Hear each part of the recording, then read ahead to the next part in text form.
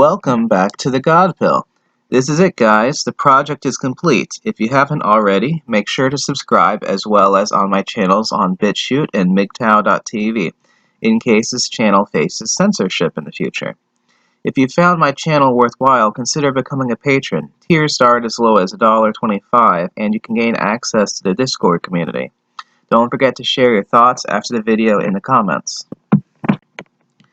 No doubt many of you are familiar with Brifald's Law, but for any who aren't, before we begin, I'll read it out. Robert Brifald's Law explains women are hypergamous, in that they generally look to marry up. In other words, they are in relationships for the benefits a man confers upon her. The female, not the male, determines all the conditions of the animal family. Where the female can derive no benefit from association with the male, no such association takes place. The corollaries to Brifald's Law are, past benefit provided by the male does not provide for continued or future association. Any agreement where the male provides a current benefit in return for a promise of future association is null and void as soon as the male has provided the benefit. A promise of future benefit has limited influence on current future association, with the influence inversely proportionate to the length of time until the benefit will be given, and directly proportionate to the degree to which the female trusts the male.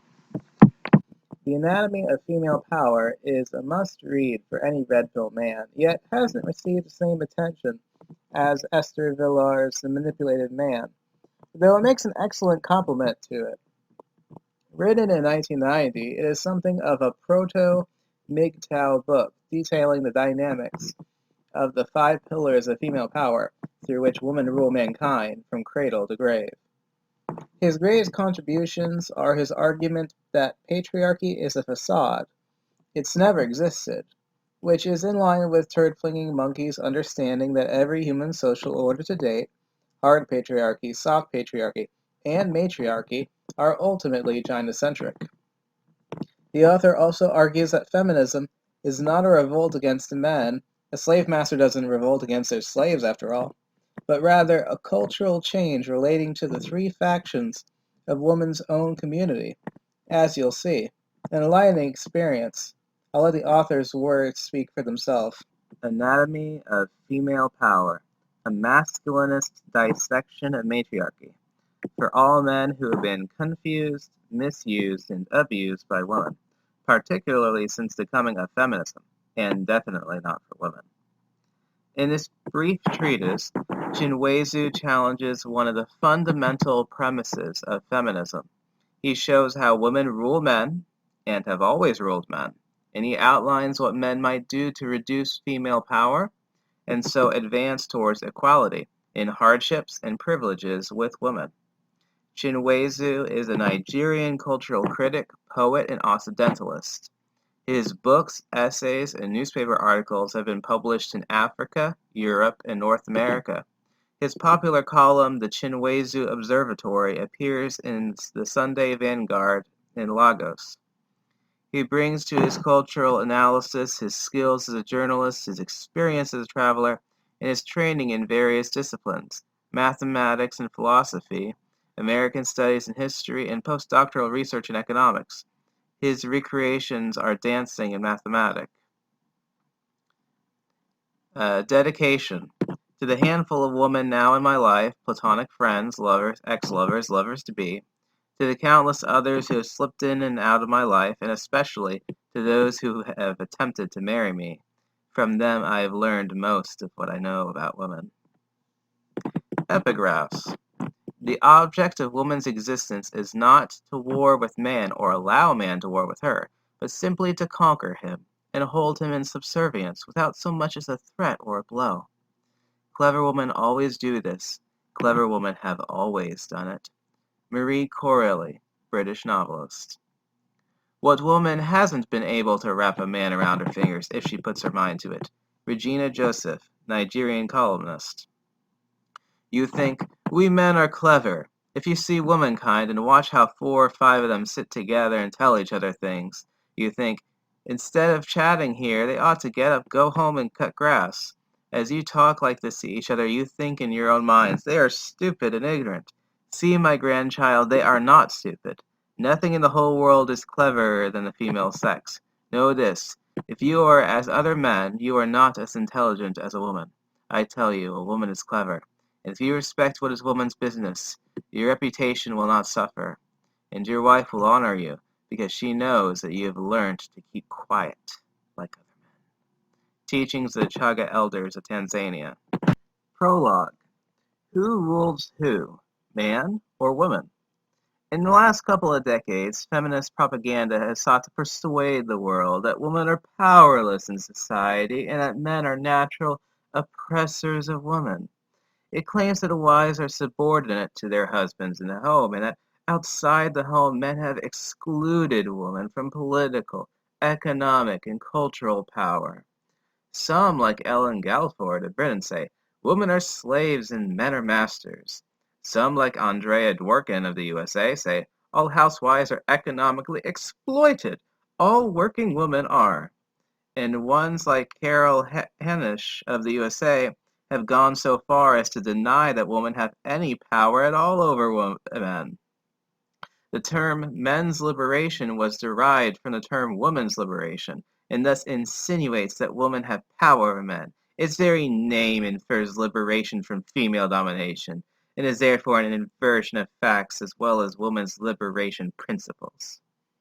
As a rule, those few women have not been taken seriously who have bothered to acknowledge female power over men, like Denise Plummer, the Trinidadian calypso singer who proclaims that woman is boss, or like the expatriate Nigerian actress Patty Bole, who says most men are controlled by women, or like the Argentinian Ester Vilar, who says, women let men work for them, think for them, and take on their responsibilities. In fact, they exploit them. This great division of opinion among women should prompt one to ask, which kind of claim is true? Which picture is the illusion, and which the reality? Conventional modern opinion, as well as the social sciences, would appear to support the feminist picture. It is conveniently assumed that female power, if it existed, would be wielded by a woman through some public system of authority. It is also held by conventional expert opinion that matriarchs, who would be the natural wielders of female power, are illusory, and that matriarchy, a system of females wielding authority, does not exist.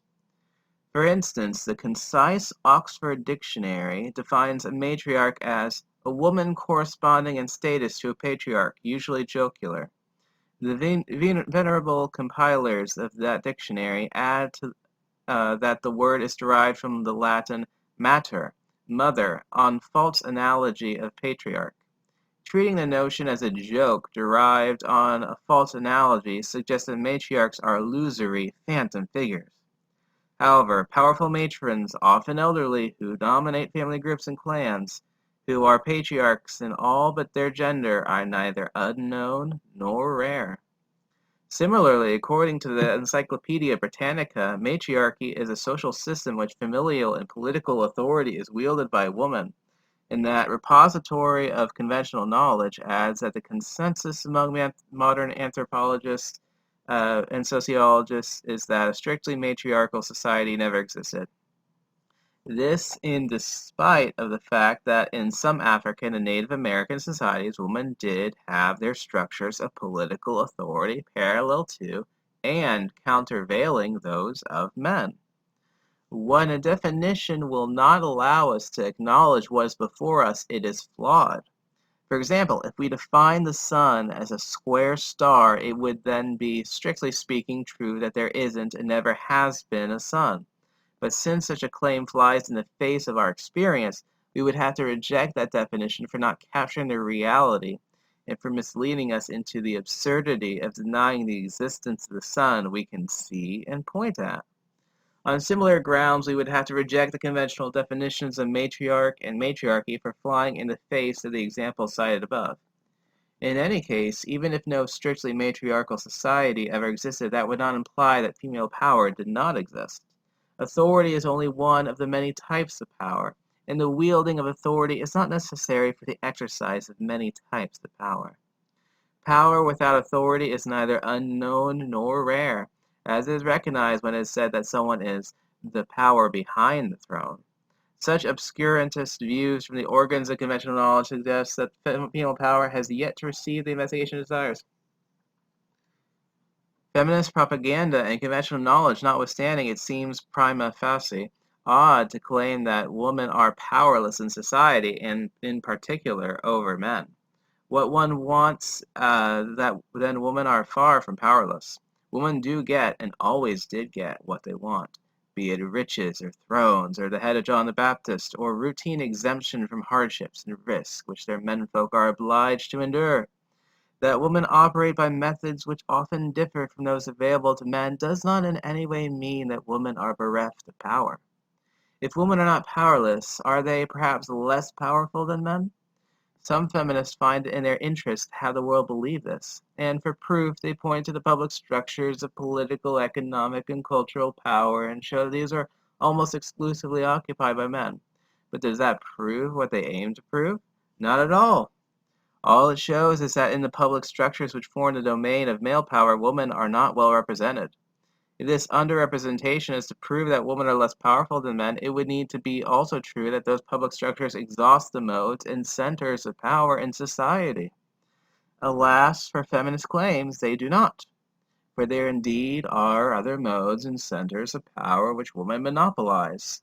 Such are the subjects of this inquiry. In those centers, women control scarce resources, commodities, and opportunities, and they distribute them. They exercise power through education, propaganda, directives, suggestions, rewards, and punishments. They wield instruments of persuasion and coercion. As this inquiry shall show, matriarchs who wield female power and matriarchy, an organized structure or institution for the exercise of female power, do exist. Indeed, have always existed.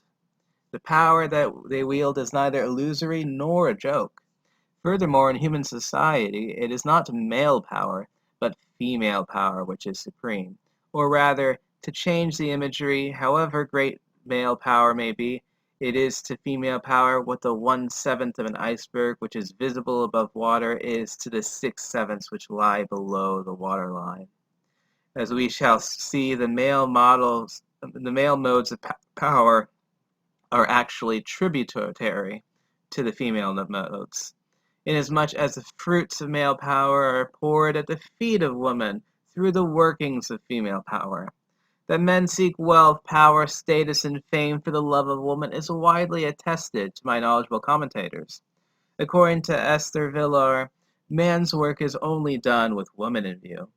And from his studies of the human psyche, Sigmund Freud reports, in the greater number of ambitious daydreams, too, we can discover a woman in some corner, for whom the dreamer performs all his heroic deeds, and at whose feet all his triumphs are to be laid.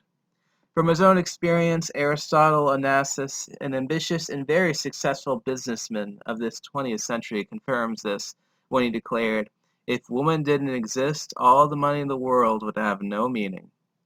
Moreover, male preoccupations with wealth, power, fame, and status in order to win the love of woman is quite natural, being rooted in the animal origins of humanity.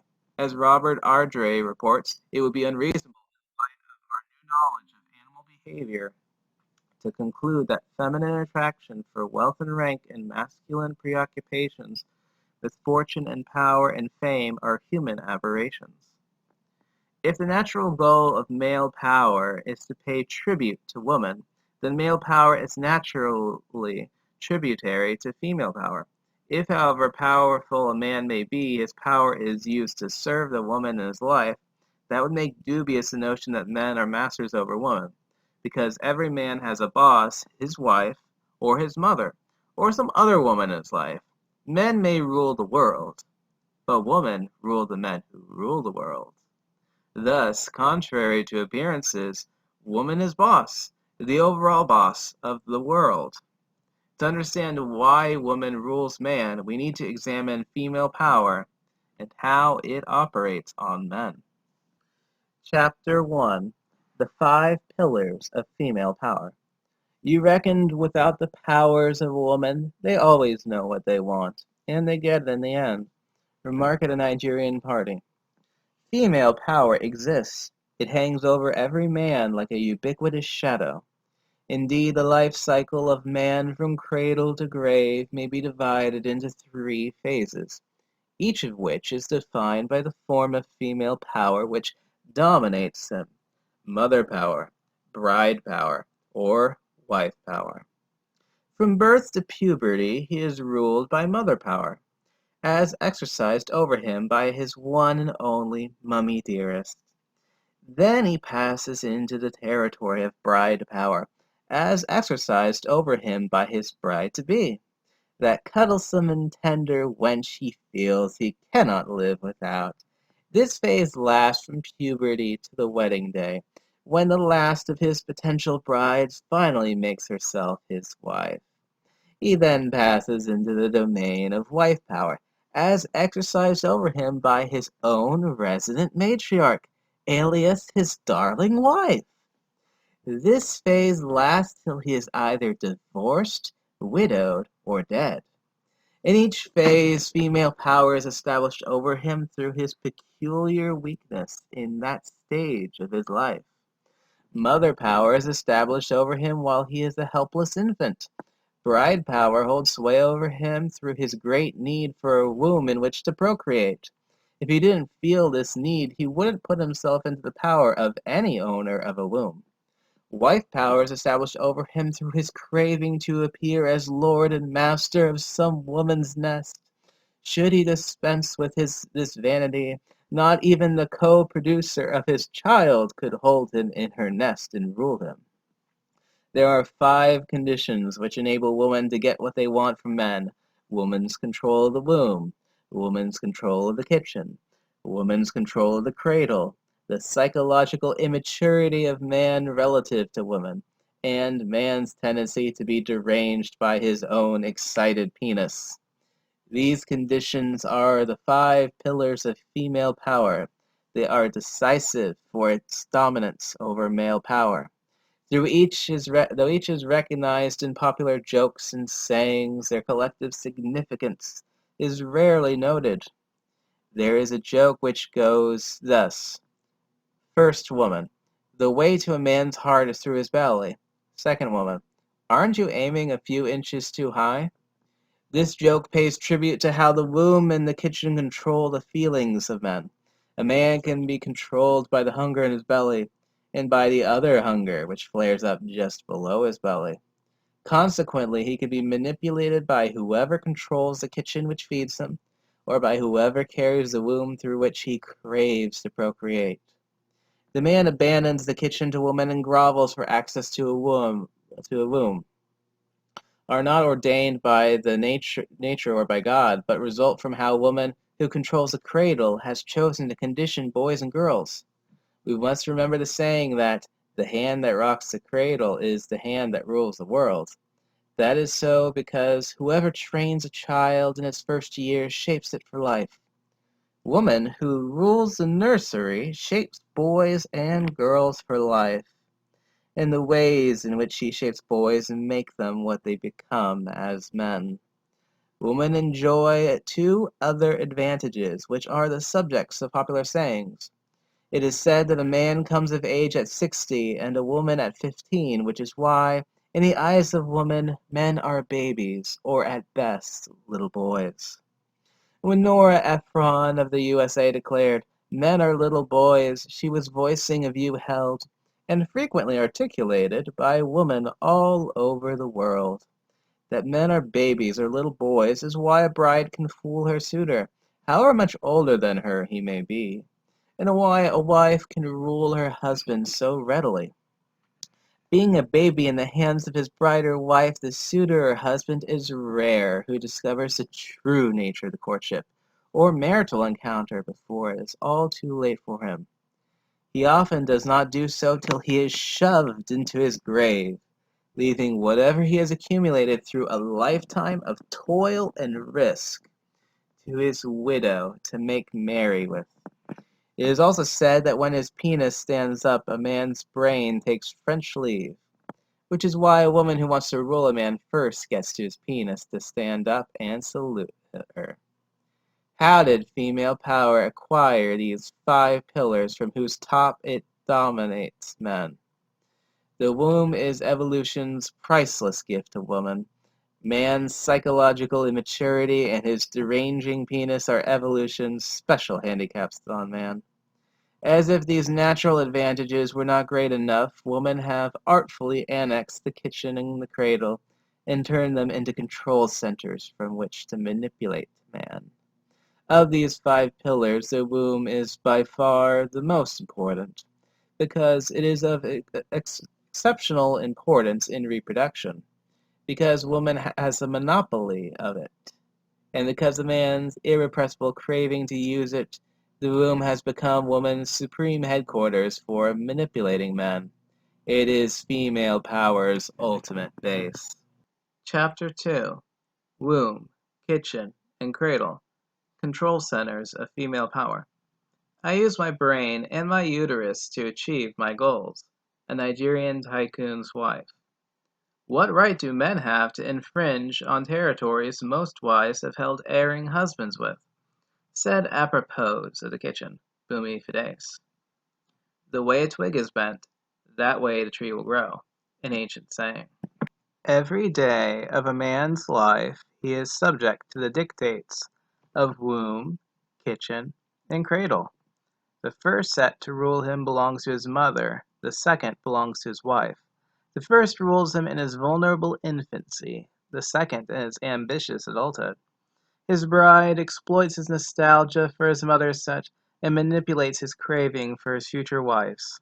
Thus it is that mother, bride, and wife control a man every day of his life by playing on his changing needs for womb, kitchen, and cradle. The power of the womb is great. It holds the mightiest of men in thrall. Be he a Caesar or a Croesus, a Ramesses or a Genghis Khan, a womb will bring him to his knees when he seeks access to it. Consider any man and any woman.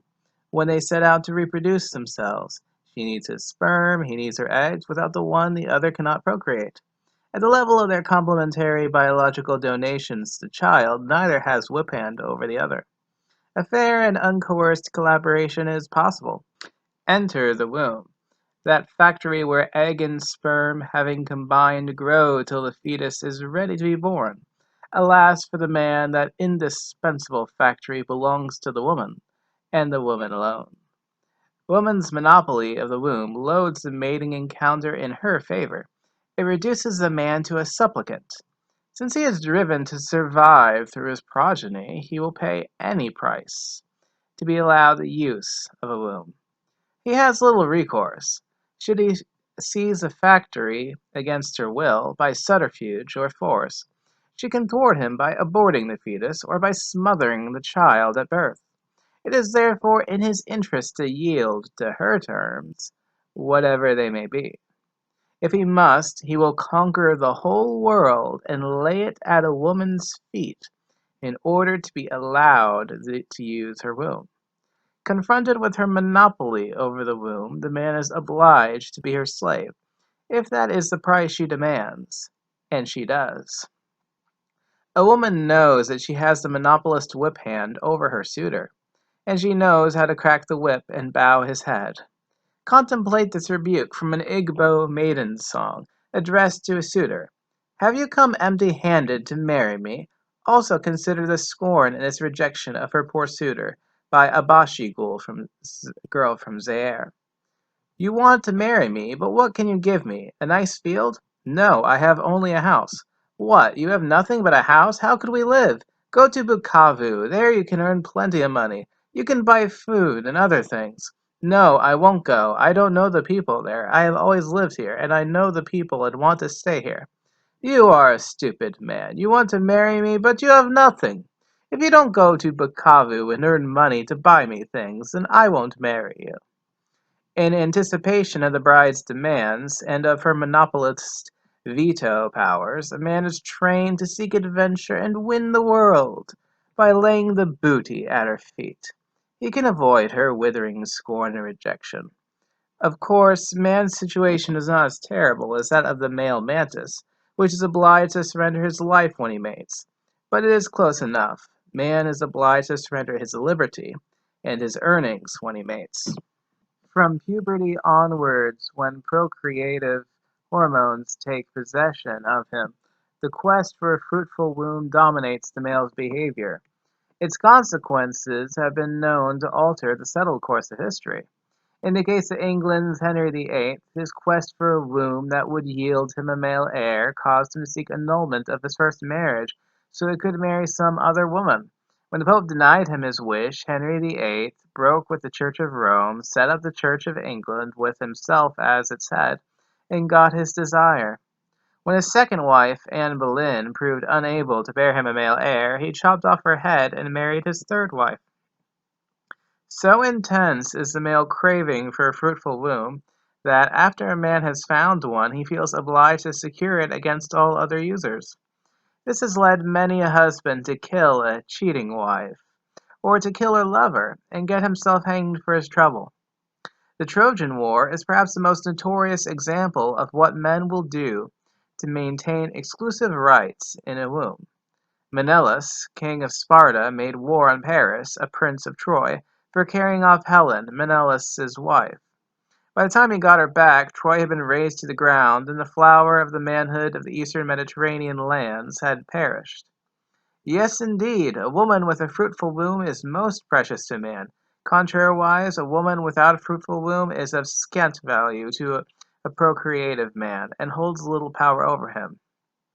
O womb, your power is great. You are the biological foundation, the taproot of female power. As the goal net into which a man must shoot if he is to procreate, you are that part of a woman for which he will pay almost any price. And because you are priceless to him, you hold untold power over him, like a fabulous gold seam which rules a prospector's life. The power of the kitchen is also great, for it is the power over hunger. Hunger can break the hardest will, can reduce the headstrong man to whimpering obedience, can scatter a mighty army without wasting even a bullet. Military commanders use hunger against besieged cities. Torturers use it. Wives use it. Since the power of hunger is terrible, whatever holds power over hunger is great indeed, and the kitchen holds power over hunger. It holds the power to sate as well as the power to starve, and it wields that power every day. As a Yoruba saying has it, I ate yesterday does not interest hunger. Or as the ancient Egyptians said, yesterday's drunkenness does not quench today's thirst. The kitchen is the daily operations center of female power. By feeding him his choice meals, or by not serving him any meal at all, the woman who is in the commandment of his kitchen can manipulate any man.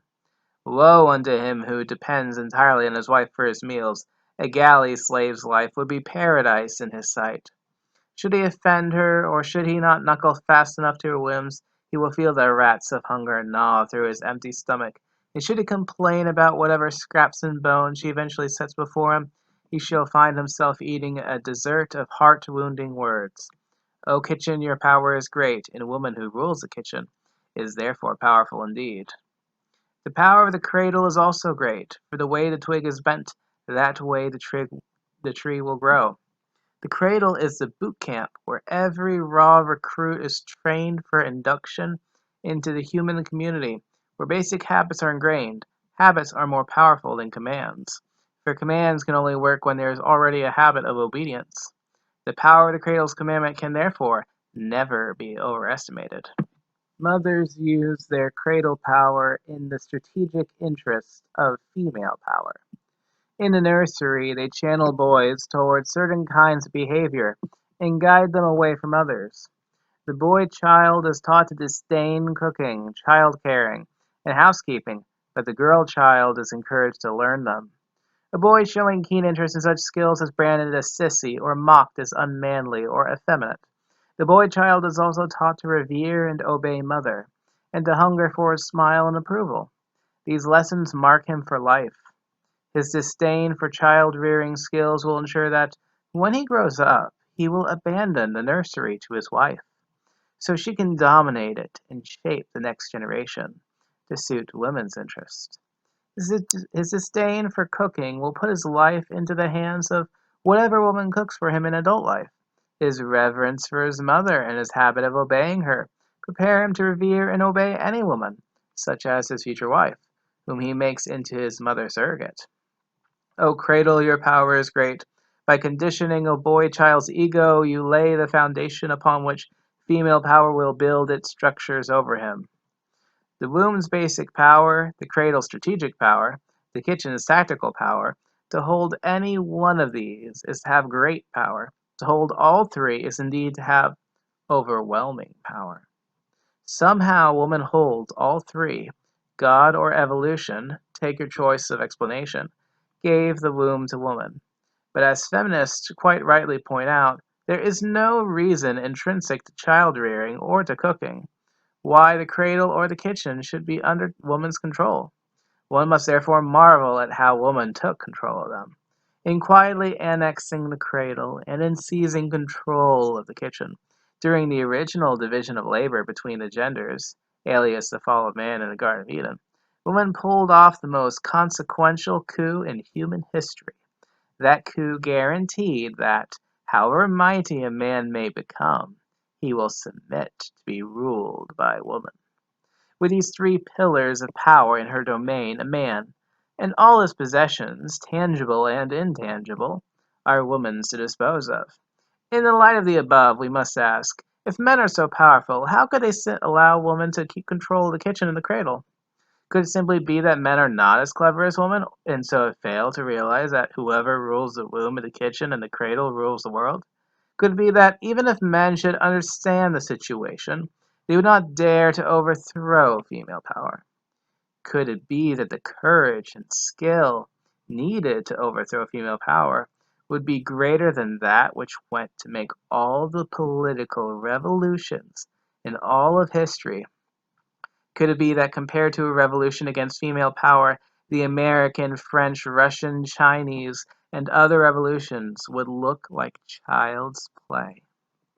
Even if men found the enlightenment and the courage to challenge female power, its dominion over them would not be easily ended.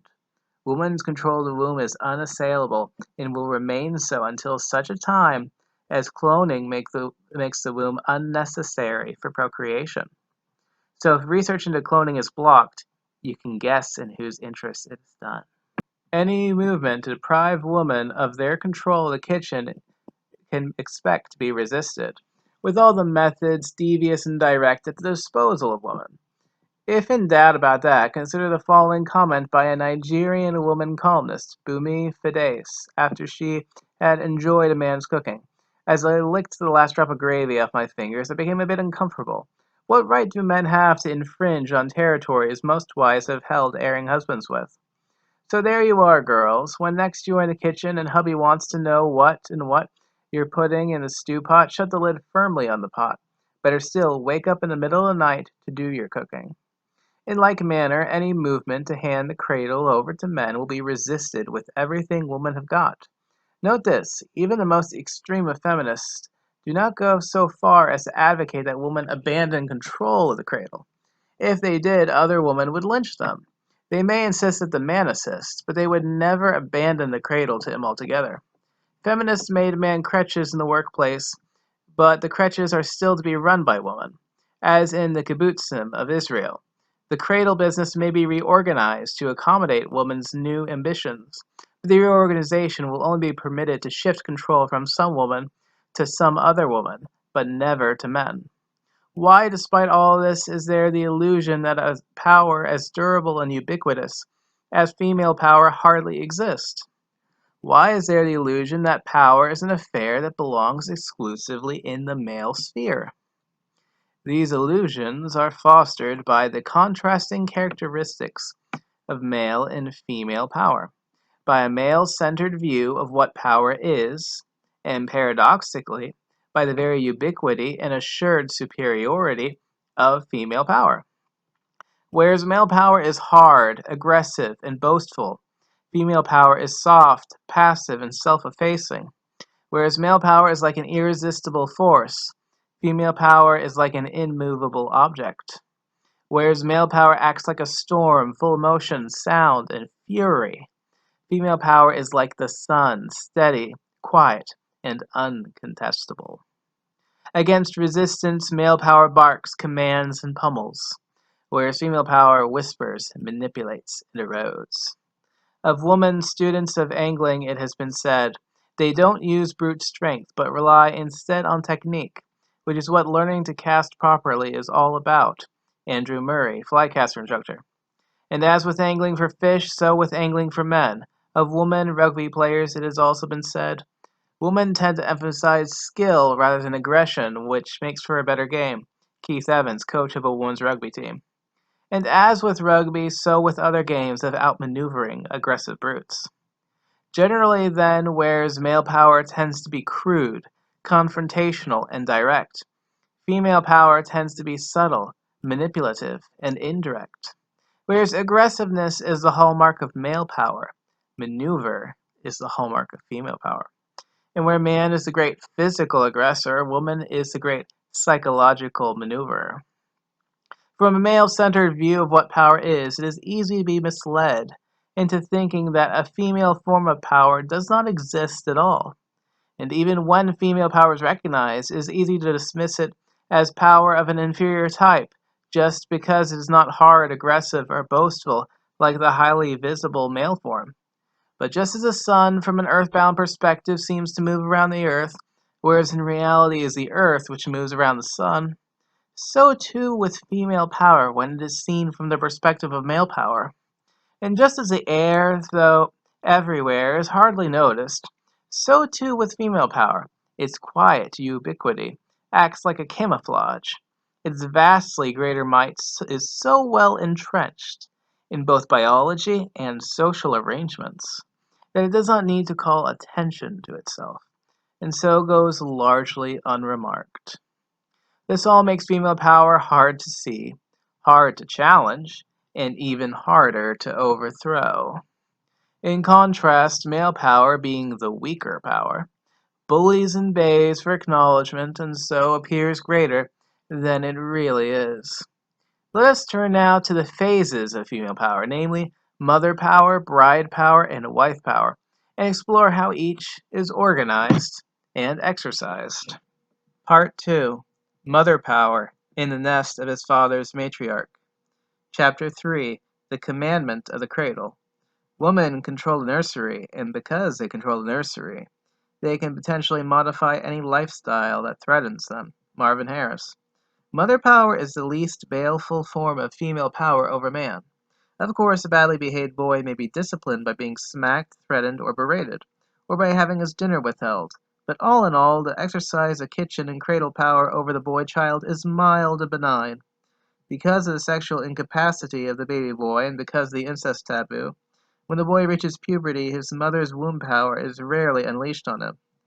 Mother power of a boy is anchored on his awe for the mysterious ability of the person who gave birth to him, or his gratitude to the nurse who cares for him, who protects him in an unfamiliar and often frightening world, and on his respect for his first teacher. It is exercised through the subtle manipulation of his hunger for mother's warmth, approval, and praise, and through the sometimes unconcealed manipulation of his gratitude. Among the Igbo, as elsewhere, the final appeal a mother would make to an undutiful and rebellious child would be, "Whatever you may become and wherever you may go, I bore you for 9 months in this my womb and fed you till you were weaned with these my breasts." That person must be exceptionally unimaginative and remorseless child who would not respond with filial repentance and obedience to this irresistible pull at the human heartstrings. Such manipulation of guilt feelings is only one of Mother Power's methods for ruling its offspring. According to Helene Deutsch, many mothers in their attempts to tie their children to themselves appeal cleverly and consistently to their guilt feelings. "You will abandon me, who have suffered so much." Others manage to occupy the place of the ego ideal so deeply and permanently that any weakening of the child's relation to the mother is felt by him to be dangerous for his inner morality.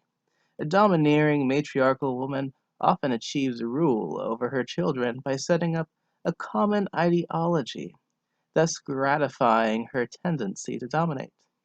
The techniques of mother power are perhaps best revealed in those battles where adult daughters fight for independence from their mothers.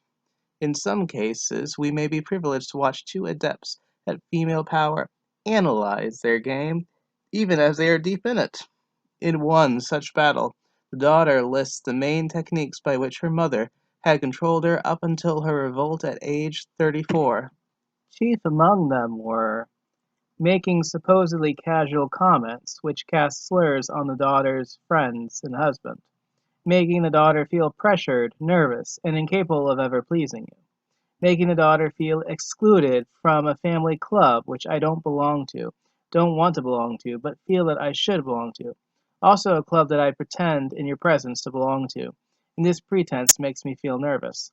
Making the daughter feel guilty as hell if she did something knowing as I was doing it that I was displeasing you, upsetting you.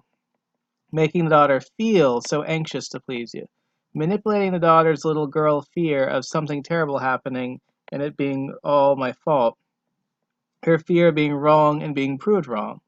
And when you get into your bad moods, which from my point of view are unpredictable, this fear runs rampant. Trying to pull a guilt trip on me by saying I'm discarding you, or by repeating how hurt my letter made you. Using a maneuver of calling me unliberated or anything equivalent. Using one of the classic maneuvers used unconsciously by parents everywhere of saying, I want you to know how much you've upset me. I could tell you a few things, but I won't. After all I've done for you, if you could remember some of the things you did when you were little. I see you've given up all your, meaning our, principles. I see that husband of yours is poisoning your mind. But in spite of it all, I want you to know that you're very important to us, that we still love you. Note how these techniques deftly play on the daughter's fears, guilt, ignorance, remorse, shame, sense of ineptitude, relief at being forgiven, etc. Backed into a corner by this exposure of her tactics, the mother countered, I don't know what to say. If I question some of your statements, it might sound as if I were challenging you. If I asked for clarification, it would sound as if were getting bogged down on petty details. If I talk about feeling, it might seem that I'm hurt. If I deny what you ascribe to me, it puts you on a guilt trip. If I stand on my principles or quote from my heroines or heroes, it might sound pompous or self-righteous. Nonetheless, I do have to say a few things. I wasn't hurt, although I may have said that to you. Having here practically admitted that her claim of being hurt was a ruse, she goes on, my immediate feeling was humiliation, a powerful wave of humiliation that almost knocked me over. A few days later, this changed to anger. But all the time I was thinking, I read your letter, sentence by sentence. It made copious comments in the margins. I racked my lousy memory to recall some of the things you wrote about. One bitter day I listened to a Mozart quintet. Tears dropped into my lap, one after another, and I wrote a note to you and put it in my will. Well, time passed. I erased the comments and tore up the note. We talked a little and saw each other. I know that I love and care for you, perhaps as Johann says at the end of Scenes from a Marriage, in my inadequate way, and I think you love and care for me too. So what more is there to say?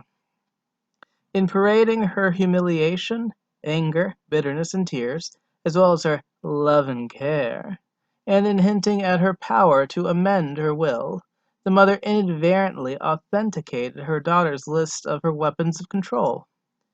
Many a son is only vaguely aware of being ruled through such precise techniques by his mummy dearest. A vague awareness makes it unlikely that he will ever stand up to his mother. And even if by some miracle he did, he is not likely to battle effectively against a power he hardly understands. With a daughter, matters are different. As her mother's apprentice, a daughter learns the game, is privy to its techniques, and could effectively counter her mother's moves if she got up the courage. The result of such knowledge is that the average daughter can, at some point, shake off her mother's authority, whereas the ignorant son cannot. Her hold over him usually lasts till his death. Even if she dies before him, her hold is maintained through his ingrained desire to please her memory. The classic example of the man who is ruled all his life by his mother is a great macho dictator presented in so many Latin American novels, most notably in Gabriel Garcia Marquez's The Autumn of the Patriarch. Though a bloodthirsty and ruthless dictator, though a generalissimo, and the everlasting patriarch of his nation, he always felt for his mother the obedient, babyish awe he learned to feel for her, when he fed at her breast. But what is mother power used for? The primary objective of mother power are to prepare boys so that they can be ruled by their future wives and to train girls to rule their future husbands. To this end, the main tasks of mother power are these: to lay the appropriate personality foundations in the children, narcissism in girls, and heroism in boys; to secure kitchen power and cradle power for girls, and to magnify womb power by teaching sexual restraint to girls through codes of modesty, while undermining sexual self-control in boys by addicting them to the female body. Consider a beautiful girl and a strong boy. When they are successfully reared by mother power, they mature into their respective gender ideals, the dolly bird and the macho. To bring this about, the girl is taught self-worship or narcissism, the boy heroism or self-sacrifice. Her narcissism induces an absolute self-centeredness which smothers those self-sacrificing impulses, which are fostered in the boy by male codes of honor, gallantry, and heroism. When they grow up, the dolly bird will worship herself, but the macho will worship woman and serve her, even to the point of sacrificing his life to preserve hers. The future dolly bird is trained in narcissism on the principle that a woman must worship herself if she is to inspire worship, and so elicit service from men. Narcissism is taught her by everything around her.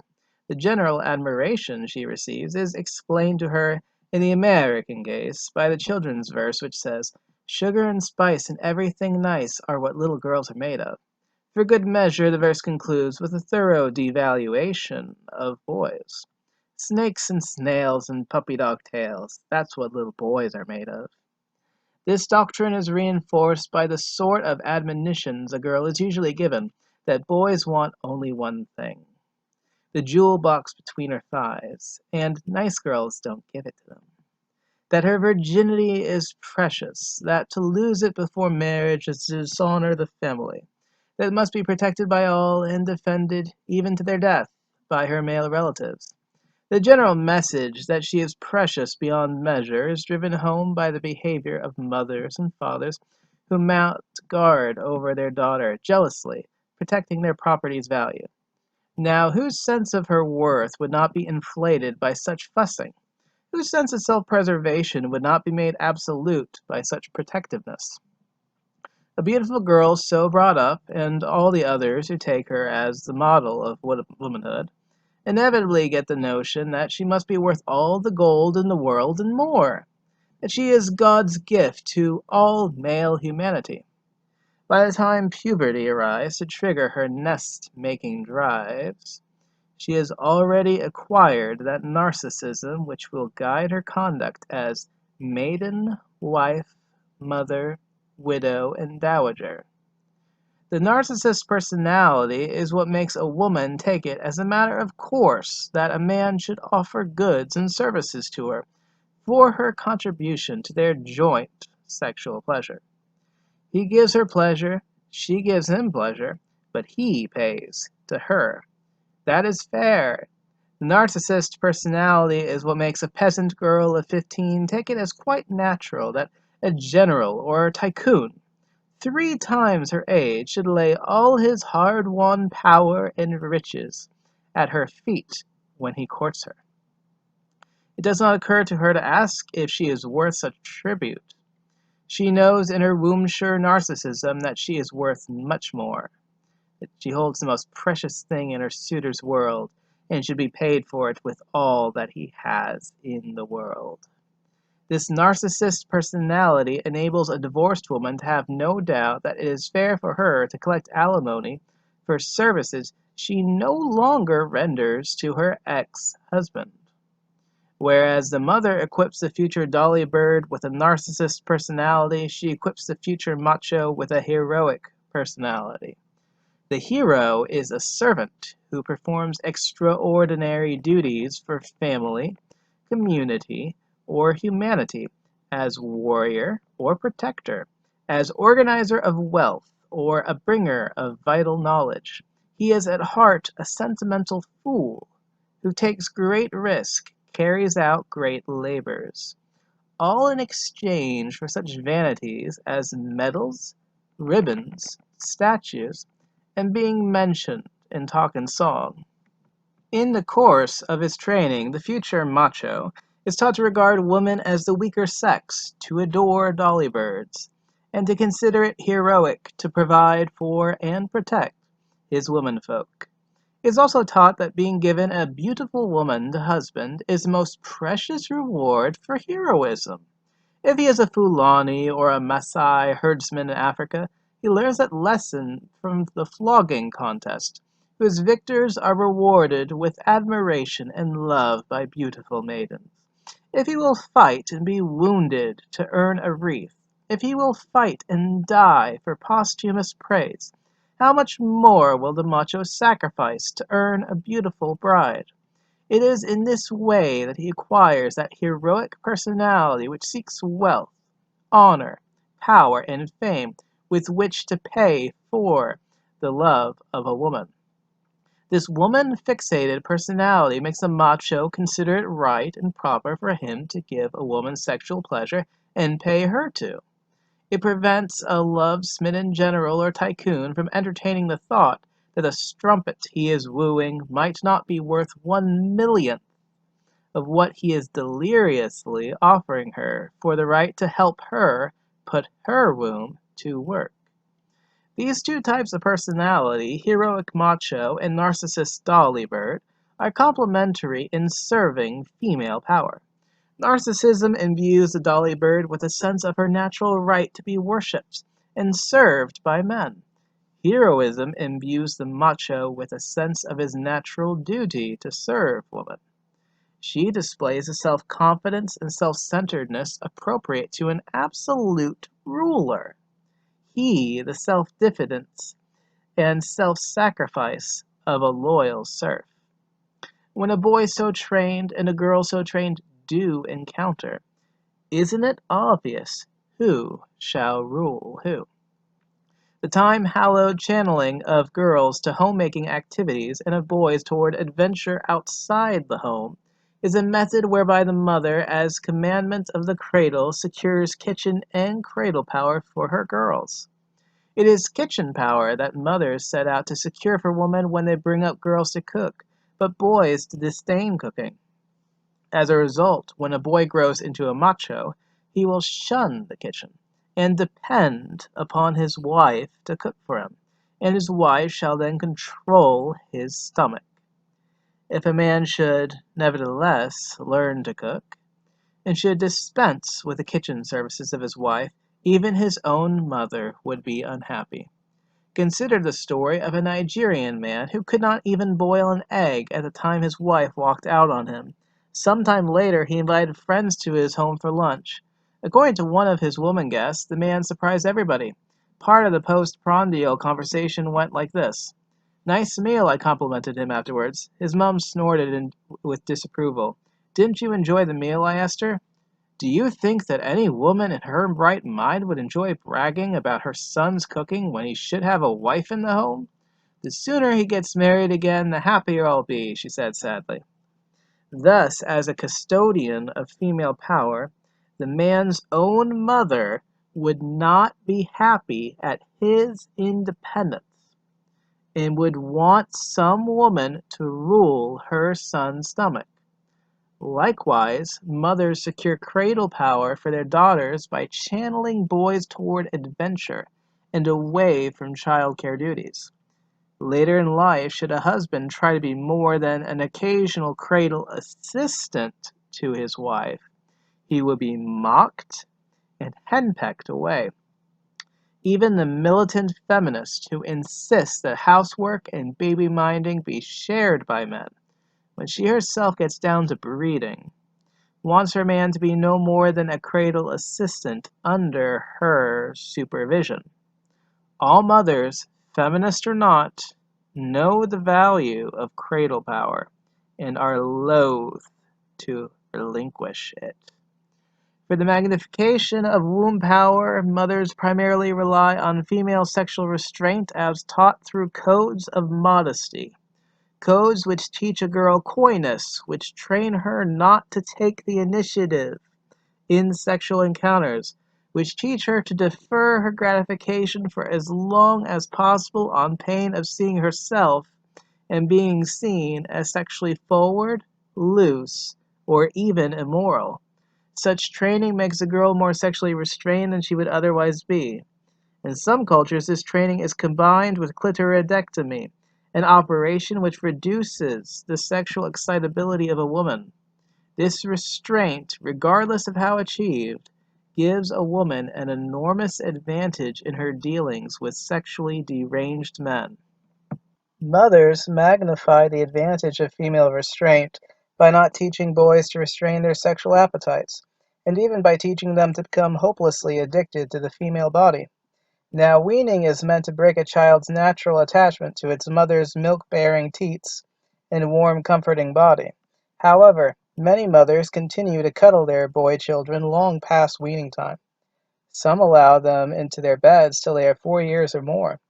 Further training to addict boys to the female body is done quite consciously, not only by mothers, but also by aunts and older girls generally. Consider the following incident. One evening in a flat in London, a West Indian woman picked up a 15-month-old boy and tried to teach him to kiss. When she first kissed him, the boy made a sour face and tried to break free from her embrace. The woman, undeterred, kissed him a second time, and then a third time.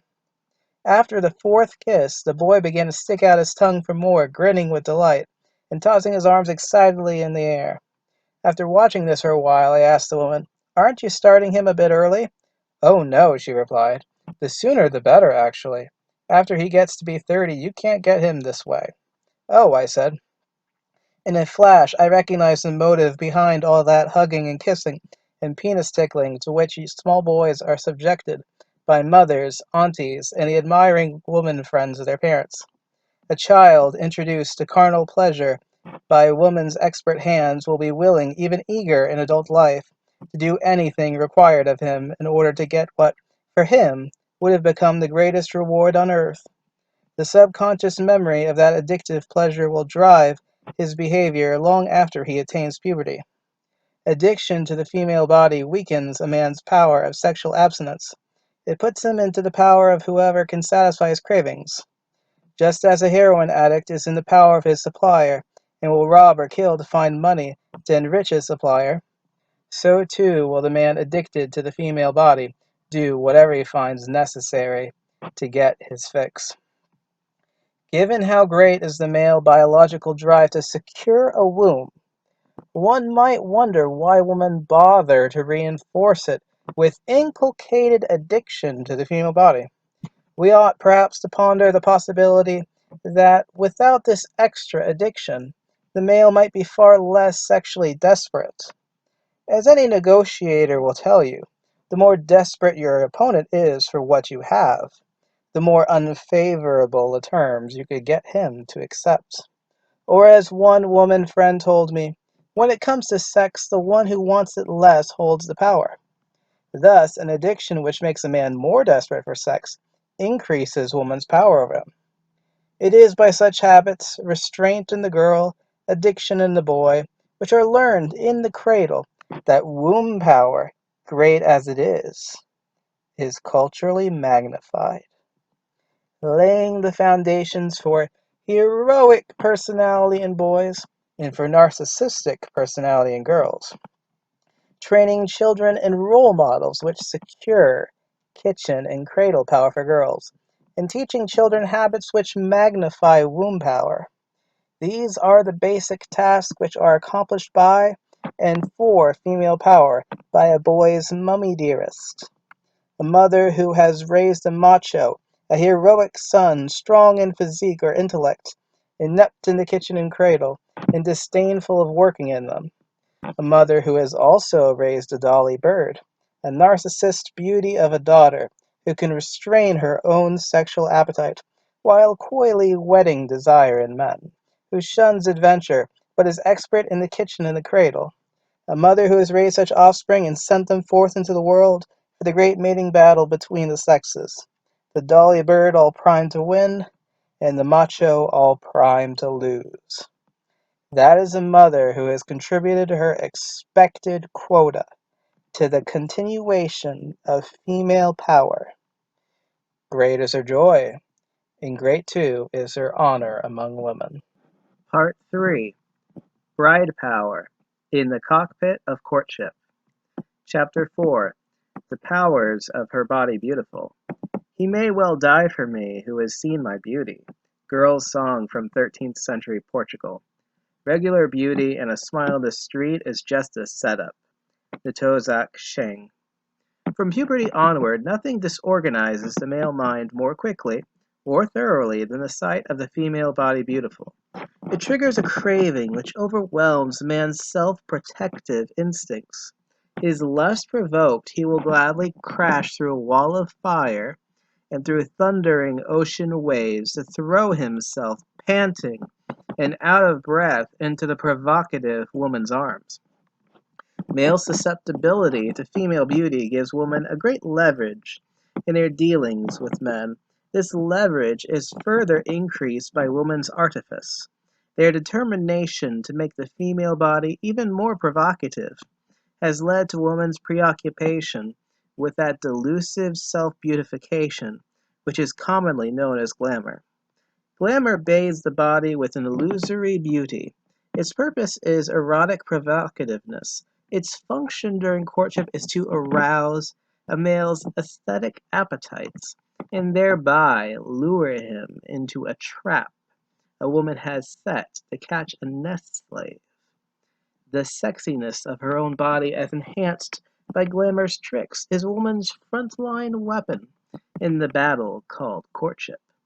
Female codes of alluring self-presentation do vary with fashion and with culture, but their aim is the same, to provoke desire in men and lure them into women's traps. A woman who packages herself for that purpose and does so effectively is said to dress to kill. A woman dressed to kill is not dressed to kill deer, or trees, or pigeons, or other women, except with envy, of course. She is dressed to kill men. She is dressed for the manhunt, dressed to lure some fool man close enough to plunge her love harpoon into his heart, and having smitten him, to drag him off to her victory parade, and thereafter to her nest. Consider a Western woman who walks down the street in a painted face miniskirt, with her braless tits tossing about under a see-through blouse. Contrary to the general belief, she is not walking innocently along her way. She is actually a troublemaker, a walking provocation, deliberately assaulting the equanimity of men, a huntress in battle gear, set to disturb the peace of the male world. In a just world, she would be arrested for under-dressing to kill. To appreciate that is to understand the folly of men's normal attitude to women's preoccupation with body presentation. When women discuss their looks, clothes, nail polish, makeup, accessories, and things like that, men tend to deride it all. Men regard it as evidence of a woman's vanity and frivolity. When men see a woman fussing about her looks, bringing out her makeup kits in a crowded bus, plucking her eyebrows in a restaurant, touching up the slightest run in her paintwork, or retouching the smudge in her lip gloss. When a woman spends half a day picking out clothes that will have her calculated effect on onlookers. When she puts on stiletto shoes and threatens to dislocate her ankle just because she says they make her legs look nicer, men are usually amused and shake their heads at female vanity. But such attitudes show just how stupid men really are, for it is neither vanity nor frivolity which drives women to such a dedicated pursuit of glamour. Glamour, the artificial beautification of the body for erotic provocativeness, is serious business. When women discuss their appearance, they are talking shop, discussing the tricks of their most important trade. The aim of glamour, like all magic and enchantment, is to confuse the senses of the onlookers, to dull their reason, to induce in them belief which the sober mind would dismiss. When a woman arms herself with glamour and goes looking for Prince Charming in the Swamp of Frogs, her objective is to bewitch him out of his senses, so he can blissfully make with her a bargain most unfair to himself, to wit, a marriage contract. A woman's glamour accessories are some of her most important possessions. The handbag with its mirrors, paintbrushes, paints, ointments, decorator pencils, and all. It is her magician's toolbox. Have you wondered why it is about the last thing she will part with, even when she has to rush from a burning room?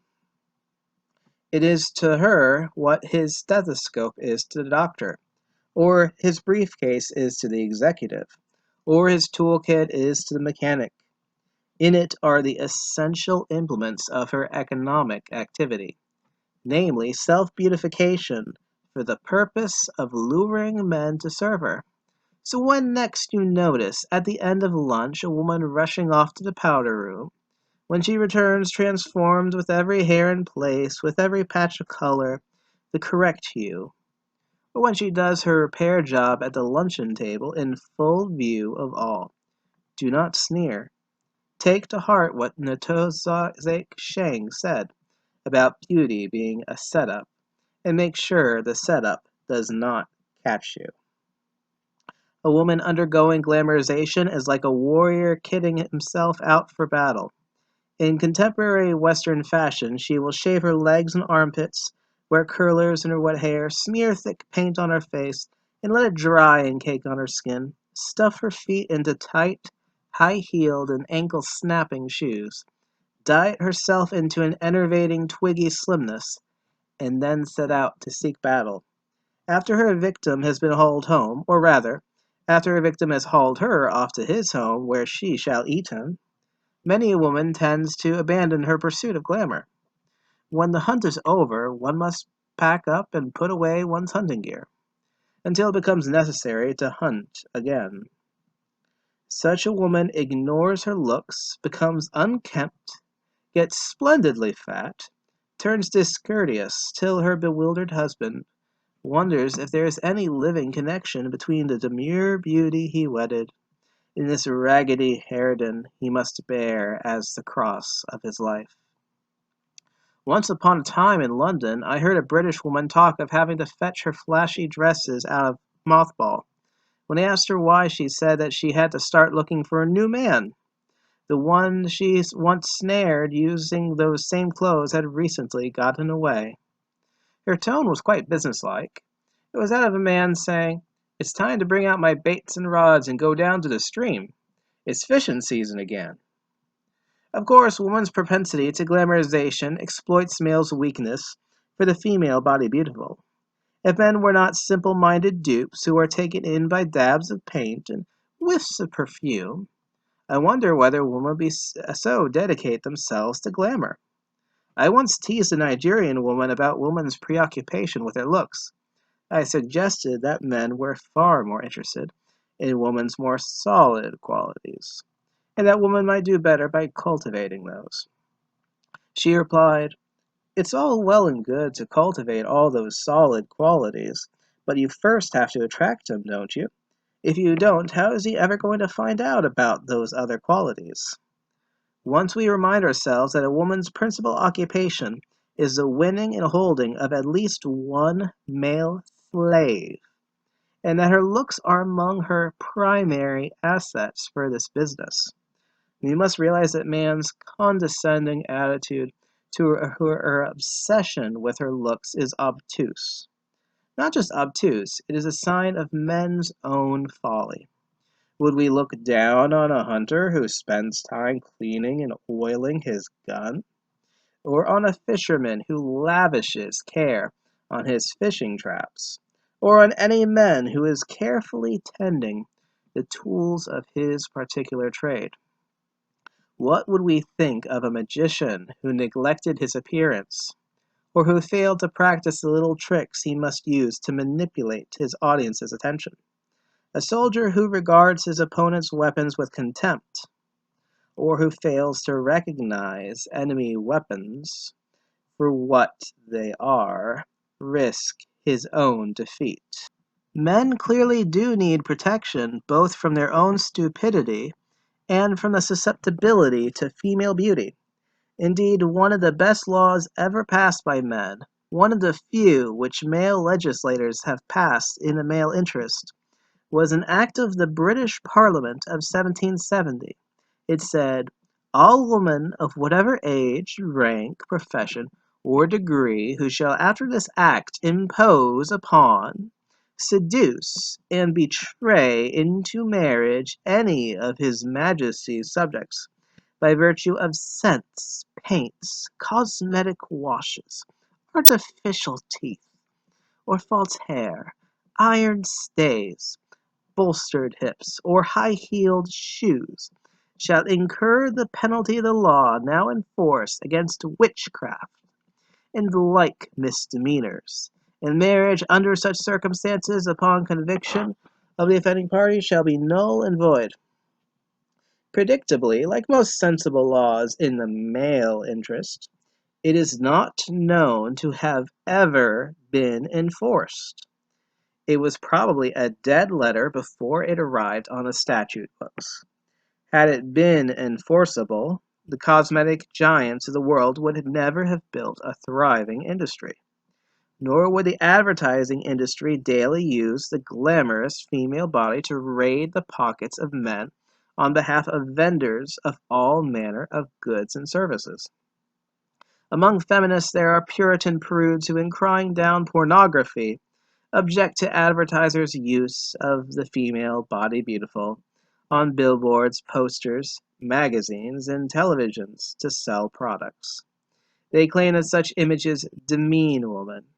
It is doubtful that images of beautiful and sexy girls demean women. It is probably only the plain Janes and ugly ducklings who feel demeaned when they compare themselves with the beautiful images over which men drool and lose their self-control. The truth or falsity of that jealous complaint is for women to sort out among themselves. However, it should be noted that if public displays of images of the female body beautiful do demean woman, then every woman who displays her own body beautiful in public places, streets, parties, offices, beaches, also demeans woman. If certain images are to be banned for demeaning woman, so too must every woman's self-display of a similarly provocative sort. Whatever the feelings of Puritan prudes, the stark reality is that the female body beautiful exercises over men the mighty power of erotic incitement. Advertisers have merely learned from man-hunting woman to use this piece of female witchcraft to derange and rob men. If men were smart enough to act in their own interest, they would seek protection in both law and custom from all public display of the female body beautiful. They would follow the example of the Ayatollahs Iran and ban from streets, beaches, parties, and other public gathering places all displays of the female body, especially in cock-teasing outfits and provocative positions. They would ban them not because the displays demean women, but because they derange men, bewitch men, and put men's cocks into the manipulating hands of women. Chapter 5. Love, Male and Female. Love makes men lame and tame.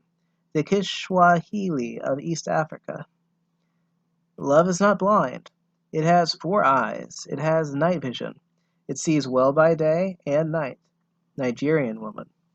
Male pundits usually talk as if love had the same effect on women as on men.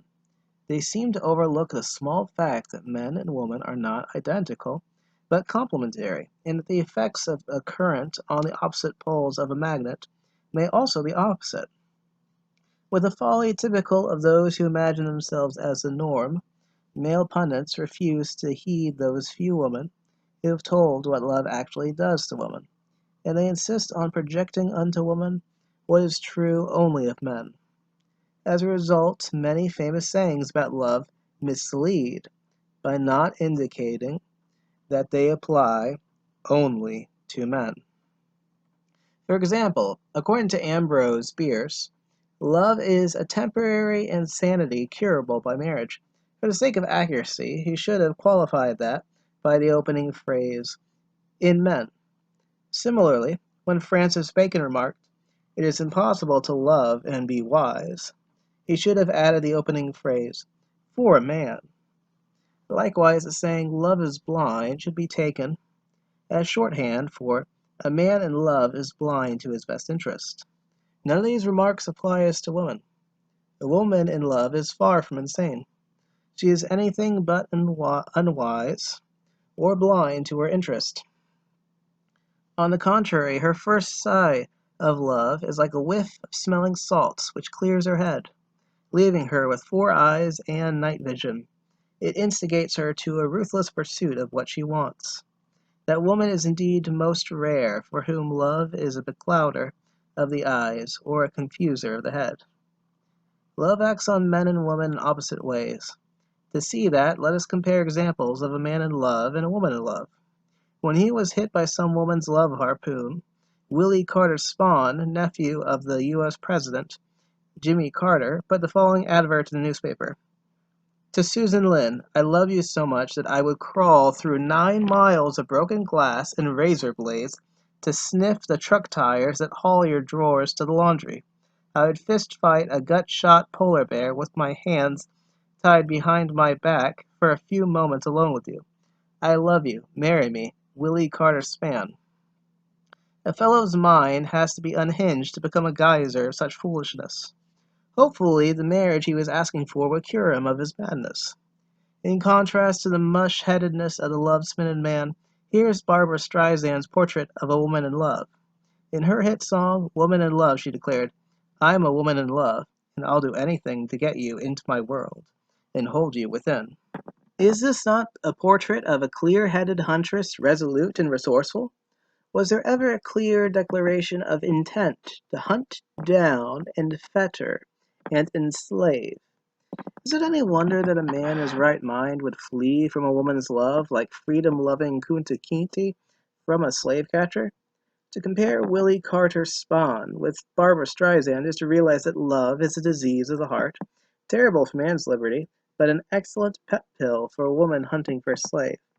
When love smites a man, it turns him into a dazed prey. When it possesses a woman, she becomes a clear-eyed, calculating huntress, coolly stalking her befuddled prey. Not only does love act differently on a man and a woman, the word itself means quite different things to each. When a woman tells a man, "I love you," she means, "I want you to feed me, house me, clothe me, fuck me, get me great with the child, and take me as your burden until I catch a better slave."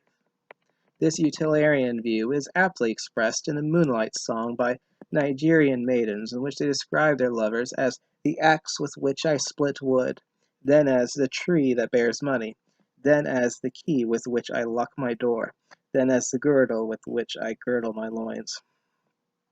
In contrast, when a man tells a woman, "I love you," he means, "I am eager to be your slave and ready to do everything I can to make you satisfied and happy."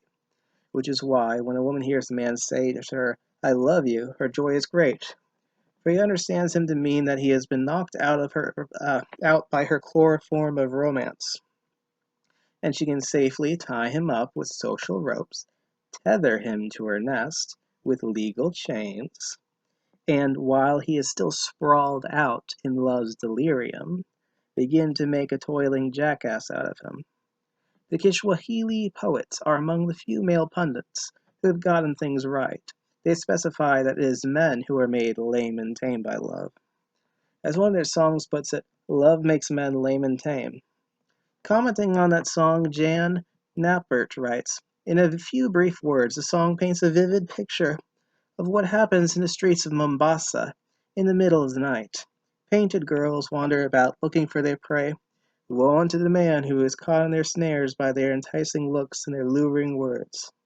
Love covers him like a rash, like shivers of fever. If he is rich, he will ruin himself to please that cheeky little creature. If he is a man of power and influence, he will humble himself for her, there in the open street, to win her favors, and receive little in return except impudent words. The men are like birds caught in a snare, struggling in vain to free themselves. Given that given that love makes a man lame and tame, is it any wonder that a woman fires the harpoon of love at a man when they meet in the cockpit of courtship? A visitor from Mars may be struck by the nonsense which a love-smitten man utters, and by the eagerness with which an otherwise sensible woman listens to such nonsense. For instance, he will tell a woman that she is the most beautiful woman in the world, and she will give every appearance of believing him. All you need to do is look at the ugly duckling to know that she is no such thing, and that not even in her utmost vanity does she believe the deluded fool. Why then does she pretend to take his gibberish seriously? Well, when he tells her with a shine in his eyes and a heat in his throat that she is the most beautiful woman in the world, she automatically translates him to mean that he considers her the most beautiful woman in his world. That he has been reduced to saying that shows her that he is sufficiently desperate with passion to become like putty in her manipulating fingers, and that for her is the vital aspect of the matter. Another nonsense which is often spouted by love-smitten men, and is eagerly awaited by man-hunting women, is a declaration of everlasting love. Everlasting? Now, nothing is more absurd than promising to feel love for anybody forever. No woman in her right mind, and bear in mind that women are quite down to earth, believes that a man could feel love for her forever, or even till death puts an end to his ability to feel love for anything or anybody. Women know the world is full of changes and that the emotion of love is one of the most ephemeral. So when a sensible woman craves a declaration of eternal love from a man and gives every impression of believing it, what really does she understand by it? A woman mentally translates this foolish man talk into reasonable talk, and understands it to mean that in the overcharged state of his psyche, the fellow is ready to promise her anything, even things over which he could have no possible control. This is what makes the statement delicious and exciting to her ears. If he can promise an eternal feeling of love, it means he is ready to pledge himself to do something much more within his control, namely lifelong voluntary servitude to her. Now, if she can only get him to make the latter declaration in public, before suitable witnesses, her manhunt would be successfully concluded. For then the fellow will be publicly bound to husband, i.e., slave, for her for the rest of his days. However foolish it may sound, a man's declaration of eternal love works on him like an oath of loyalty. It psychologically binds him to carry out the obligation imposed on him by his love for her. After all, a man is taught to take his oaths rather seriously, especially vows made to his mother or mother surrogate. Assuming that his training by his mother is effective, he is not likely to abscond from his obligations to her surrogate. Not even after the love he felt at the time of the declaration has long evaporated. When next we find a woman extracting love-struck nonsense from a man, we should not consider her absurd. No woman believes such nonsense literally. She knows perfectly well that they are lies and exaggerations, but to give her proof that he is sufficiently out of his mind to promise her anything, including what she really wants from him, lifelong nest slavery. Furthermore, feelings and oaths aside, we must not note that, given what a man means by I love you, his I'll love you forever means I'll slave for you forever. And that is surely welcome music to a slave huntress's ears. A Martian observer might also be amazed that men appear blind to the predatory core of bridal love. As any clear-headed observer can see, between puberty and menopause, a woman is driven by her nesting instinct. For nest-making, she needs the services of a hard-working provider and strong protector. This biological need gives the nest-making woman's love for her chosen man its predatory and exploitive core. It is this uninviting core that the mush of sentimental love is designed to conceal. But conceal from whom? Certainly not from the woman, but rather from her intended victim, who might otherwise flee for his dear liberty. Man in his sentimentality may refuse to acknowledge that the love felt for him by the woman who loves him is, at its core, as slavers love her slave. Those who doubt should consider a woman's proverbial reaction to her spurned love, or to a mate who deserts her nest. When she cries, "Seduced and abandoned," her rage is that of a lioness whose intended dinner has run away. When she cries that her husband has deserted her, her fury is that of a slaveholder whose slave has run away.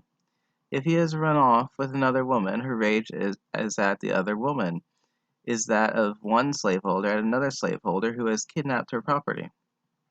Were men fully conscious of the predatory nature and exploitative purposes of a nesting woman's love for a man, they might be found each day praying, "God save me from the love of woman." That men do not is a measure of how sentimentality thoroughly beclouds their eyes. Chapter 6. Courtship, the hunting of the love-smitten man. A man always chases a woman until she catches him. Annan. The courtship scenario is reputedly as follows. Boy sees girl, falls in love with her, courts her, wins her, weds her, and triumphantly carries her off to his home to be his housewife, or in the eyes of some feminist, his domestic servant, resident sexbot, child bearer, child rearer, etc. The reality is, however, rather more like this. Girl sees boy and decides to make him her nest slave. She contrives to attract his attention and to set his heart on fire with a coy glance, a come-hither smile, a painted face, an aloof elegance, the shimmering wriggle of a skirted waist, or stylish walk that makes her buttocks throb. When he has been lured to her and smitten with love for her, the courtship starts in earnest. She puts him through an obstacle course where he must prove to her satisfaction that he will be a competent and loyal nest slave. If he should pass her eligibility test for economic ability, nest defense capability, emotional loyalty, sexual loyalty, etc., and if she has no better candidate within reach, she accepts his application for the job of her nest slave. She then stages a public display of his enslavement to her, packs into his home, turns it into her nest, and becomes his queen and his boss. In accomplishing all this, the woman is like a judo artist who uses the aggressiveness of the man to bring him down. That is why the perceptive say that a man always chases a woman till she catches him. However decorous it may all seem, courtship is not bliss, but battle. A battle to break the free male into a loyal slave. Courtship is a nest-making rite whose ground rules are dictated by the female interest. Its length, complexity, and general structure are determined by her need to hunt a virile man, catch him, break his free spirit, and attach him to herself as provider for and protector of her nest. If courtship were organized in the male interest, it would be a quick game of kidnap, rape, and escape. But because it is organized in the female interest, it is an elaborate game of slave breaking, with the woman as bronco buster. To see these matters clearly, we must look at courtship in its most revealing context. In a society where marriages are arranged, much of the eligibility testing is done by parents or guardians, or other go-betweens who have studied the families and the persons they intend to bring together. Furthermore, things like emotional loyalty and economic commitment do not have to be established before the wedding. There is a social structure which will hold the marriage together, while these are slowly established after the wedding, and there are mediators to ensure that the expected duties are, in the meantime, carried out. Such supporting structures can hinder insight into the core of the courtship process. In a society where marriages are not arranged, such as urban middle-class America, it is easier to see the central dynamic of courtship. With minimum support from social structures, the woman endeavors on her own to find and hunt down the man, break his spirit, and train him for his nest slave duties before the wedding day. This is why modern American courtship offers what may well be the best opportunities for grasping the basis of courtship.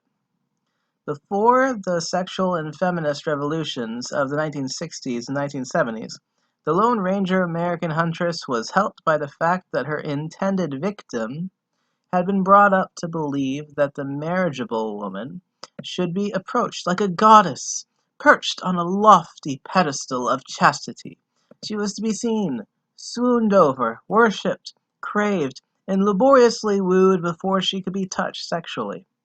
While wooing her, the man submitted to an exhausting, frustrating, heart-aching obstacle course. He had to pace his efforts and win her consent in stages marked by gifts. So many roses for a peck on the cheek, so many dates, outings, picnics, dinners, and movies for a first hug, so many more for a lip kiss, then a pin to secure for him the privilege of light petting, then an engagement ring to bar her from being wooed by other men, and at last a wedding to publicly confer on him the privilege to make use of her womb. To make the obstacle course seem worthwhile to the poor man, a rainbow of happiness ever after was painted at the end of it all. He would enter this paradise of eternal bliss at their honeymoon. From the moment he received the gift of her priceless virginity, he was made to believe that, as she wandered through a forest of marauding pricks, she valiantly preserved for him her vaunted virginity. She would on their wedding night present it to him as a unique gift to his victorious manliness. The cunning of it all is stunning.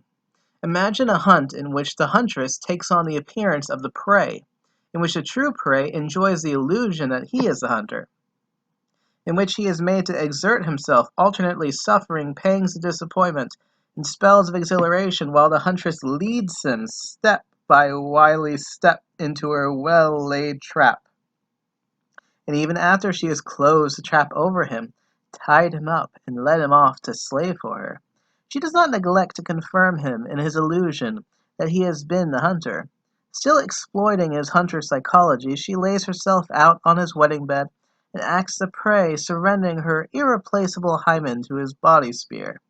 After plunging it into the prostrate victim, he glories in his bloodied spear, like a hunter would after slaying a mighty beast. Well, has a more exquisite game of cunning ever been invented? The structure and dynamic of courtship is dictated by the fact that it is a selection, bargaining, and taming process all rolled into one.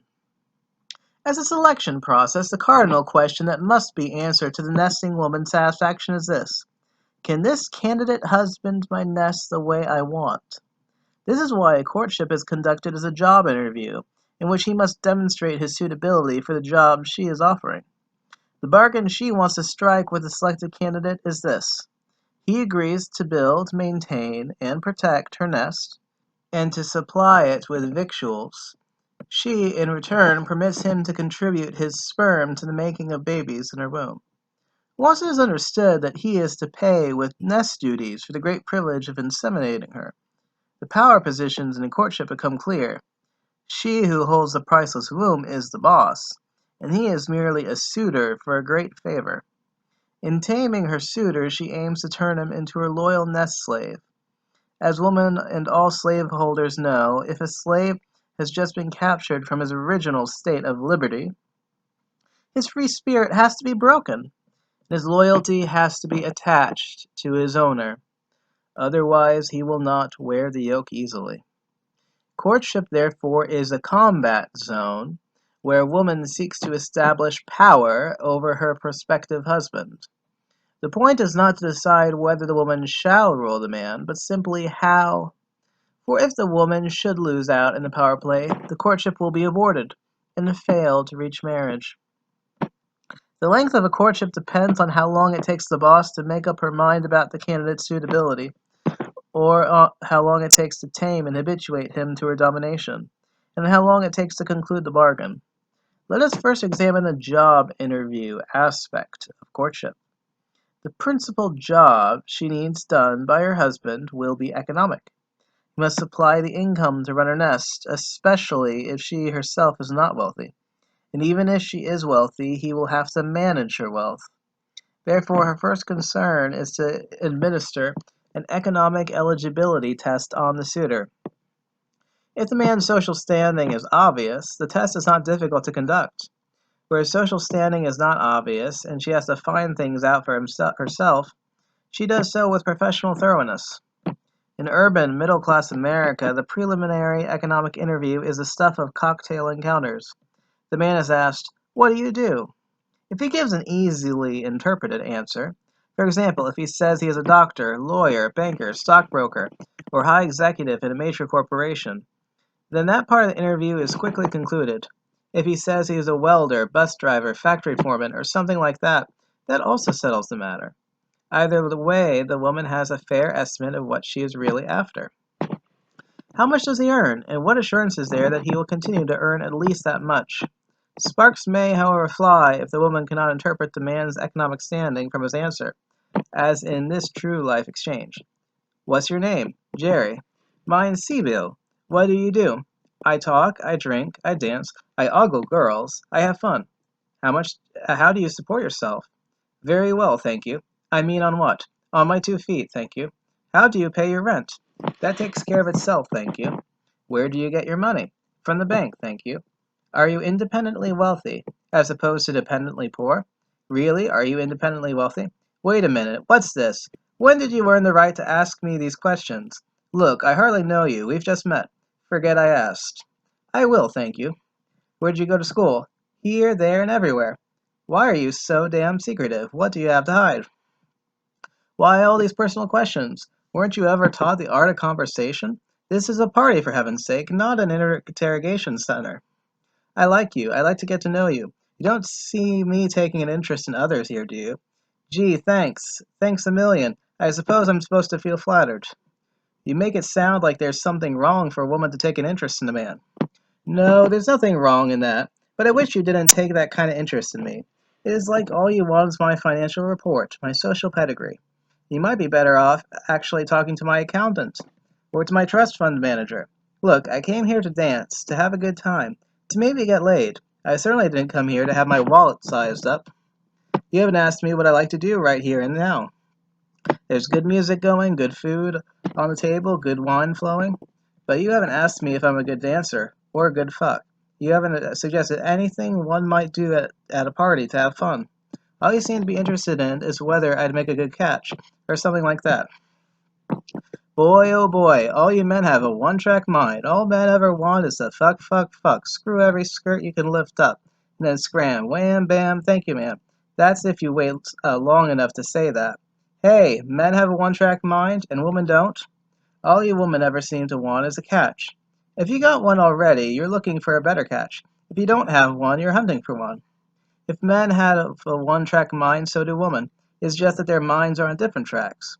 Anyway, I won't allow you even a peek into my wallet, so there. Why are you so selfish? Selfish? Any more selfish than you? Tell me.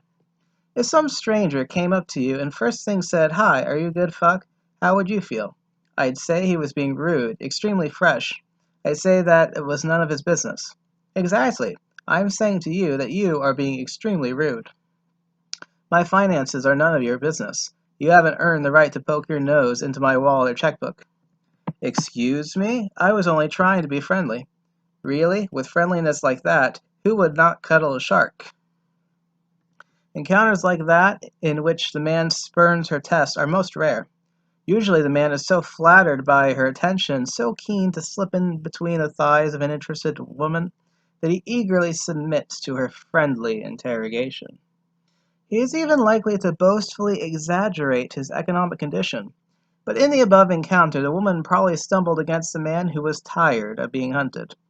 As F. Scott Fitzgerald once noted, every young man with a large income leads the life of a hunted partridge. One can understand how such a partridge might eventually rebel and refuse to cooperate with even the preliminary phase of being hunted. When a man passes the woman's economic eligibility test by his answers, or through such items of male status display as his clothes, car, home, etc., she might then test his ability as a nest protector. Does he have a military or paramilitary experience? Is he followed about by a retinue of muscle-bound bodyguards? If not, she may provoke a brawl and incite him to show whether and how well he would defend her nest and her good self from attack. Women who go for brawlers, bouncers, soldiers, policemen, high officials of state, or tycoons are reflecting their need for a nest protector. In unsettled times, this need may become paramount. For instance, during the unsettled 1960s and 1970s in the USA, quite a few high-placed women married their bodyguards.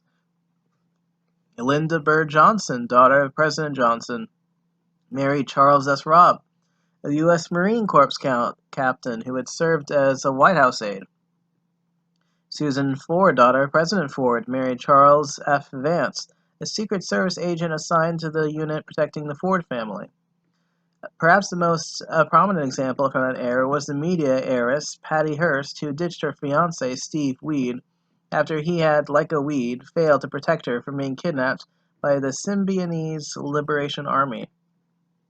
She went on to marry Bernard Shaw, a bodyguard hired to protect her following her traumatic experiences.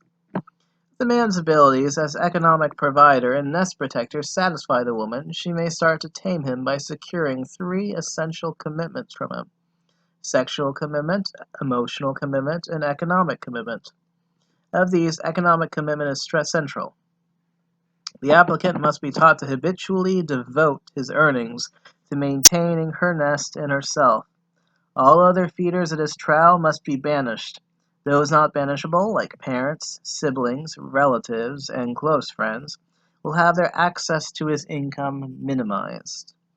If he is a generous type, his impulse must be curbed, and he must be trained, if need be, to hand his pay packet directly to her each payday. As part of his economic training, a not-so-rich man might be required to give up smoking, drinking, and gambling, and any other vice through which he might fritter away his income. But where the man is suitably rich, she may be content simply to train him to spend most of his income on her good and lovely self. She also makes a point of training him to be sexually loyal to herself. This is partly to minimize the risk of losing his economic commitment to her. As she well knows, male-female attachments are notoriously vulnerable to better sex.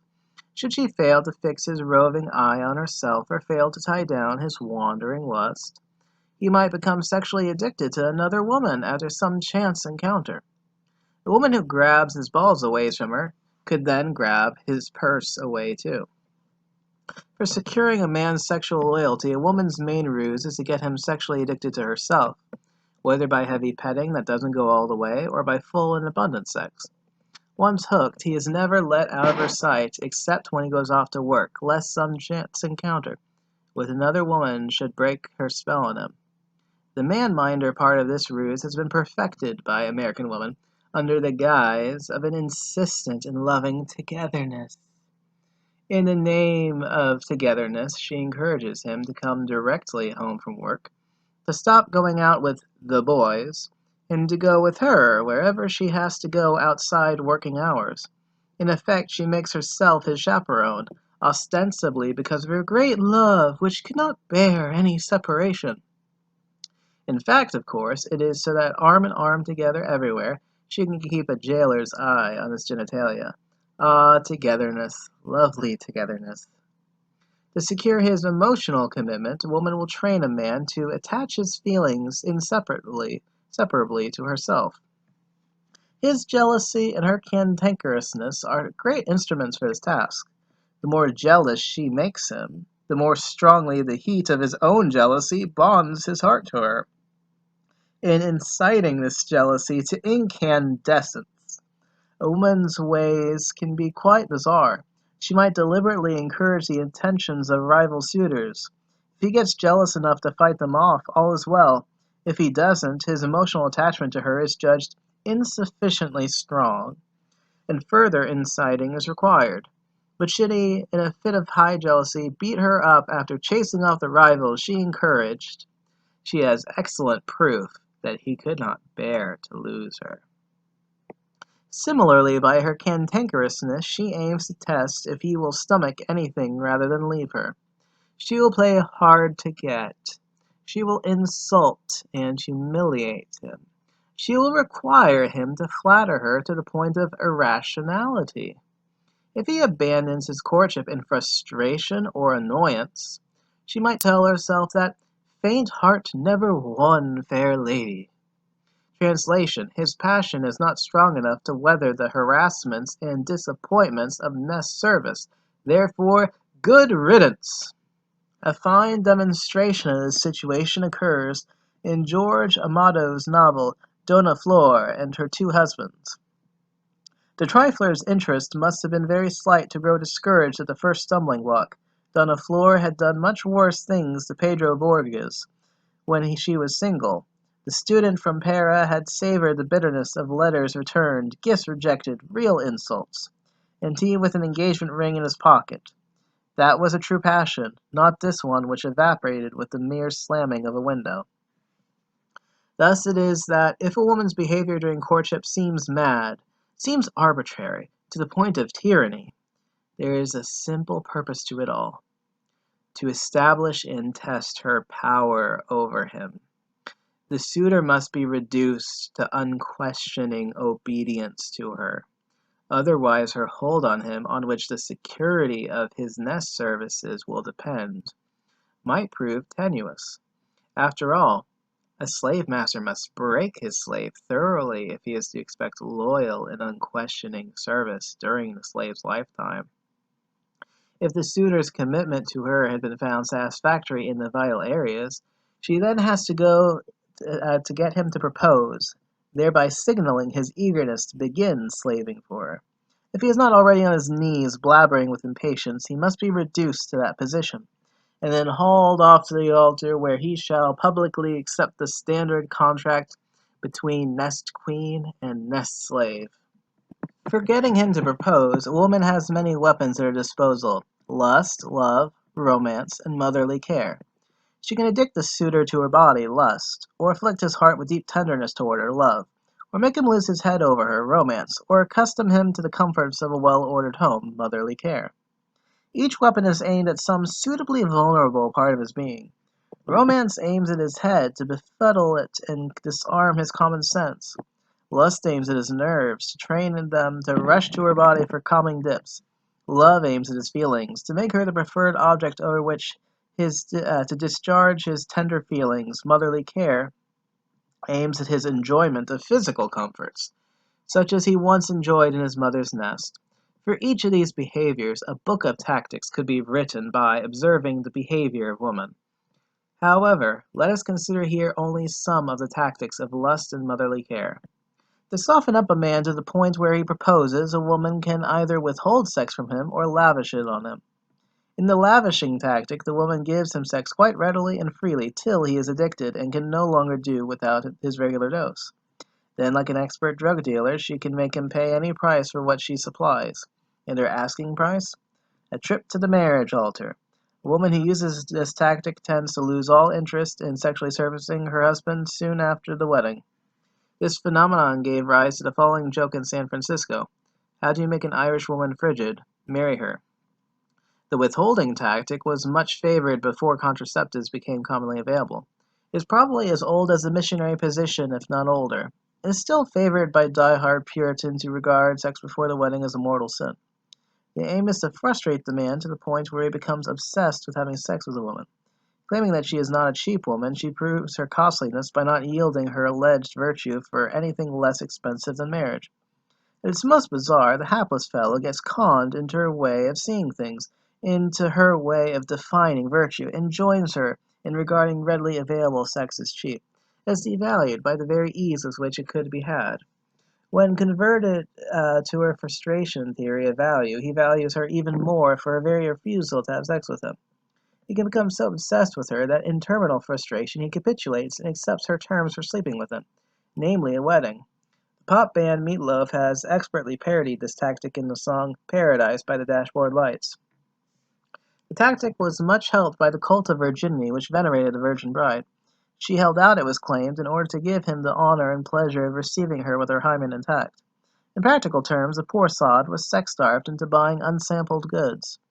If the sex turned out lousy, or if her frigidity ruined the honeymoon, or if her vaunted virginity proved to be fake, tough luck for the hapless chap.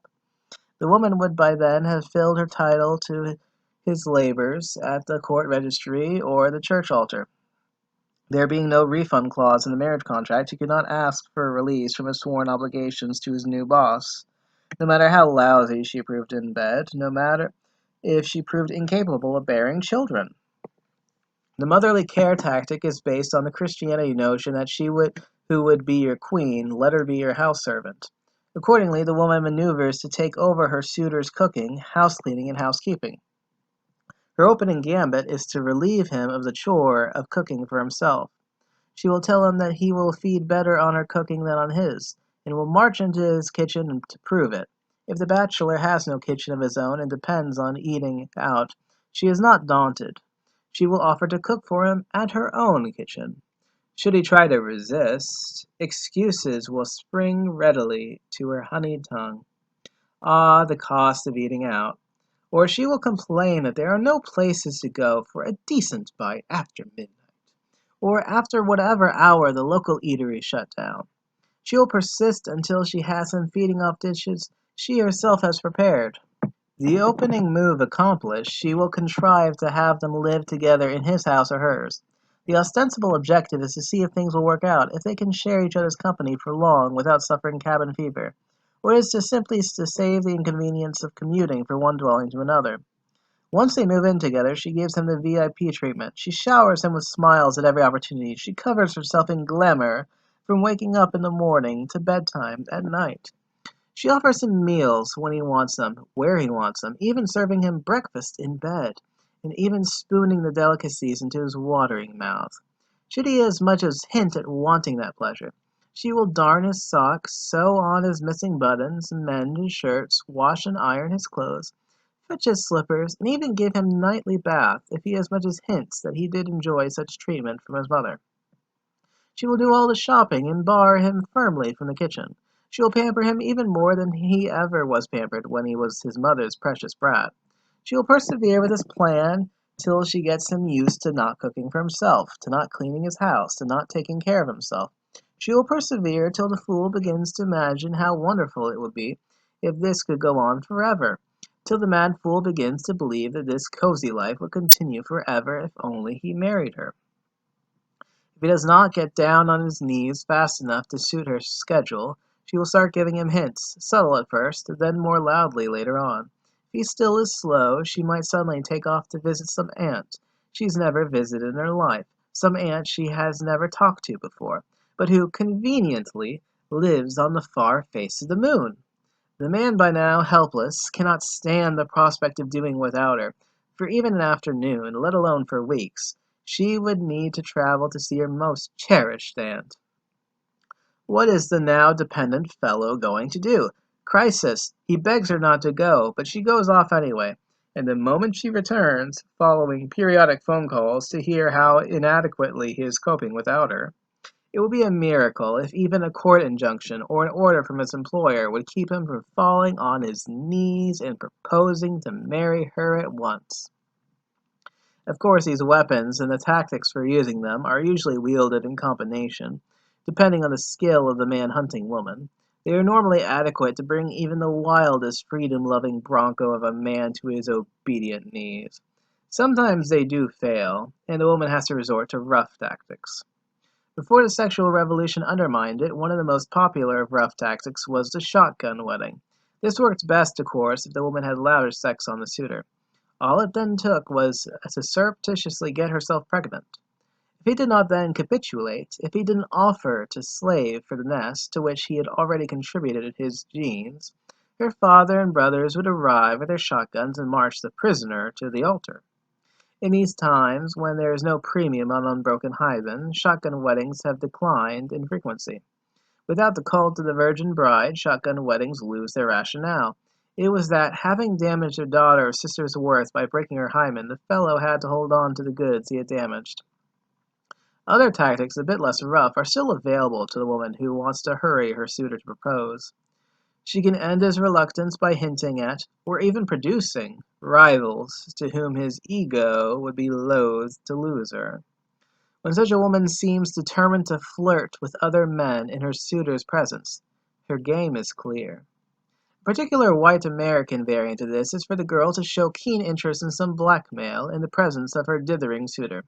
This triggers her suitor's racism into action, and he moves to save white womanhood from the defiling clutches of nigger erotomania, and he saves it by promptly marrying her.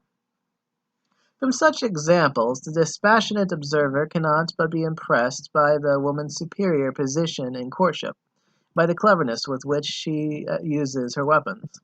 While the fool man imagines himself the aggressive, powerful hunter tracking some weak prey, she hunts him down and carts him off. It might be wondered why men do not usually tell the truth about courtship. Why don't fathers, and perhaps grandfathers, warn young men about it? Well, male pride, for one. The hunting code requires a man to crow from the rooftops about his victories, not his defeats.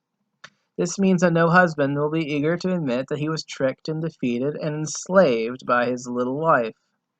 Secondly, those men who have an interest in declaring the truth, the successful career bachelors, are very few.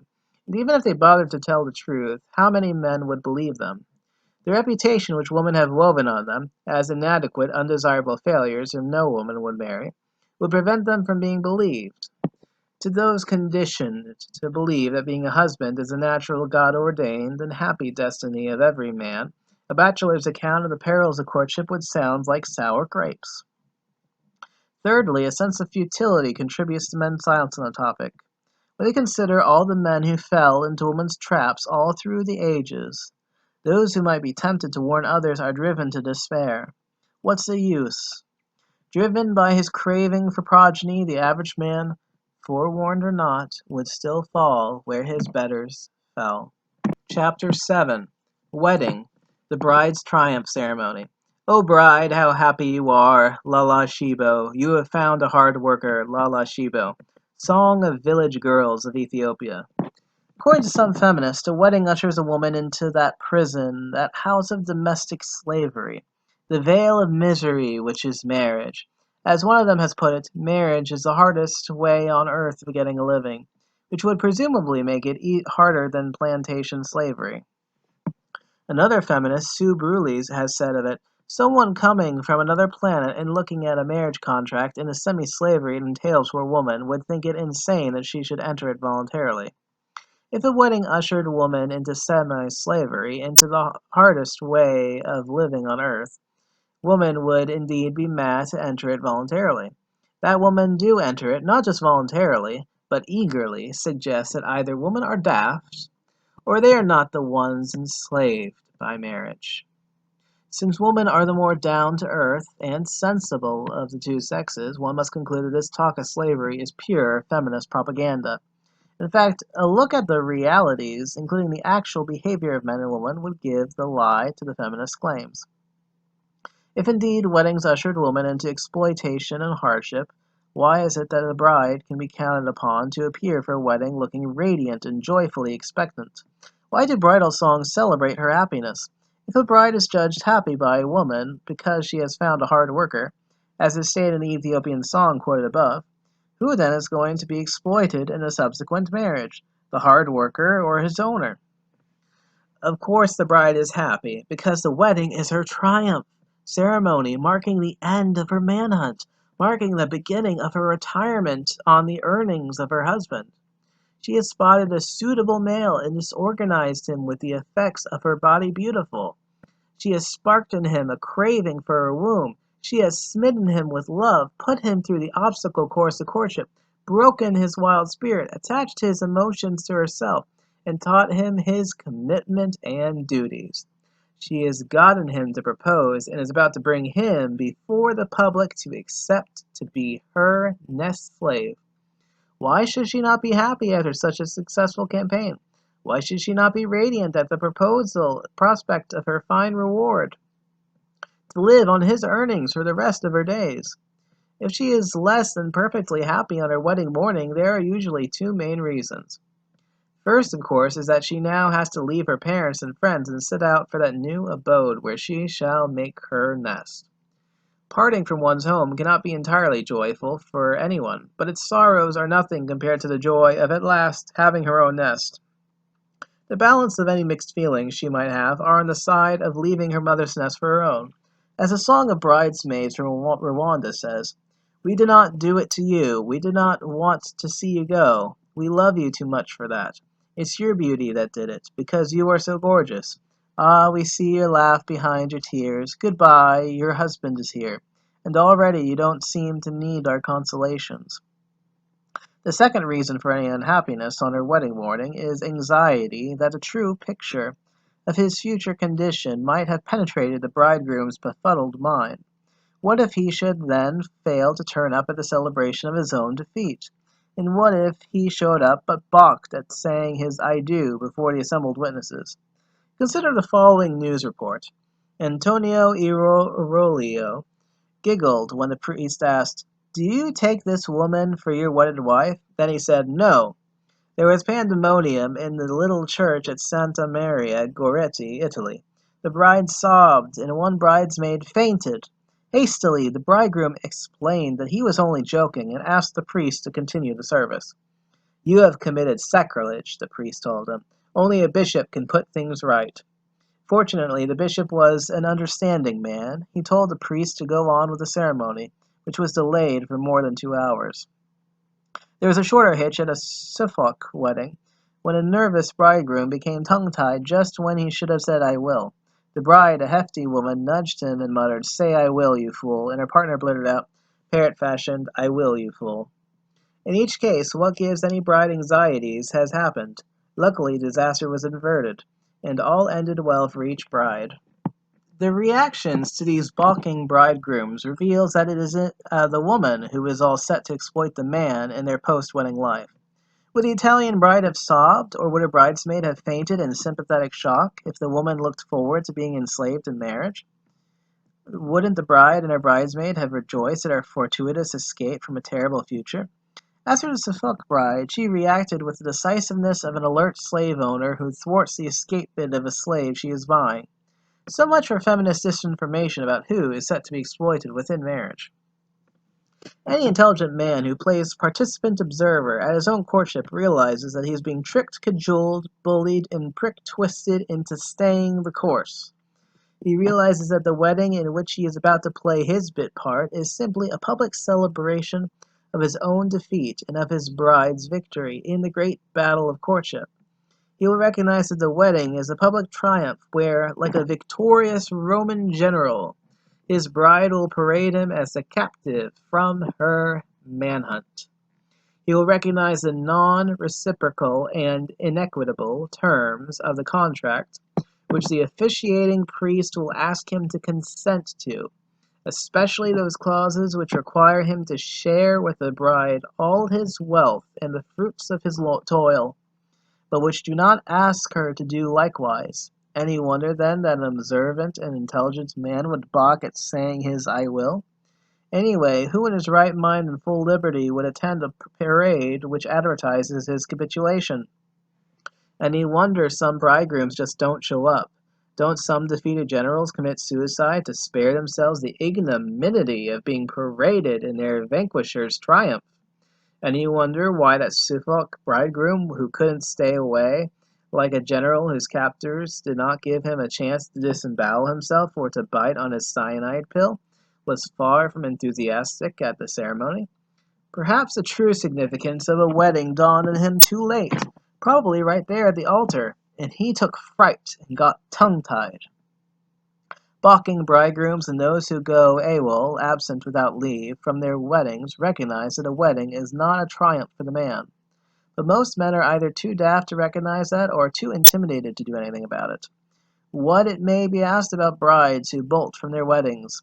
That does happen, but it is most rare. In societies where marriages are not arranged, it is rare because, as the employer, the bride calls the shots and settles only for the best available candidate. She does not agree to any wedding unless she is sure the bridegroom is the best available to her. But when she does bolt from her own wedding, it is usually because she has spied a much better prey. Perhaps a previous lover with whom she had lost touch, who suddenly turns up and indicates that he is available. Where marriages are arranged, a bride bolts from her own wedding if a man she finds revolting is being forced upon her by her parents or guardians. In that case, her action is a rebellion against parental insensitivity or tyranny, rather than the manifestation of fear of enslavement within marriage. To avoid incidents of balking, tongue-tied, or no-show bridegrooms, some societies have built into the wedding process rituals like bride snatching. Bride snatching is designed to reassure the bridegroom that he is the victor in the courtship battle. It confirms his feelings that he has been the hunter and that the bride is his prey. According to psychological experts, the wedding ritual is essentially a woman's initiation rite in which a man is bound to feel like anything but a conquering hero. No wonder we find in tribal societies such counterphobic rituals as the abduction or rape of the bride. These enable the man to cling to the remnant of his heroic role at the very moment that he must submit to his bride and assume the responsibilities of marriage. Such counterphobic rituals are a tribute to the profound disquiet which the prospect of marriage, and of his sworn duties within it, provokes in the intelligent male. It also shows the lengths to which the male administrators of the female interest will go in devising con games that will trick a man into accepting his own enslavement. The sensible man and any fair person has to admit that the bridegroom is the one person with every reason to be unhappy at a wedding. Everyone else is usually genuinely happy. The bride, the officiating priest, the parents of the bride, the bridesmaids and other hopeful brides-to-bes, the groom's parents, and the merrily feasting guests. They have good reason to. The married women, like generals who have their own triumphs, are glad to welcome one another to their ranks. The unmarried women are having their hopes renewed, with each probably thinking, if that silly girl can get herself a slave, so will I sooner or later. The married men are there to enjoy the discomfiture of yet another lad. After all, misery loves company. In any case, why should they be unhappy at a feast? As for the unmarried men, the fools among them are hoping to be next in line for what they have been taught as bliss, while the worldly wives are rejoicing that it wasn't them this time. They probably say to themselves, another sod bites the dust, but I'm still free. And thus it is that a wedding is a grand and heartless conspiracy against the bridegroom. Poor fellow! As he leads his bride home and shows her off, you can guess why that radiant smile shines from her face. You can imagine the woman in her, what Virginia Woolf called the angel in the house, popping up in her head and singing the victory song of bride power. Now the hunt is over, the prey is in your net. Show its head to the cheering crowd and flash your victory smile. You can almost read the thoughts in her mind as she hugs and kisses him in front of the wedding guests. Poor fool, I caught you at last. You may think you are stronger. You may think you are clever. You may think whatever nonsense makes you feel good. But you are now my official nest slave. And if you try to escape all of society, all these people who have witnessed this day will restrain you. Which is why a woman who won't enter into marriage without a wedding knows precisely what she is after. She knows what insurance she is insisting on obtaining against possible desertion by her soon-to-be overexploited nest slave. Part 4. Wife Power in the Nest of His Own Matriarch. Chapter 8. The Husband Managers. It is only the stupid woman who cannot command men. Marie Corley. The male is a domestic animal which, if treated with firmness and kindness, can be trained to do most things. Jilly Cooper. I have a manager. Officially, they call her my wife. A London man at Brixton Fair, 1989. Now she has married him, moved into his house, and settled down to manage her hard worker. Husband management, the grand preoccupation of wife power, has as its prime objectives to keep the husband productive of enough wealth, status, power, fame, etc., as will satisfy the wife's own ambitions, and to keep him from running away, however harrowingly she exploits them. To achieve these aims, a wife brings all her skills in manipulation. In the art of managing men, rare is the male Caesar who can match the average girl of 17. Girls learn it by observation, or through conversation with their mothers or aunts, or during initiation rites in those societies which still practice them. The result is that by puberty, if not before, the average girl can manipulate a situation so as to receive as gifts whatever she desires, even without explicitly asking for them. This skill, which she is ready to use on her male slave, demonstrates a much higher order of managerial craft. than order-barking prefects, captains, generals, presidents, tycoons, and other male-style commanders ever attain. After marriage, she keeps her skills sharpened through refresher courses, alias cafe clatches, or gossip sessions, where women talk what, for them, is serious shop. To the management of her husband, a wife brings the highest possible professionalism. If the essence of professionalism, in contrast to amateurism, is in doing what one is doing for monetary or other economic reward, and not for fun, at as high a level of skill as is possible, and with a singleness of purpose that is intolerant of distraction or frivolity, then it is in husband management that women show the highest professionalism. Indeed, compared to a career wife, the so-called career woman of today, who wears a suit, carries a briefcase, commutes to an office daily, does her 9 to 5 stint, and hurries home in the evening rush hour, is not a professional at all, but a high dabbler on the turf of professional men. For when the going gets tough, any but the hardiest of these tomboys is liable to quit and concentrate on her marriage. Once the nest slave has been brought home, the poor fellow is managed ruthlessly. He is given his assignments and made to perform them. He is routinely henpecked and spied on. If he is particularly recalcitrant, he is threatened with starvation, with loss of peace of mind, or with loss of sexual privileges. He is subjected to the full force of what some Nigerian husbands call bedroom terrorism. The weapons of the bedroom terrorist range from those of agitators to those of assured rulers. The repertoire includes praise, shame, flattery, guilt-tripping, nagging, putting in the wrong, sex strikes, the big and the little lie, the silent withdrawal of approval, the ruthless manipulation of male insecurities and fears, the shattering of fragile egos, incitement to rivalry, misinformation, disinformation, deliberate confusion, and disorientation. In using these weapons to get whatever she wants out of her husband, a wife has the support of her professional colleagues, her circle of female friends and relatives. They act as her spy network, informing her of her husband's activities when he is out of her sight, and in their cafe clatches, where they gather to natter about how to run their husbands. They teach one another how to make any intractable husband's life so hot as hell that he would prefer to toe the line laid down by his wife. The wives of elite men are, of course, the best husband managers. They are the grandes dames or grand matriarchs who expertly manage the foremost male managers of vast organizations. They are the types referred to when at testimonial dinners. It is said that behind every successful man there is a woman. But what, it may be asked, does such a woman do to her man from behind? As we all well know, behind every successful boxer, athlete, or pop star is a trainer manager. Likewise, the wife behind a successful man is his trainer manager. She drives him on like a charioteer drives a horse that is pulling him along. In her hand, she holds the reins of criticism and admiration, of sexual reward and punishment. With these, she controls his ego and guides his efforts.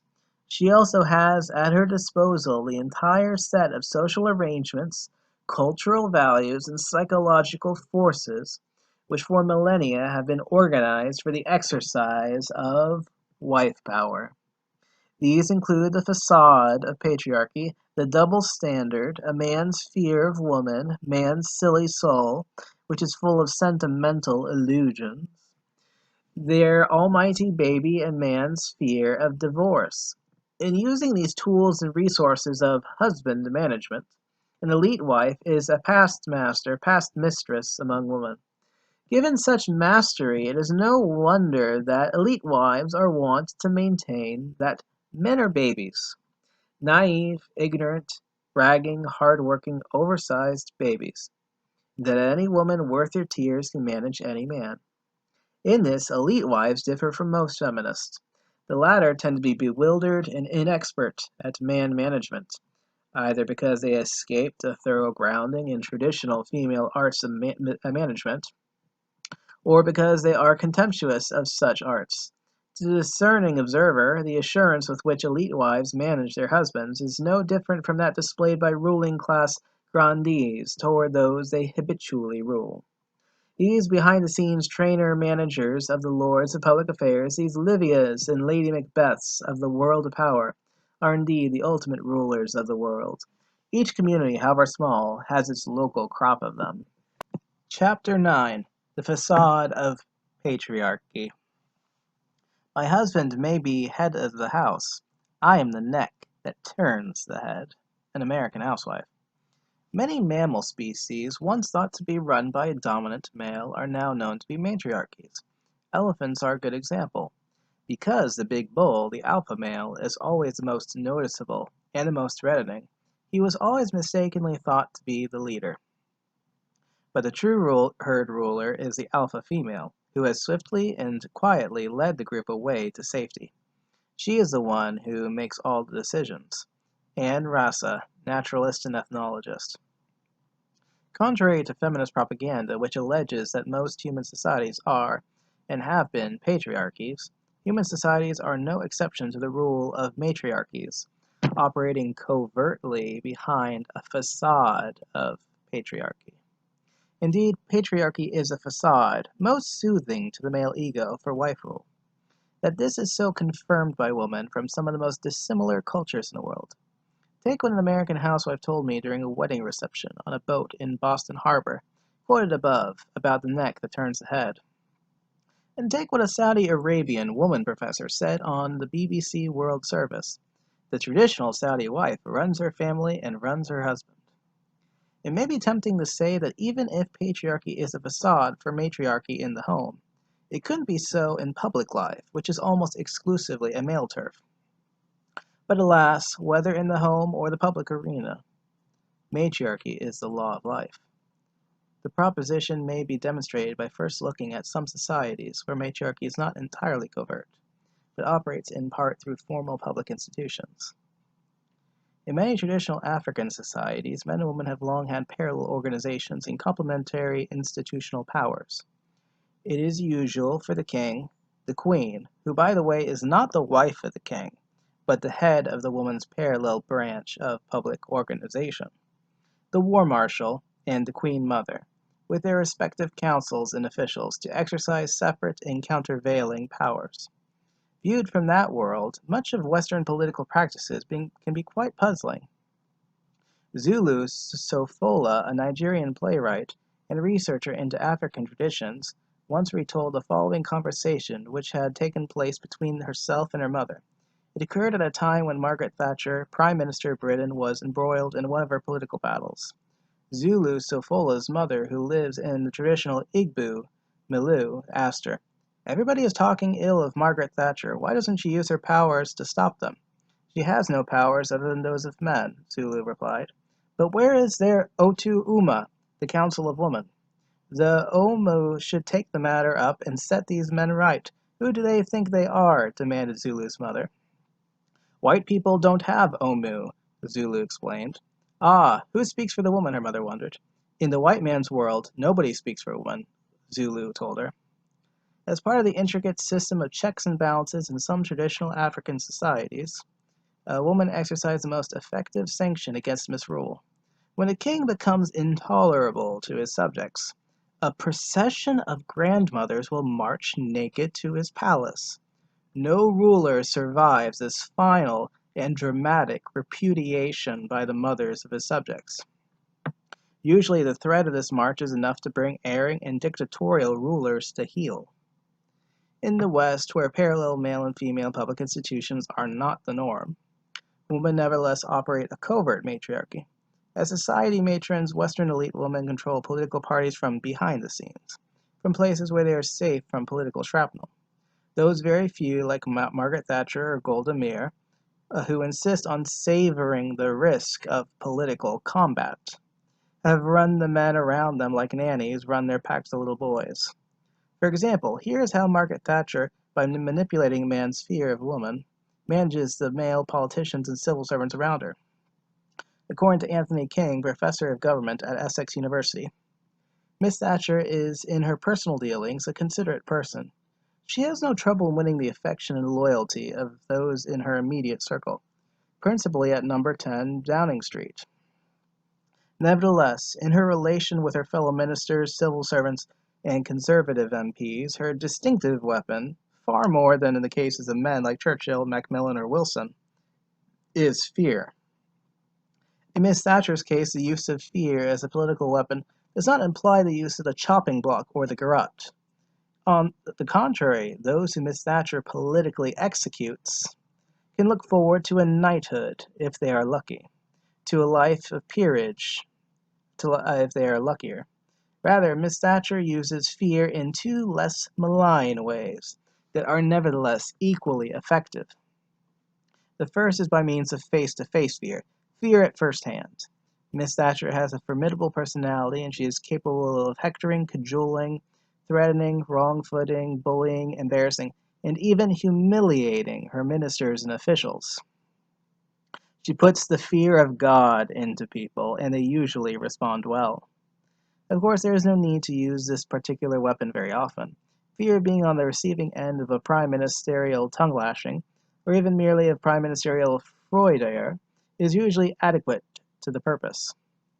One specific aspect of her use of face-to-face fear is worth mentioning.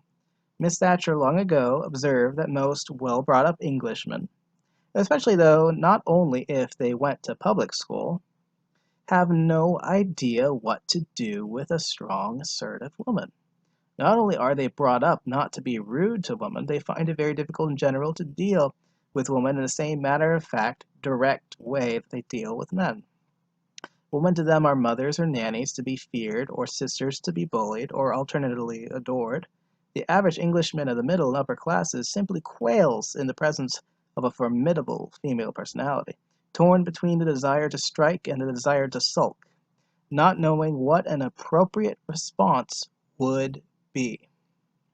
Miss Thatcher long ago noticed that such Englishmen found it hard to stand up to her, and conceived a considerable contempt for the whole tribe. As one of her former ministers, Sir John Knott, said in a recent television interview, she thinks all men are wimps. While the Maggie Thatchers are very few, it is more usual for ruling class matriarchs to run ruling class patriarchs who run the affairs of the world. Recall the case of Mary Cunningham of the USA. In the late 1970s, she had used what Nigerians would call bottom power to rocket to vice president for strategy at Bendix Corporation, and to become its effective second-in-command. And speaking about her controversial relationship with William G., the chairman of Bendix, whom she later married, she noted, "The indirect ways are more powerful.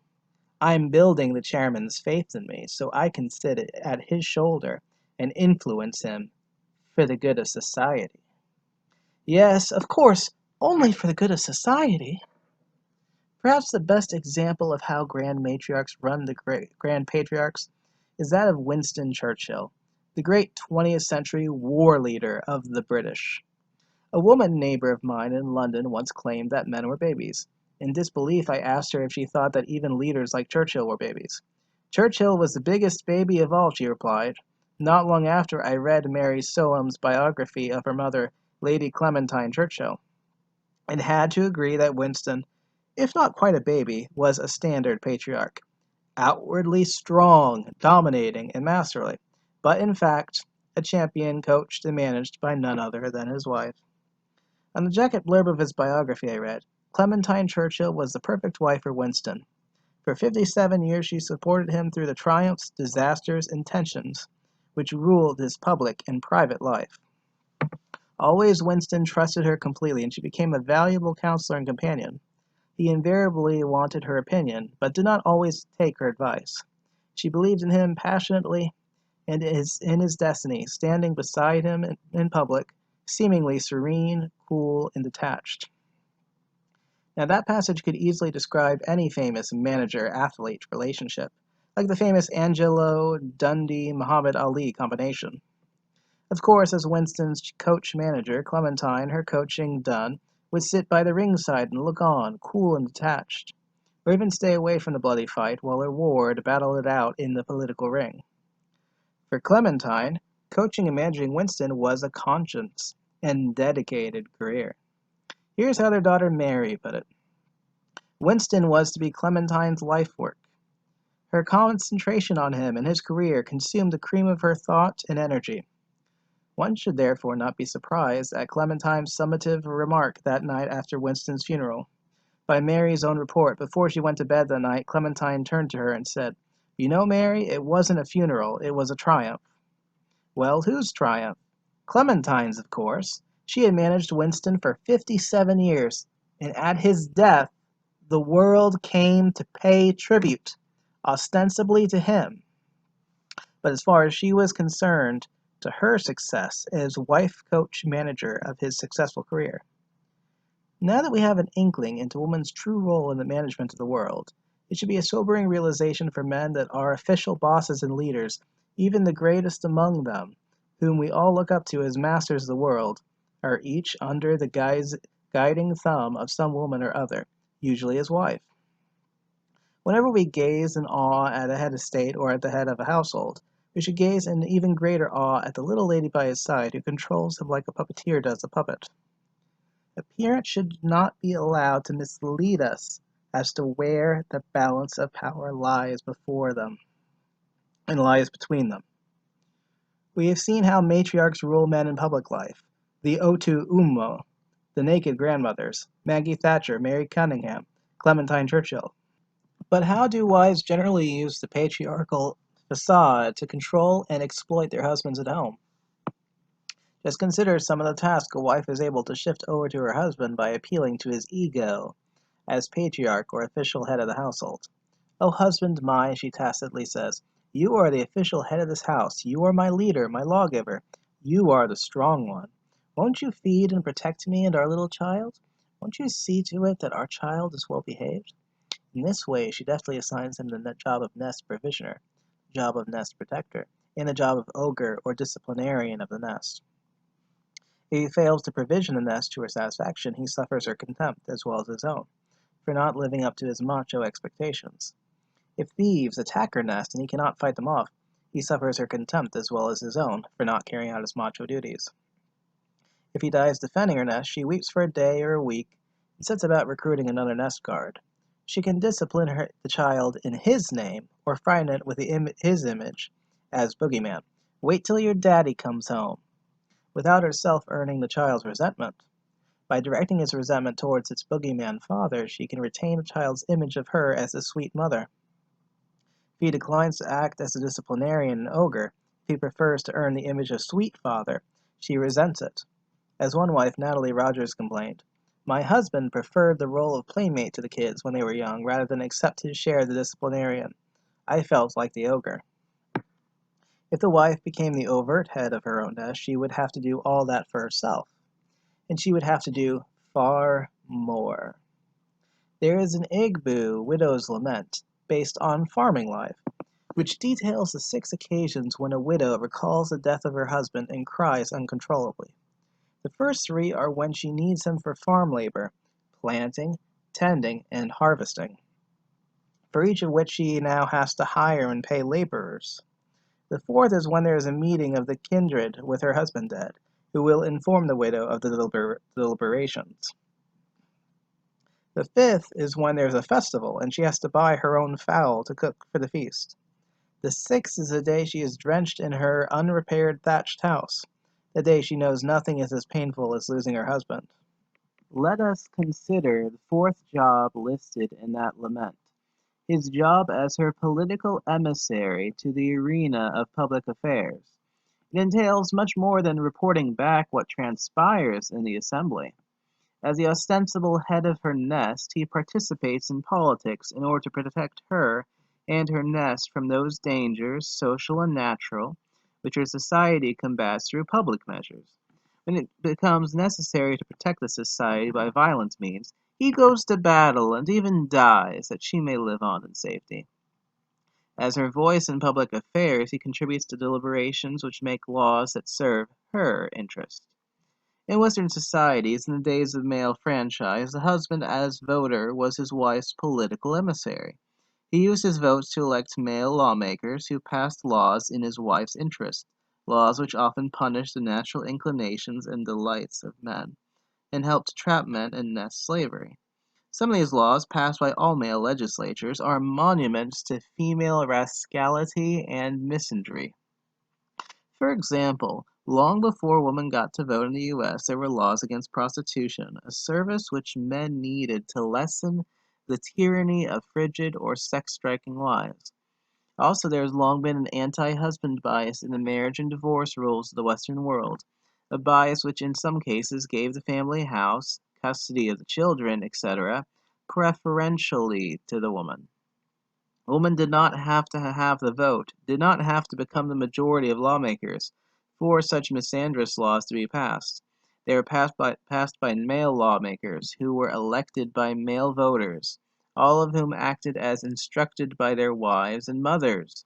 Oh, yes, how readily a man will sacrifice men's interest for woman's once his patriarch's ego has been puffed, or his penis has been twisted. But why does the average woman prefer covert to overt matriarchy? Just consider the matter from her standpoint. Overt leadership would give a woman duties which expose her to many pressures and risks, and she well knows, uneasy lies the head that wears the crown. She therefore concedes that onerous role to the patriarch and saves herself a lot of hassles. She makes him the formal leader of her nest and shifts onto his shoulders the burdens of decision making, the anxieties of wielding authority, the dangers of defending her honor and her life through fights, lawsuits, and wars. When she declares that she is weak and lays her head on his chest and weeps to prove it, and lets him make all the decisions, she simultaneously massages his ego and exploits him. She offloads high pressure and high risk jobs onto the patriarch and takes for herself the superior but safer position of the power behind the throne. Thus, behind the patriarch stands his matriarch. She runs her world by running the man who runs the world for her. Under this arrangement, a woman has everything to gain and nothing to lose, except little vanities. Being far more down to earth, she prefers the substance to the shadow, the power to the glory, the rewards to the exertion. Behold the matriarch, the great queen bee in all her power. Hers is the power to manipulate from hidden and protected places. She is the backseat driver giving instructions from the owner's corner. She is the supreme executive, excellent at delegating most burdensome and dangerous jobs to her chief lieutenant, alias the patriarch. And the patriarch, he is simply her foreman, a glorified foreman who oversees the work in the fields. With his ego well massaged by the trappings of nominal leadership, he gladly supplies his matriarch, to the best of his abilities, with wealth, honor, status, and fame. Each day he spends 18 hours or more as her agent in the great, wide, rough and tumble world. For an hour in the morning and an hour and a half at night, she inspires and instructs him to make forays into the world for her. And while he is in his office working up hypertension or a coronary, she lounges at her sauna or her hairdresser's, or she enjoys herself shopping, spending his money, or nattering away with her fellow queen bees at the bridge table. His are the risks and hardships, hers the leisured enjoyment of the rewards. Her motto, in effect, is this: O patriarch, O husband mine, suffer the burden of leadership, but hand me its choicest fruits. Should he ever tire of being a figurehead, or should he, horror of horrors, threaten to quit his job, the little wife has fine ways of intimidating her huge figurehead leader. In a letter to her daughter, one British wife demonstrated just how easily a wife can quell a rebellion by her husband, should he even hint at it. Writing to her daughter Kate, she told the following story. On that evening, your dad leapt out of his chair at 8 o'clock, collected his wee bag full of empty Coke bottles, and I thought, oh Christ, here we go again. Lemonade. Big spender. I said I didn't want any. That did it. He said he would go, pissed by himself, and for 3 hours the air was blue. I got the usual guff about how the daughters I loved have spent years pleading with him to leave me, owing to me being sick in the mind, but he couldn't leave me because A, he is a loyal type and he made up his mind to make the best of it, and B, he was worried about leaving his children in my care. He was roaring with laughter, telling me that he had put it in his resignation and was leaving his job on December 31st, and once he got that gratuity in his hands, life was going to be all woman and gambling. I would get nothing out of it. All the people I think are my good friends, he said, have all advised him to leave me. I thought it all over for 2 days, not having said one word that evening. On Sunday night, I said to him very quietly, "You are not going to do what you said you would with your gratuity and savings. I sweated blood all those years for you to save and see that you never went without anything." I said, "You just try it, mate. I'll get a heavy mob, Kate's feminist friends, onto you that will leave you so that you won't look in a mirror for the next 20 years. And you tell me just one more time that I'm sick in the mind, and I'll kick your teeth so far down your throat that they will come out the other end." I banged the table, saying, "Do you understand?" He was literally shaking like a jelly. Since then he has been very nice, and I'm almost certain his shouts about leaving the job, my fault, were come on to get his own way. Anyway, as I said, everything is now very pleasant. Yes, when this nest slave threatened to abscond with some of the proceeds of his lifelong toil, the gratuity and savings, he was brought to heel by his owner. So much for the notion of the husband as boss to his wife. But why do men settle for patriarchy that is, alas, a mere facade? The answer is quite simple. A facade is the most that their rulers will allow them. And a facade is the least that will make the male ego feel good enough to endure the burdens of his allotted role. Furthermore, should men try to subvert matriarchy in order to substitute a genuine patriarchy, woman will thwart them. Men therefore settle for a figurehead patriarchy simply because they must. Chapter 10. The Double Standard. Feminism does propose, as anti-feminists accuse, that men and women be treated the same. Feminism is a radical stance against double standards in rights and responsibilities. And feminism is a revolutionary advocacy of a single standard of human freedom. Andrea Dworkin. One law for ox and lion is tyranny. William Blake. Women who complain about the double standard almost always point to the general tolerance for male promiscuity and the contrasting censure of female promiscuity. Feminists additionally cite such things as unequal pay for equal work, as well as the traditional assignment of unpaid housework and child-rearing to women, and of money-earning work outside the home to men. But are these all there is to this matter? In what other areas of life does the double standard operate? And who, on balance, gains or loses more from the overall double standards, men or women? Here are a few other areas for the symbolic to the substantive where the double standard operates. In the Western world, the wife of a king is queen, but the husband of a queen is not necessarily king. Otherwise, why is Prince Philip husband to Britain's Queen Elizabeth II only a prince and not a king? And why was Prince Albert husband to Britain's Queen Victoria only a prince and not a king? Such is the double standard in royal nomenclature. The rights of love require that if a man loves a woman, he shows it by giving gifts to and doing things for her. However, if a woman loves a man, she is expected to show it by accepting gifts and services from him. Thus, for him, it is better to give than to receive, while for her, it is better to receive than to give. Men are expected to provide economic support for women, but women are not expected to support men. Indeed, in nearly every culture, a man supported by a woman is looked upon with considerable disapproval. Whether in marriage or outside it, a kept woman is all right, whereas a kept man is not. This double standard is enshrined in some Western wedding vows, in which the man pledges, "All my worldly goods with thee to share," is not reciprocated by the woman. This non-reciprocity was long enshrined in law in the USA. There the husband was legally obliged to support his wife, regardless of her income and wealth, but the wife had no obligations to support her husband. Her income was entirely her own, to spend how she pleased.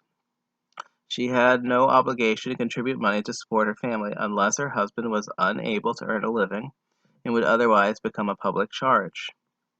A mother and a father are not equally responsible for the financial support of their children. The responsibility is primarily with the father. Only if he died or was manifestly unable to support them would the responsibility become the mother's. This is so under U.S. law and customary in many other lands. Beauty and virginity are valued in women, but physical strength and economic ability are valued in men. Moreover, if a man cons a girl out of her virginity, it is viewed with disapproval, In fact, where premarital loss of virginity is deemed to dishonor a girl's family, a man could be murdered by her vengeful relatives. But if a woman cons a man out of his wealth, neither a crime nor an act calling for vengeance is deemed to have been committed. The fellow is simply dismissed as a fool, while the girl's acumen may be greatly admired. Without the double standard, both acts would either be censured or commended. Everything possible is allowed, such as adverts with images of nude females in provocative poses, as well as live women in scantily dresses on the streets, which puts men in a state of sexual unrest, but little or nothing is allowed in the environment which would similarly disturb women. Thus the environment is polluted into a sexual stimulant for men, but is less sexually serene for women. Men are trained to initiate sexual contact, women to be restrained, and even to offer coy resistance to sexual advances from men. This difference in conditioning puts control of sexual encounters in the hands of women, for the one who needs it less, or makes a good show of needing it less, gets to control the encounter. Whereas the world of high risk is reserved for men, the world of maximum safety is reserved for women. This is most blatant in war, where women are exempt from the risk of bearing arms, risks which are obligatory for men. Even in those extreme cases where endangered societies have felt it necessary to prepare their entire population, male and female, for war, women are rarely obliged to share frontline duties equally with men. This double standard grants men the sweet privilege of being killed off in early youth. And if a city is sacked, the men's usual fate is to be put to the sword. As for the women, their lives are usually spared, and at the worst, they are married or enslaved by the victors. In any case, they live on. In the division of labor within each class, women get the lighter and less risky task, whether in the home or outside it. Outside the class of the idle rich, in which neither husband nor wife needs to work at all, both do work in the home. Lest we forget, the husband's housework includes physically maintaining the house or even building it, mowing the lawns, mending the fences, splitting firewood, and guarding the compound from intruders. All this is in addition to whatever he does outside the home to earn income for the entire family through farming, trading, or salaried employment. As for work outside the home, in the poorer classes, both husband and wife have to earn income. In the working and middle class, the wife has the option not to earn income, but the husband does not. In the upper classes, it is not respectable for the wife to earn income. All this too constitutes a double standard that is to woman's advantage. It is also an example of the double standard that male chauvinism is declared sexist, but female chauvinism is not. In fact, female chauvinism goes largely unrecognized and uncriticized. The list could be much extended, but the general picture should now be clear. The brunt of the double standard is borne, not by women, but by men. Yet those women who gripe about the double standard do not point to the cases here outlined, and feminists who claim to be crusading for equality don't demand equal treatment in these areas. Incidentally, on closer examination, even the notion that men have more sexual freedom than women proves to be illusory. Since it takes two to tangle, men as a group cannot have even one more instance of coitus with women than women have with men. If there are more philandering men than a woman, the average philandering woman philanders more than the average philandering man.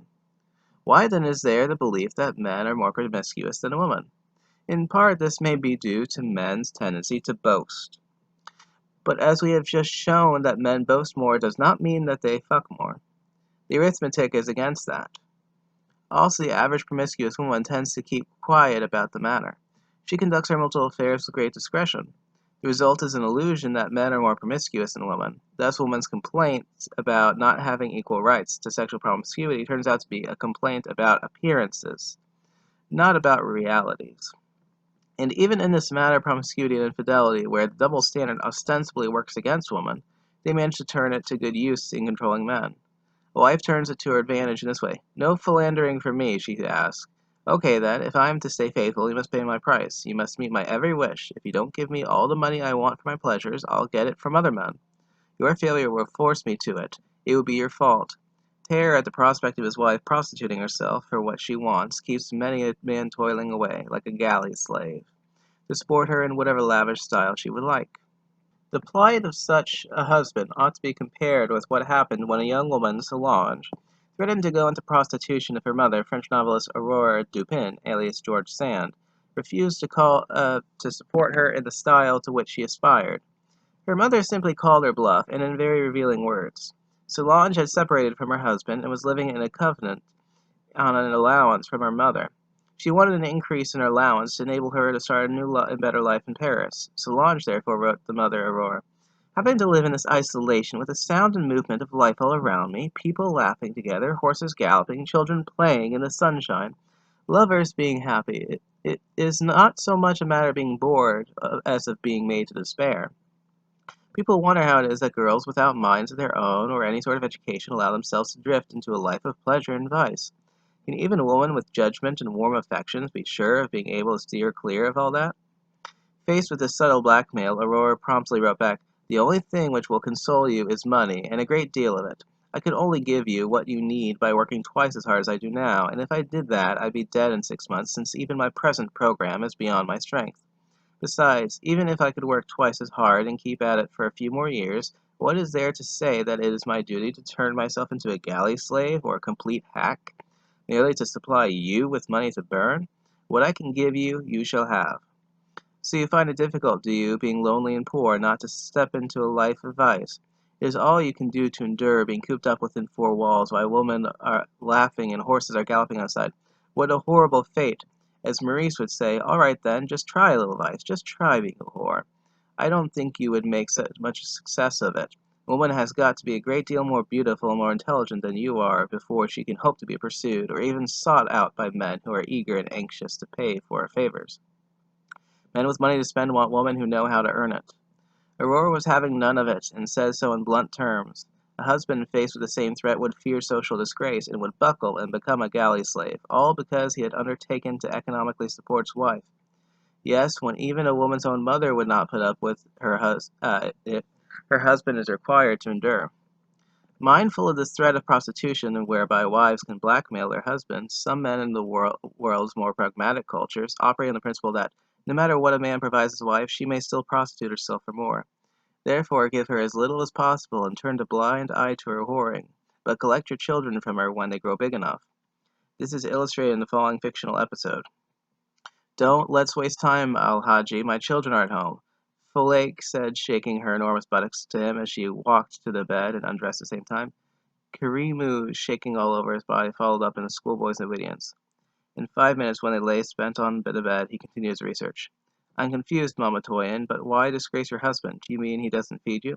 "Oh, are you a stranger in your Uba land?" she asked slowly and gasped for more breath. "I think the country ranks among the leaders in the rates of adultery in the world." "Why?" he feigned seriousness. "I will tell you. You see, what you men here do is that when the woman joins you in the matrimonial house, you give her some paltry sum of money to start some business, in most cases trading. That is all. All that the woman and children will need, feeding and clothing and everything, is financed from this trade. What they refuse to know is that the profit from the trade may not always be enough to support the incurred expenses. That means that money has to be taken from the capital of the business. You do that, and the business starts to decline. There is nothing you can tell the husband to win his sympathy. Under that situation, some women reciprocate by bearing children for different men with or without formally marrying any of them. They then collect from each a hefty sum for business or child support as they can extract. An aspect of this practice is reported in this story from a Lagos hairdressing salon. Omoba announced her intention of making a name change. She formerly was known as Miss Omoba Y, was now to be addressed as Miss Omoba Z. I can't give you a report on whether all the documents were to remain valid or not. My guess, though, is that there are no documents. Omoba was changing her marital status for the 6th time because she had just had her 6th child for the 6th man.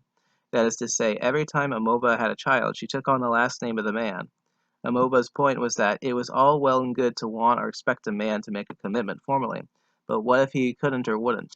She believed the next best thing for one's protection is to adopt his name. Amoba believed that having a child for a man was as major an event as marriage itself. As we have seen, each double standard, including that which is most on women's minds, works to men's disadvantage, and helps to guarantee at least one of the woman's numerous privileges.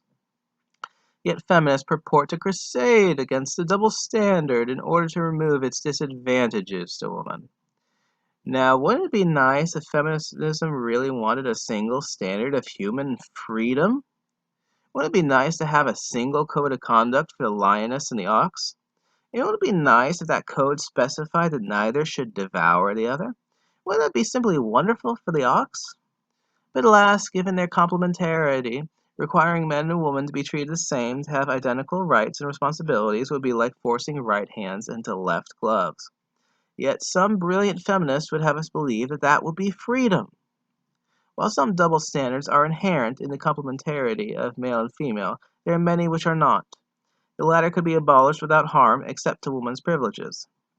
Dress codes could be either drab for all or sexually provocative for all. Adverts could flaunt the appropriate male characteristics as ubiquitously and provocatively as they do the female characteristics, so that the environment is as erotically unsettling for women as is made for men. Women could be treated the same as men in war, so they can risk death equally. If every abolishable double standard were abolished, many of men's handicaps in life would vanish. With the mountain of male disabilities thus removed, men would begin to rise towards equality in hardships and privileges with women. Chapter 11. The Silly Souls of Men. Masculine woolly-mindedness has been a source of female power for a long way back.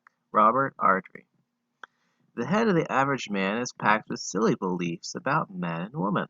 Like fumes of booze that boost the ego, these beliefs cloud up male's perception and leave him swaggering and staggering through life like a hopeless drunk, to be taken advantage of by any woman who wants to.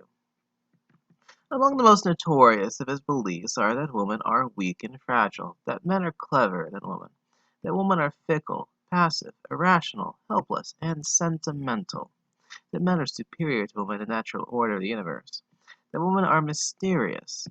These beliefs are so palpably silly that any clear-eyed and fair-minded observer can only agree with Marie Corley, who spoke of the silly souls of men, by which women entrap them.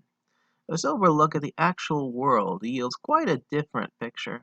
It shows that women are far less fragile and weak than they pretend to be, that women are cleverer than men, that their fickleness, passivity, irrationality, and helplessness are calculated instruments of power, that women are far less sentimental, but more down to earth, cynical, and ruthless than men, that insofar as natural order exists, women are, within it, superior to men, and that women are not mysterious at all, but only appear so owing to male foolishness.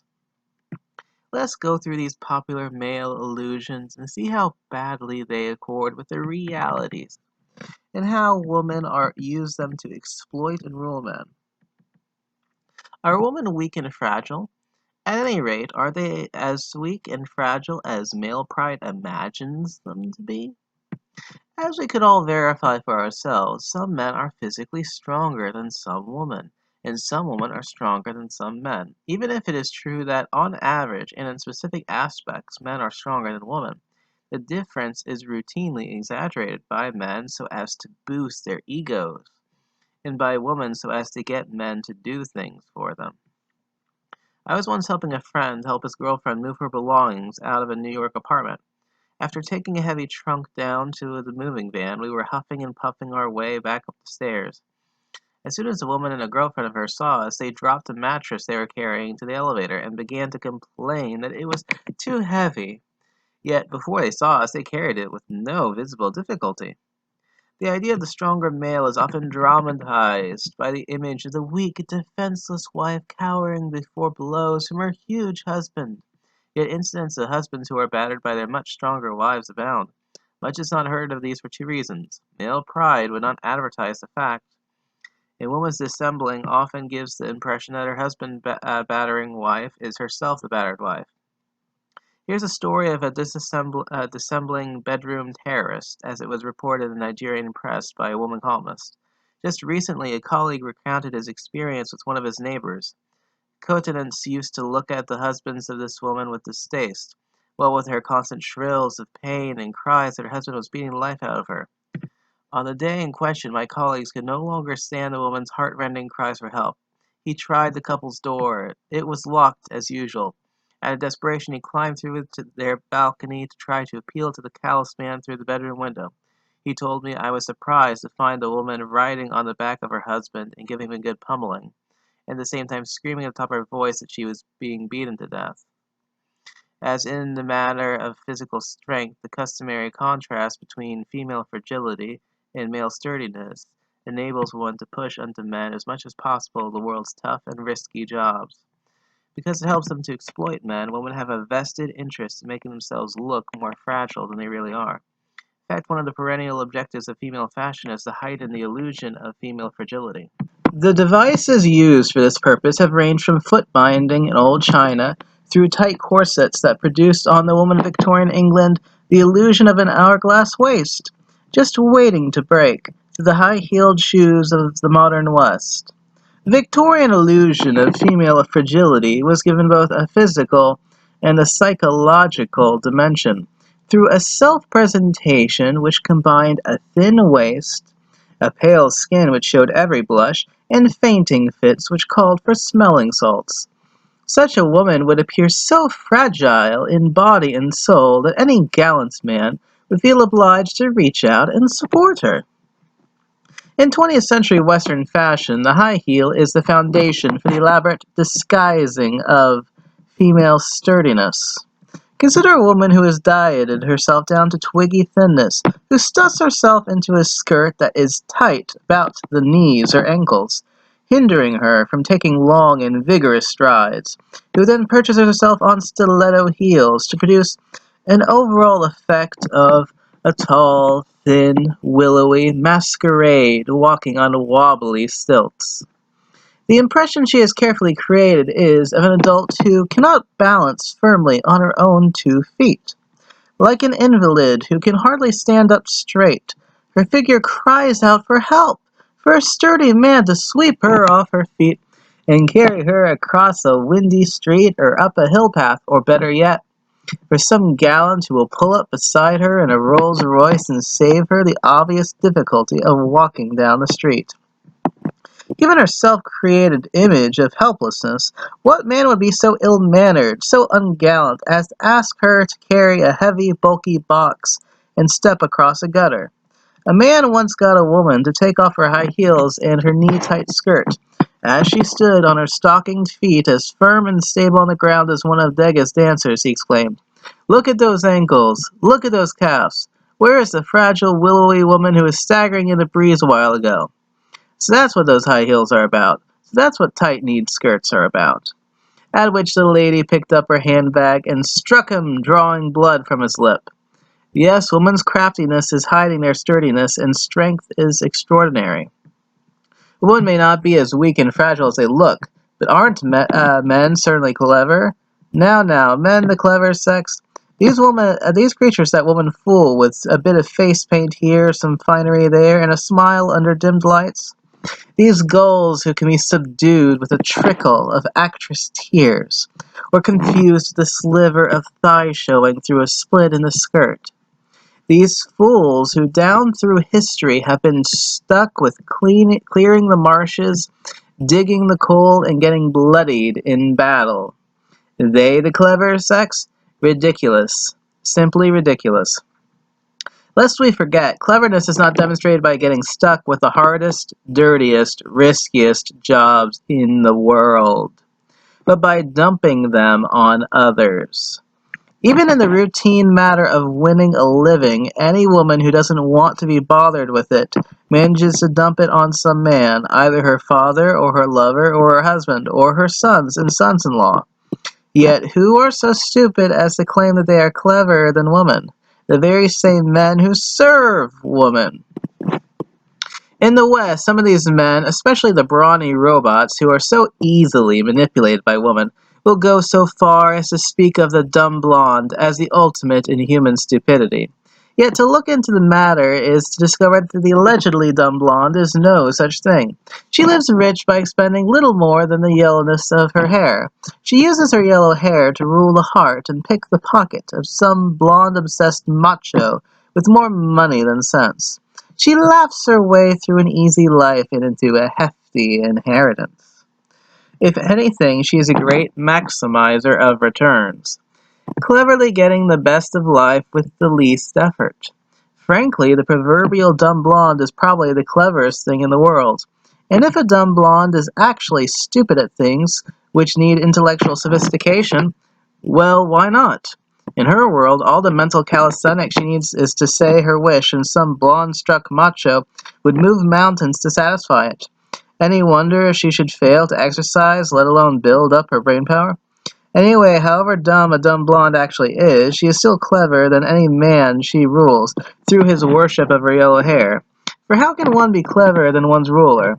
In any case, the degree of a dumb blonde's dumbness is a direct measure of just how little brains it takes a woman to rule even the cleverest of men. It must be conceded that a beautiful woman does not need much brains to get what she wants in life. As the Igbos say, beauty is a woman's wealth. Stupid though a beautiful woman may be, when she presses the appropriate button on his ego, some big, clever robot will do her bidding. If she says, "I bet you aren't man enough to lift that rock," his taunted ego would respond, "Not man enough to lift that little pebble?" And to prove that he is indeed Superman, our Samson will sprain his spine and risk a hernia to lift a 10-ton rock all by himself. Faced with the chore of doing the family account, she will slip out of it by saying, "Darling, you know I don't have a head for numbers. Be an angel and give your brilliant attention to these bank statements." And to live up to the flattery, he will work all night on the account while she gets her beauty sleep. Yet all that notwithstanding, the robot actually believes that he is cleverer than his manipulator. Women, alas, are not stupid. But being brilliant manipulators, they choose to appear stupid so as not to wound the male ego with the truth. As a result, men appear cleverer than women, but only in the dumb male's eyes. And whenever a woman is sorely tempted to stop this dissembling and to show just how clever she is, the female superego, alias the angel in the house, would whisper to her, as it reportedly did to Virginia Woolf, "Be sympathetic, be tender, flatter, deceive, use all the arts and wiles of our sex. Never let anybody guess that you have a mind of your own." And why should she not obey? What does she lose by allowing her slave to believe whatever nonsense makes him work tirelessly for? Men do need to look with skeptical eyes at women's show of stupidity. When men do, they will discover, probably to their shock, that it is a calculated stupidity in the service of cupidity. And they must concede that it takes great cleverness to feign such stupidity successfully. Men claim that women are fickle, passive, irrational, helpless, and sentimental. To the extent that these claims are true, these characteristics are not the marks of weakness or inferiority, which men presume them to be. Rather, they are proof of woman's supremacy, and they also serve as tools of female power. Isn't fickleness a trait of arbitrary power? Any subordinate soon learns not to be fickle towards his superior. Fickleness in a subordinate is called unreliability, and is one luxury he cannot afford unless he wishes to be fired. Only male despots like Stalin or Louis XIV can be as fickle as the average woman. And isn't much a woman's show of irrationality? And isn't passivity a mark of enormous power and privilege? Note how the ceaseless activity of worker bees serves the passive queen bee. And isn't much of a woman's show of irrationality a part of her power play? A ruse to frustrate men into yielding to her, whatever is the issue? She puts on an act so irrational that the exasperated man, in exchange for some peace and sanity around the house, grants her whatever it is she wants. When seen in their proper light, her fickleness, passivity, and irrationality are not signs of weakness or inferiority, but are rather testaments to woman's superior powers. They are indeed not the traits of serfs, but the privileges of princesses. The illusion of female helplessness is also a handy weapon against men. It ought to be pretty obvious, especially after the triumphs of women in previously male careers, that anything man can do, woman can also do, except inseminate woman. So woman is intrinsically no more helpless than man, but exaggerating her helplessness serves her well. It helps to get men to work for her, from opening doors to fighting wars that safeguard her interest.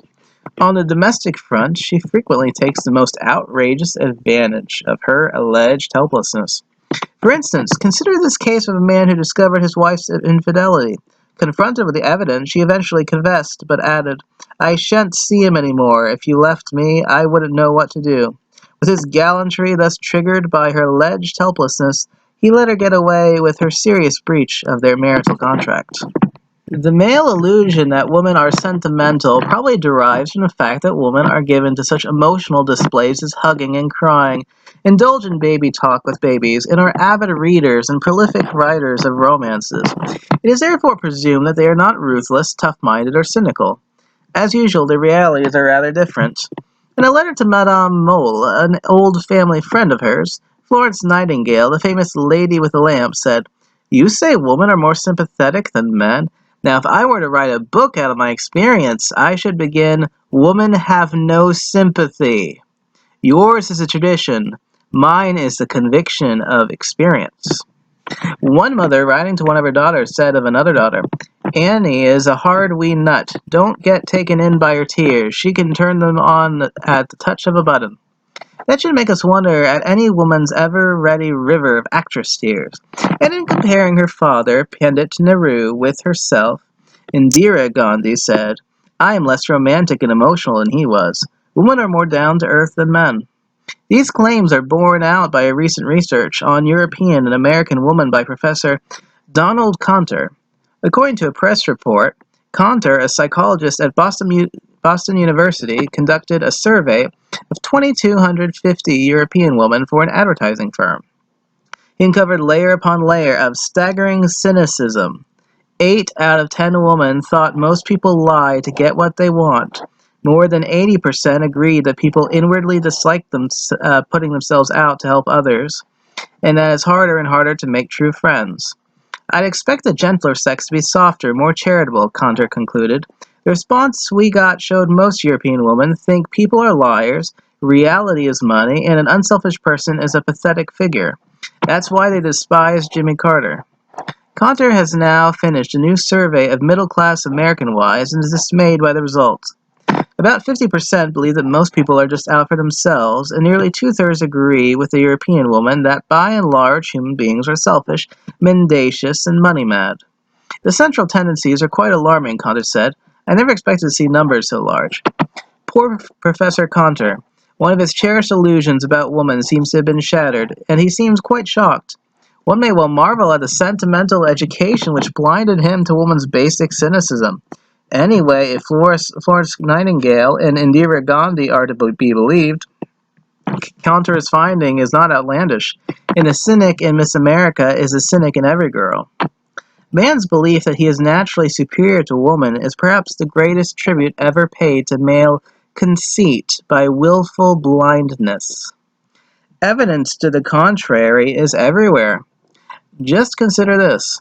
All that a woman has to do for sex, whether for pleasure or procreation, is signal her availability.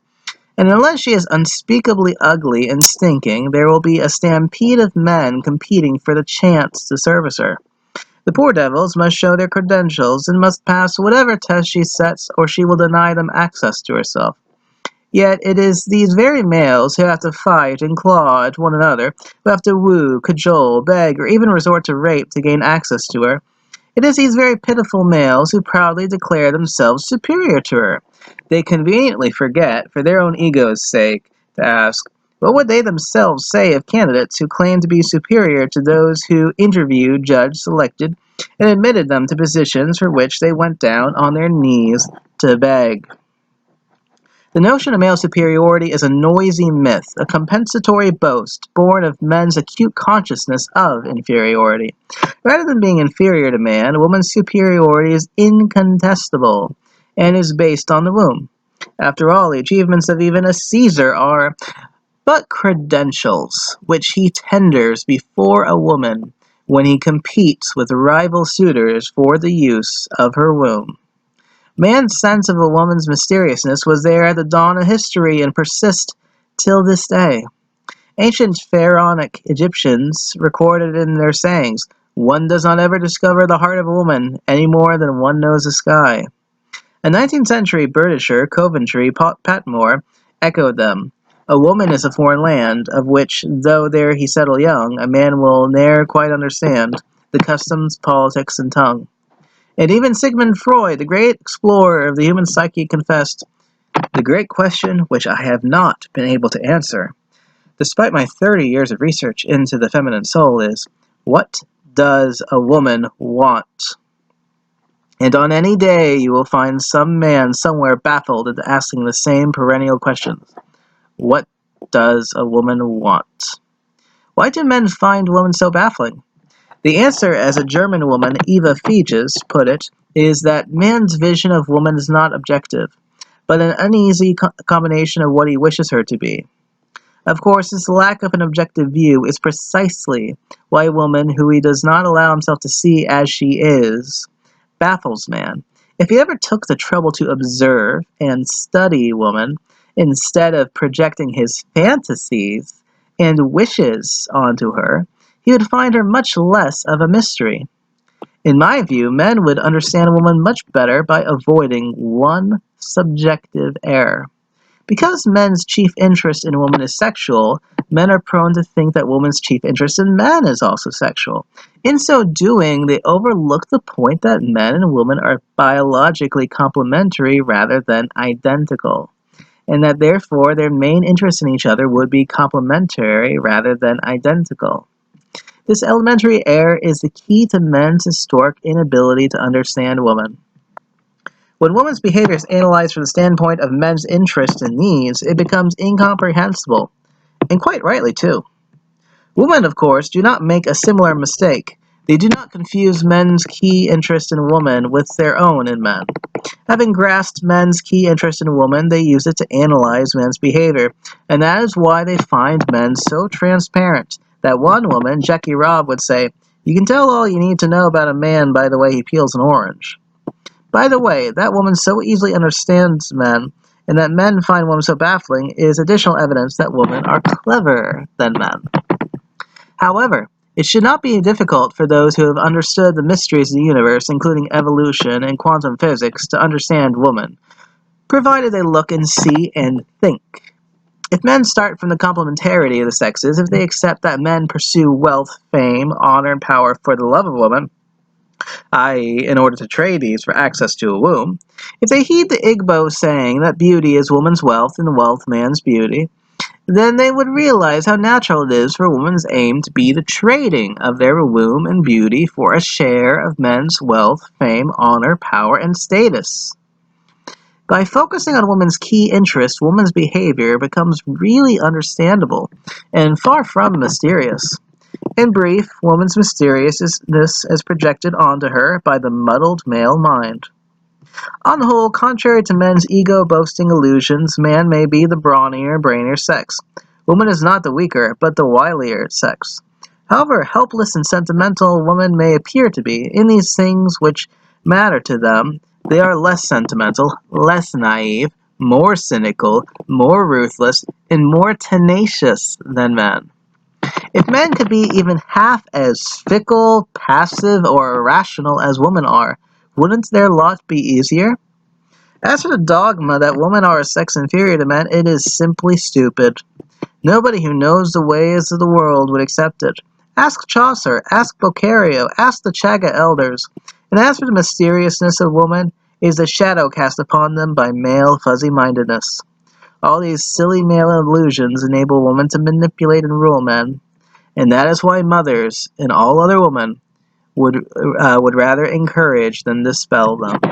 Before I begin, I must apologize, for the PDFs of the Anatomy of Female Power have page 95 and 96 missing, the opening pages of Chapter 12, Man's Fear of Woman.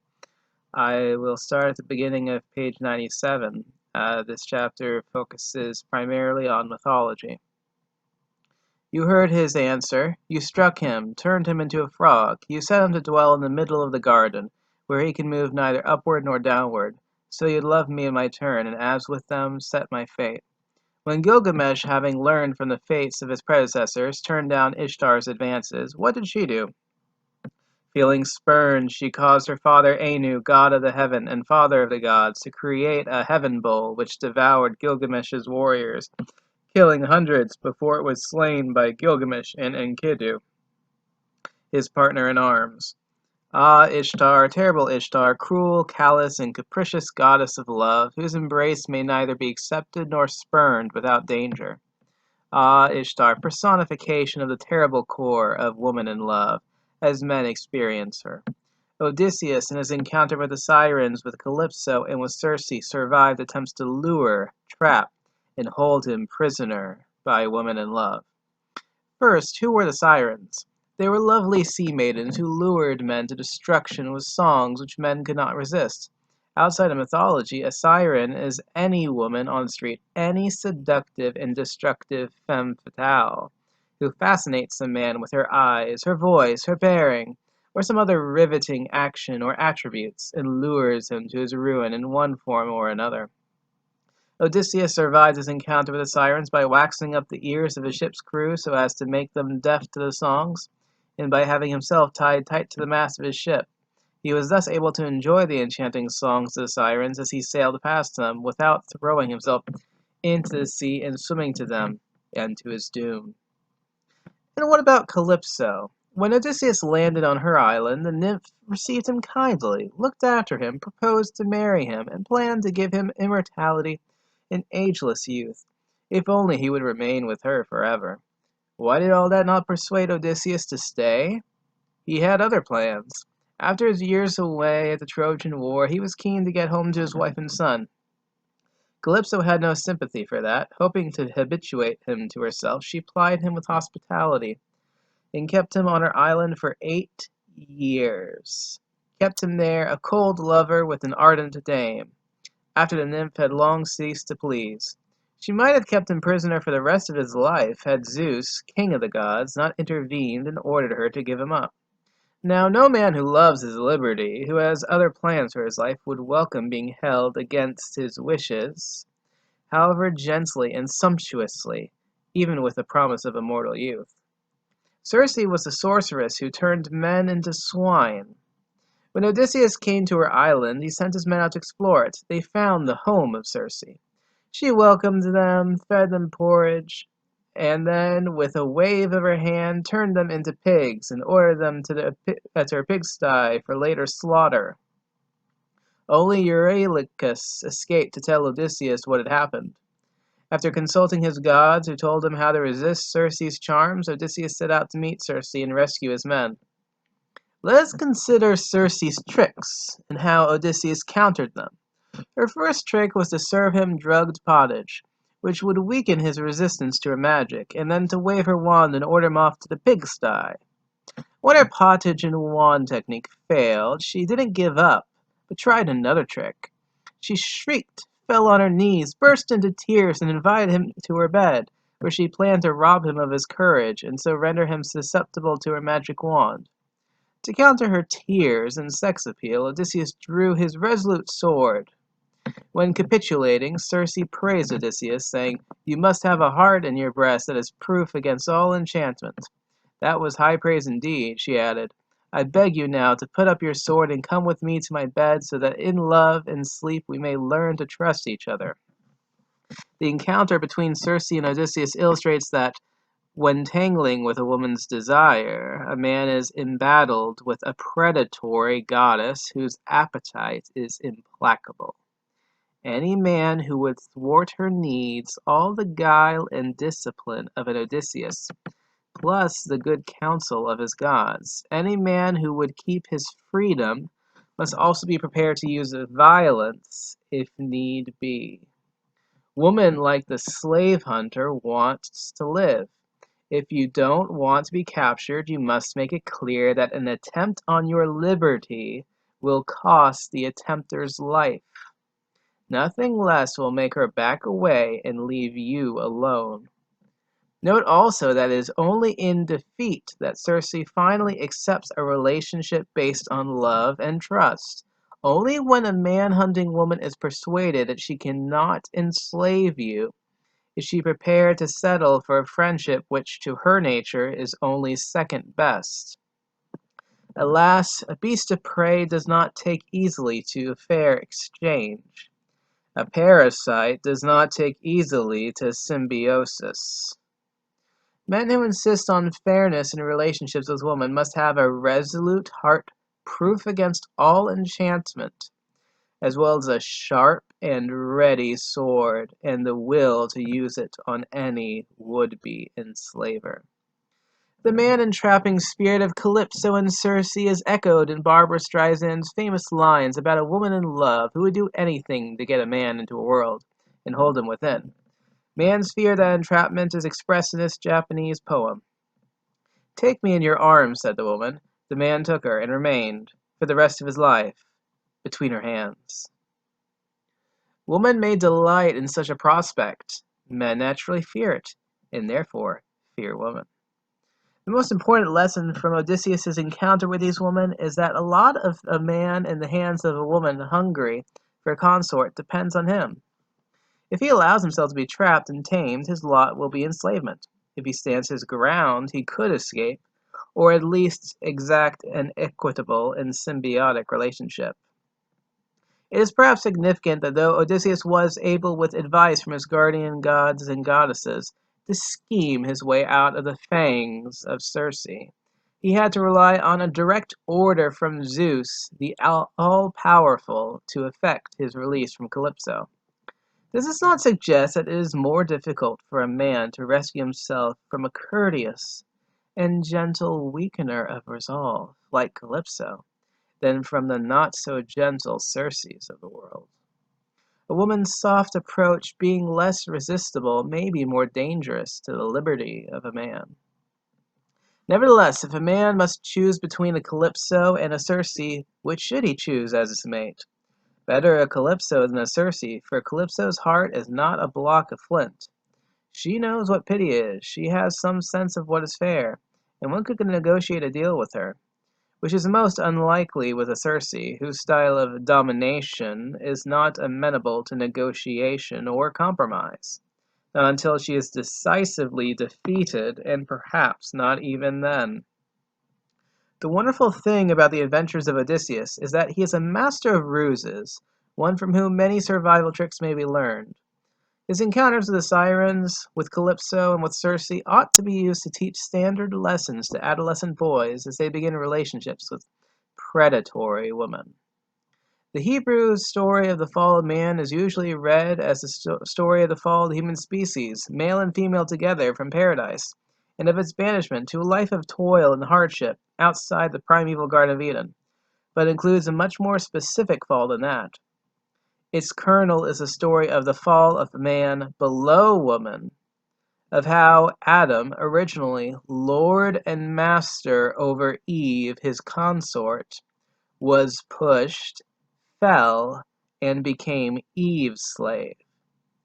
It is the story of a brilliant coup whereby woman, pleading the hardships of pregnancy and childbirth, caused a division of labor which dumped upon man the hard economic task and risky adventures of society.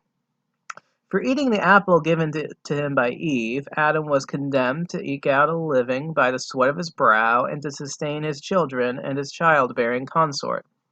Eve's crowning subterfuge was to fix responsibility for the new arrangement on the serpent, Adam, and God. It is only natural that man should fear woman for the success of her fundamental coup.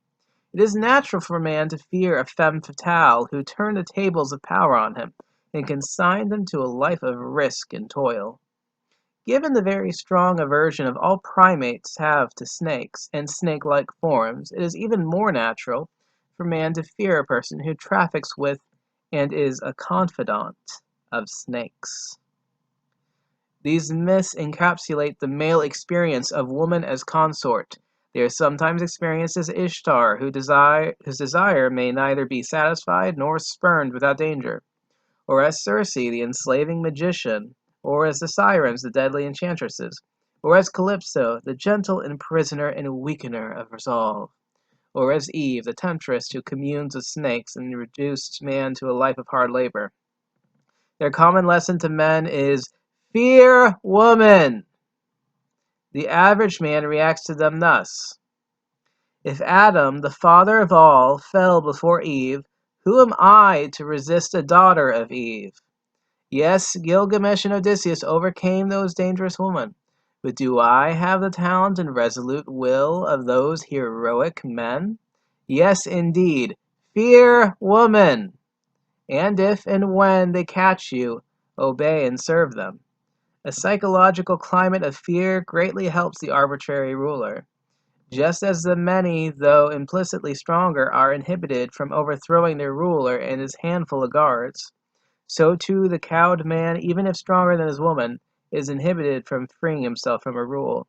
Man's fear of woman establishes a psychological climate in which female power can hold sway without brute force.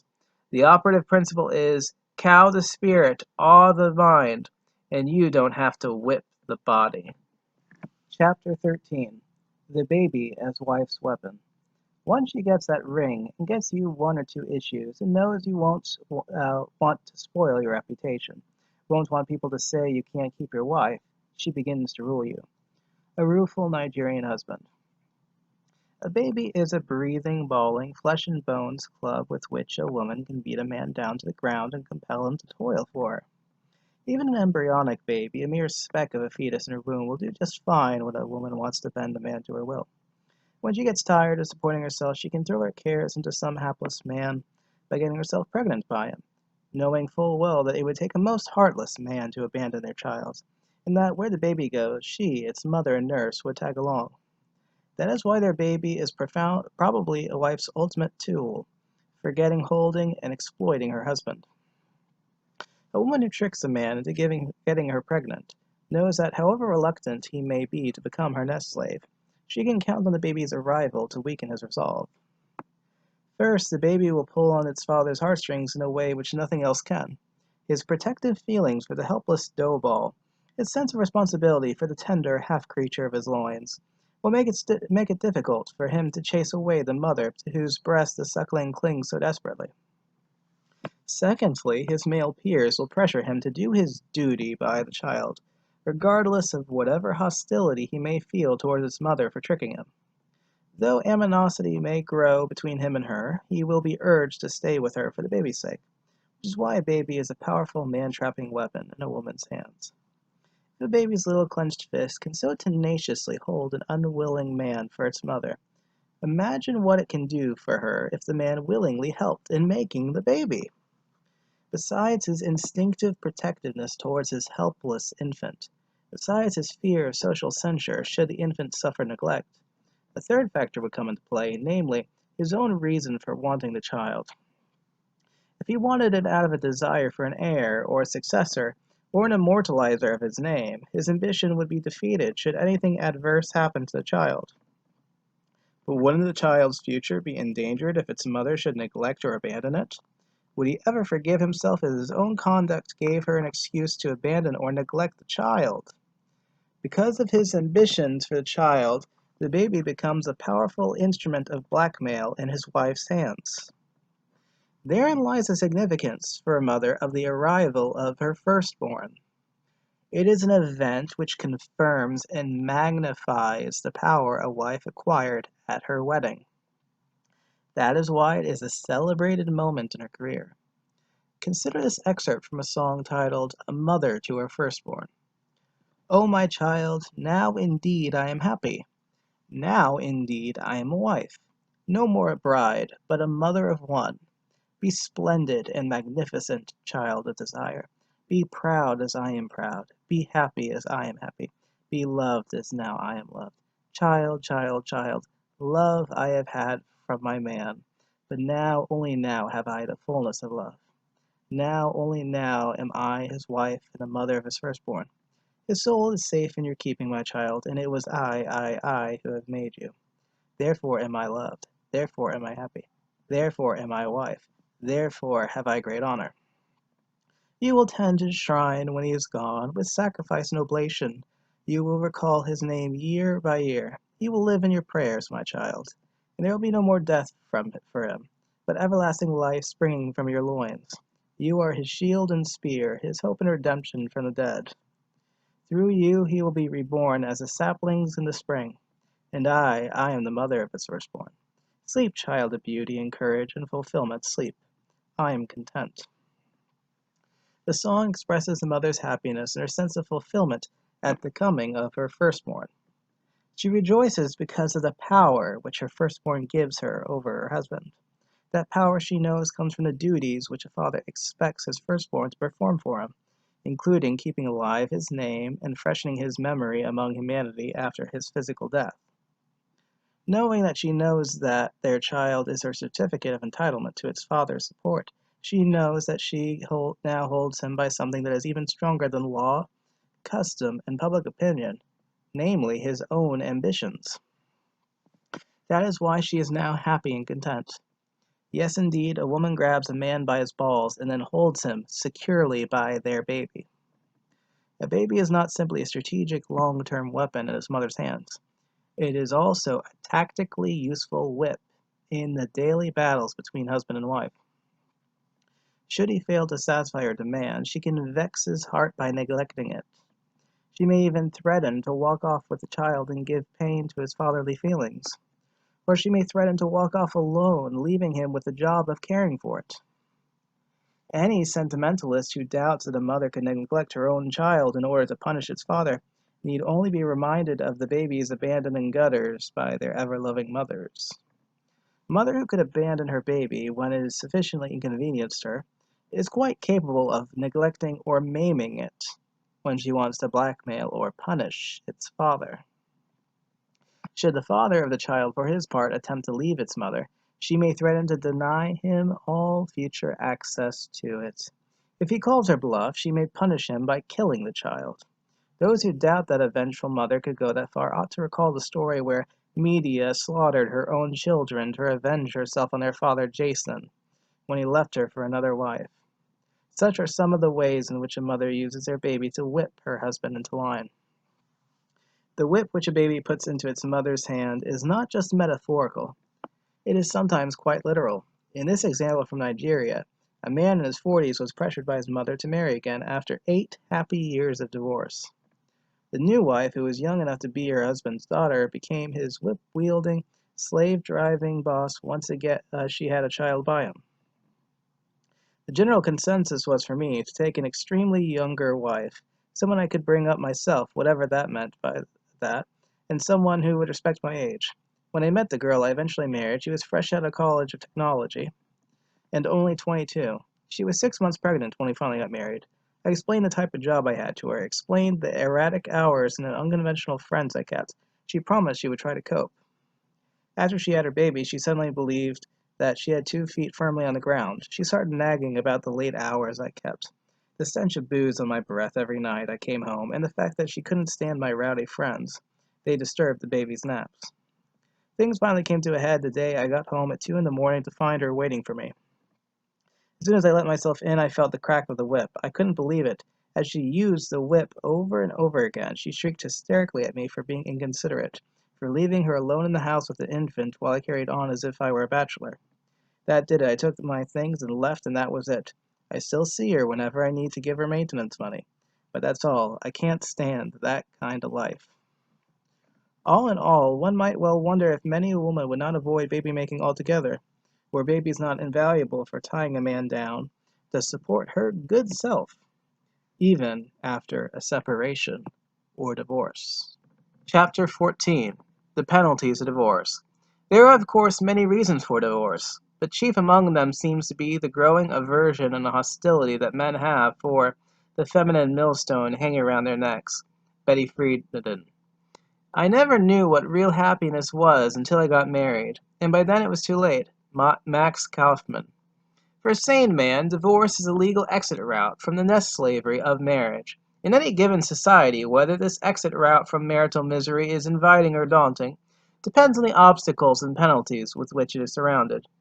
In strict Mohammedan countries, like Saudi Arabia, where matriarch power is probably at its weakest in the world, divorce is not very difficult for a man to obtain. In strict Roman Catholic societies, where matriarch power is probably at its strongest in the world, divorce is prohibited by either secular or religious law, or by both. A man's only escape route from nest slavery are, therefore, the illegal ones, namely, desertion, wife murder, or suicide. Where there is an absolute legal or moral sanction against divorce, marriage becomes, for the husband, a form of life imprisonment. with the hard labor of carrying a talking and nagging millstone around his neck. Where divorce is allowed, but is hedged with discriminatory penalties against the husband, alimony, child custody rules that are weighed in the mother's favor, the ouster of the husband from his family home, the loss of half his estate to his wife, social censure, etc. Such penalties can keep a husband trapped for life in his wife's nest. Consider the plight of a man who goes naively into marriage expecting happiness ever after, only to discover that his happy days are already behind him. When the bride he wedded has turned into a decorative presence, a nagging harridan, a heartless slave driver, and a financial millstone, when the sex for the asking he was led to expect is no longer forthcoming, either because the sex-eager fiancée has turned into a frigid wife, or because she has gone off him and taken on outside lovers. When the love mist have cleared from his eyes and he sees that his home is his prison, and when he contemplates making a break for freedom, in that moment of truth, he has to consider what divorce would cost him. Against remaining in nest slavery, he will weigh the following: the vexation of making alimony payments with which she will support herself and some new lover, the humiliation of being ousted from the house he built or has bought, and seeing it turned over to the woman he no longer loves, the penalty of losing half of his estate to her, an estate he either inherited or won with his sweat, the fear of her getting custody of their child, with him having to endure a partial or total loss of access to it, the fear of social censure with loss of prestige, and a society that will view him as a weak man who could not keep his wife.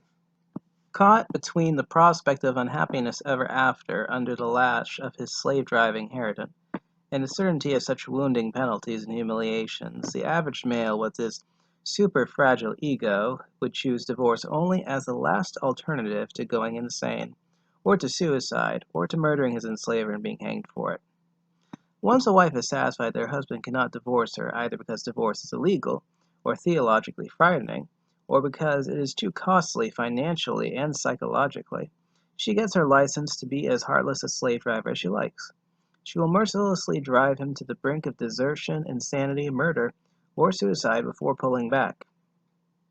It is in this way that the harsh penalties surrounding divorce, penalties which make his jailbreak forbiddingly costly, are exploited to keep a husband trapped in nest slavery. The men who, as legislators, pass such divorce laws, or who, as priests, decree divorce a sin, are indeed heartless jailkeepers to all husbands within their jurisdictions. Part 5. Matriarchy and its Discontents. Chapter 15. The Matriarch, Sovereign of her Nest. Disguise our bondage as we will, 'tis woman rules us still. Thomas More. Whatever power it is that woman wields knows no bounds. Thinking Corner, National Concord, Lagos. As we have by now seen, contrary to what some feminists would have the world believe, female power exists. Every male alive is under its sway. Wives rule and exploit their husbands, and the dominion of man by woman is not an inversion of fact. Let me recapitulate. Mother power takes charge of a boy child at its birth, when he cannot contest it. Luckily for him, it is the protective mode of female power and has a benign texture. At puberty, however, mother power begins to wane, though its grip on him never completely vanishes while he lives. At puberty, a boy's hormones shove him into the arena of bride power, where he is raised by the nest-making woman looking for a nest slave. Behold a slave huntress armed with the weapons of female beauty. See her prowling the promenade, eyes out for a suitable catch. See her lure him with her body bait. As he follows, desperate for a bite, see her smite him with her love harpoon and derange his mind. See her lead the smitten prey through a courtship maze, stopping here and there to rub him with balms that calm his anxious nerves, till he is well and truly tame. Now see them exit from the maze. See her gather him up in her wedding net. See her hold the net aloft, displaying to all what she has caught. See her march off to her nest, holding the newly won slave by the matrimonial yoke around his neck. Behold a new husband, our brawny and brainy one, smiling as he is led into the fortress of wife power. There he is a little while later, tied down to his nest duties by the fetus in her bulging womb. With the power she gathered on their wedding day at last confirmed by the birth of their child, watch him now toil without cease for his nest queen and her nest. Whatever wealth he reaps, he must bring home to his ruler. If he wins honor or fame, he must share its privileges with her. Behold how she now rules him, using the tricks she inherited from her predecessors in husband management. Behold how she exploits him through a covert matriarchy that wears a patriarchal mask, through the formidable handicaps imposed on him by a hallowed double standard, through his ingrained fear of women, whom he sees as mysterious beings, through his silly soul that is befogged by sentimental illusions, through their baby whom she wields as a weapon against him. Behold how she keeps him trapped through the mighty penalties which law and custom have decreed against him in the event of a divorce, penalties which a thwarted slaveholder would most vengefully enforce. Yes, indeed, where on any day of his life does a man evade the sway of female power? In the course of a woman's life, she first exercises bride power in order to win wife power and mother power for herself. These latter powers she holds conjointly in her ultimate position as married mother or matriarch. As matriarch, she rules her husband through her powers both as his wife and as the mother of their children. The nest, that terminus of bride power, that locus of both wife power and mother power, is woman's sovereign estate, and the nest queen or matriarch is its monarch. Accordingly, the politics of the nest is the politics of a monarch's court, with her courtiers, her husband and children, competing for her approval and favors. Matriarch power is exercised over him as she distributes the resources, commodities, and opportunities which her husband procures for her domain. Her control of the womb, kitchen, and cradle in her nest gives her the power to decide who shall do or get what. Her authority in her nest is buttressed by custom, law, habit, education, propaganda, sanctions, and rewards. While her children are her dependent wards, her husband is simply her consort, and her one-man ministerial cabinet, which helps her exercise her monarchical powers. With all her court being subjects to or dependent upon her, a matriarch is a monarch. Sometimes benevolent, sometimes malevolent, sometimes constitutional, sometimes despotic, but a monarch nonetheless, with sovereign powers over her nest. Indeed, like any potentate, a matriarch wields over her court powerful weapons of persuasion and coercion. She can suggest or command, or nag, nag, nag. She can quietly veto any of her husband's decisions which do not suit her. She can reduce the flow of her favors or cut it off altogether. She can expel recalcitrant members from her nest, boys by sending them off to Borstal or its equivalents, her husband by divorcing him and on punitive terms. Such is the power of any nest queen that it is far more difficult for her subjects to withdraw from her nest than it is for a citizen to emigrate from a state. A boy child may run away from home, but the matriarch's laws and customs of the larger society will see to return him to his mother. If a husband absconds, the matriarch's laws of the larger society will seek to return him to his nest duties and to punish him for nest desertion. And should he decide to quit his nest duties permanently, he may find himself paying wife and child support due in lieu of services he has chosen to default on. In contrast, only in cases of serious crime is an emigrant from a state extradited back for trial and punishment, and only by totalitarian tyrannies are immigrants treated as they are by matriarchs, as traitors and defectors. Like all secure and hallowed despotisms, matriarch power does not show its harsh aspect unless it is either flagrantly thwarted or on the verge of being cast off. When a husband attempts to break from the yoke of matriarch power, he is liable to be severely punished.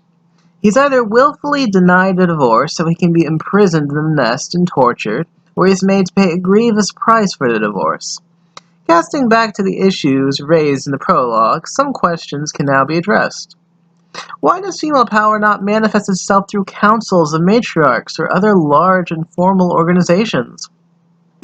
In the absence of such organizations, in what sense could one still speak of matriarchy? And why has conventional knowledge failed to acknowledge female power? If female power does not operate through large formal organizations, it is because it doesn't need to. As this inquiry has shown, female power has different purposes from male power, and it has resources peculiar to it. Since function and context help to determine form, we ought not to be surprised the structure of female power differs significantly from that of male power. Since the cardinal aim of the female power is the procurement and management of a nest slave by a nest queen, and since, as we have seen, this one-on-one control operates mainly through intimate psychological manipulation, female power does not need those elaborate structures of formal authority which have evolved to control the large aggregates of persons required by the specialist activities of the male domain, namely hunting and war and their modern extensions. In particular, grand councils and matriarchs are not necessary for the effective exercise of female power. As we've seen from this inquiry, marriage is the central institution of female power, not political parties, parliaments, armies, business enterprises, bureaucracies, etc. The nest or family home, where a woman is both mother and wife, is the seat of female power. Not barracks, factories, offices, or other such places where large numbers of people gather to work together. Making marriage its central institution, female power has chosen the organizational form most suited to its nature and its needs. As buttresses to the marriage institution, female power also operates informal consultative bodies like sororities, café clatches, gossip groups, and associations of the wives of generals, politicians, businessmen, etc. These suffice for the exchange of ideas on how to manage men, and for conspiracies against men, which each wife then implements on her husband. Even where women have thought of it useful to have their own organs of political authority, female councils, which are counterweight to male councils, these are auxiliary to the central institution of female power. Whereas whatever powers all female councils wield are extra to the overwhelming powers which women wield through marriage. Because of the functional and contextual differences between female power and male power, matriarchy cannot be properly defined as what would obtain if women were substituted for men in patriarchal structures. To avoid the confusions of over-sophistication, we need to remind ourselves that in down-to-earth terms, matriarchy and patriarchy are respectively mother and father rule. We need therefore to define them, each in terms of the realities of power and authority in a nest organization. Let us begin with some preliminaries. A nest, mother, father, and children, has two heads, a female head and a male head. A matriarch is the female head of a nest. A patriarch is the male head of a nest. Unlike a pair of Roman consuls, these two heads are not co-equal in power and authority. Whereas the matriarch is the real head with more of the actual power, the patriarch is the figurehead with more of the aura of authority. Indeed, the matriarch holds the power behind the authority of the matriarch. Now to the main definitions. Matriarchy is a form of social organization in which the female head of a nest exercises dominant power in it, while the male head is her lieutenant, who operates its formal machinery of authority. Patriarchy is a form of social organization in which the male head of a nest operates its formal machinery of authority, while giving the impression of exercising dominant power in it. These definitions, I submit, capture the realities far better than the conventional ones accepted by anthropologists and sociologists. For example, this definition of matriarch does not require us to treat the ideas of a matriarch as a joke, nor does it place us in the quandary of denying the names to those matrons who, in addition to exercising dominant power, also wield familial authority in the style usual for patriarchs. Such a matron is like a monarch who acts as her own prime minister. Secondly, on this definition of matriarchy, women do not have to exercise any formal authority in order for a social system to be matriarchal. Where women confine themselves to exercising power within the marriage institution, we have a matriarchal system. If they, in addition, operate all-female associations that exercise political powers that are zoned to women, then the scope of matriarchy in that system is enlarged. So long as women exercise dominant power somewhere in the social system, that system is matriarchal, for it features mother rule. Thirdly, matriarchy and patriarchy are now defined can coexist as they indeed do in actual societies, the latter mostly as the authority system for routinely applying the power of the former. The society, therefore, cannot be either strictly matriarchal or strictly patriarchal. Rather, a society can have matriarchal and patriarchal subsystems, and they usually complement each other. The notion that a society has to be either entirely ruled by mothers or entirely ruled by fathers is a piece of over-sophisticated nonsense. In reality, mother rule and father rule each has its own sphere in each society. Some powers are in the keeps of mothers, and other powers are in the keeps of the fathers. It ought to be noted here that in any organization there are front structures of formal authority as well as back channels of unformalized power. In society as a whole, whereas the patriarchal subsystem specializes in the front structure of authority, the matriarchal subsystem specializes in the back channel power. The supremacy of the matriarchal subsystem explains why, even in all-male organizations, advancement comes easier to those men who are championed by the wives, mistresses, daughters, and female confidants of powerful men, i.e., by women who are nominally not even part of the organization. Why has female power proved elusive to conventional observers and investigators? It is not surprising that they fail to find female power who expect its manifestations to mirror images of those of male power.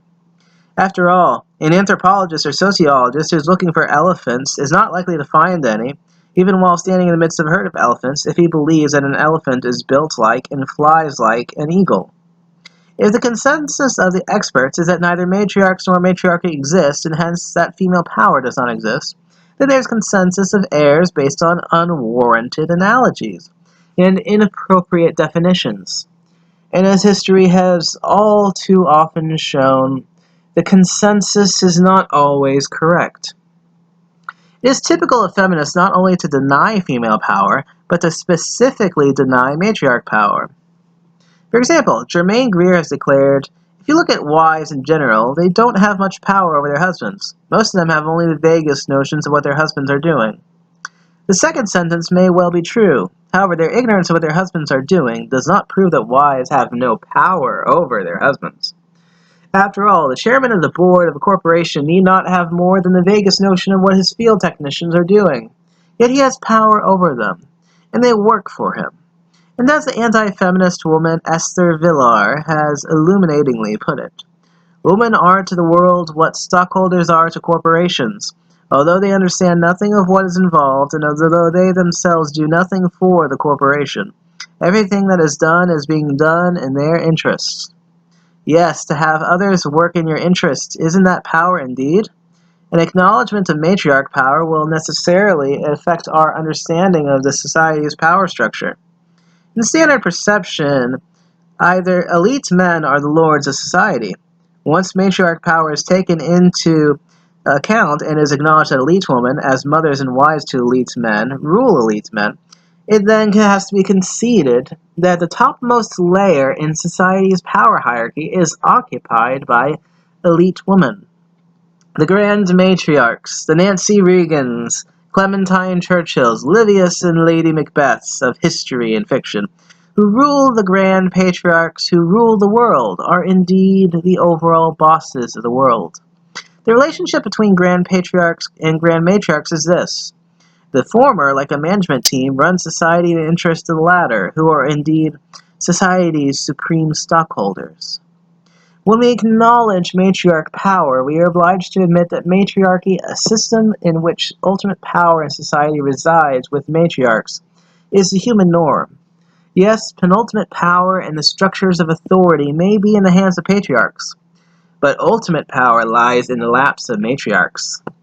As the Igbos say, mother is supreme. It has been so since the original division of labor by gender, which took place at the beginning of human society. It remains so to this day. Contrary to conventional opinion, matriarchy operates everywhere, no matter how ubiquitous the facade of patriarchy may be. The Grand Matriarch enjoys at its most spectacular levels what every married mother enjoys, and every man-hunting woman aspires to. In this sense, the overwhelming majority of women are matriarchist, for their life ideal is to be matriarchs. Most women like being women. They are keen to get a husband to support them in the style they aspire to, and they wouldn't like to be men or to live the way men do. I once asked a Lagos girl why she liked being a woman. She replied, "As a woman, you can afford to be lazy and still be fed and clothed and taken care of. And you don't even have to be beautiful. You just make yourself attractive. If you don't have money, your boyfriend will give you money. Men give money to their girlfriends. Girls don't give money to their boyfriends." Asked why she was keenly looking for a husband, a young Nigerian woman journalist said, "Seek ye first a husband, and everything else shall be added unto you. Instead of hunting for a house and a car, you find a husband, and he'll give you the house and car, and do so on his knees." Asked what she thought of a man's life, a young Nigerian woman said, "To be a man is punishment." In another encounter, a young Nigerian school leaver who had just been spouting bits and pieces of feminist propaganda about his all a man's world was cornered with the question, "In your next incarnation, would you like to come as a man?" "Do you think I want a life of suffering?" she exclaimed without hesitation. Asked whether she would like to be a man, Miriam Ikejani, a Nigerian university lecturer in political science, declared, "Certainly not. I enjoy being a woman. I enjoy being attractive and being pampered. I also enjoy getting what I want because I'm a woman. I enjoy looking after my children as well as cooking." One evening in the London Brasserie, an Englishwoman firmly told another, who was half her age and full of feminist chatter, "I like being a kept woman." This happened when the man they were with offered to buy them drinks, and the young feminist insisted on paying for her own. Why were these women, like so many, so gladly attached to woman's way of life, and so unattracted to man's life? Well, woman's way of life is full of exemptions from unpleasant things, like the burdens and anxieties of public office, like the biting cold of winter lumbering in the frozen forest, like the heat and dust and dangers of coal and gold mines deep in the bowels of the earth, like the mud and wounds and bloody stench of battlefields. Women are routinely exempted from such unpleasant things, while men may not shirk. These hallowed exemptions do not in the least interfere with a woman's right to share the pleasures of the wealth, fame, and status, which the men in her life, father, brothers, husbands, lovers, secure by the very toil and high risk she is exempted from. These privileges, which are available to all women, turn the lives of grand matriarchs, who enjoy them at the highest level, into the closest thing to paradise on earth. Unsurprisingly, the cardinal aim of elite matriarchs is to preserve the social arrangements which bestow these paradisiac privileges upon all women. And in furthering this aim, they can count on the support of the matriarchist majority of women. Chapter 16. Feminism, a Revolt in Paradise. I want something more than my husband, my children, and my home. The voice within woman, as reported by Betty Friedan.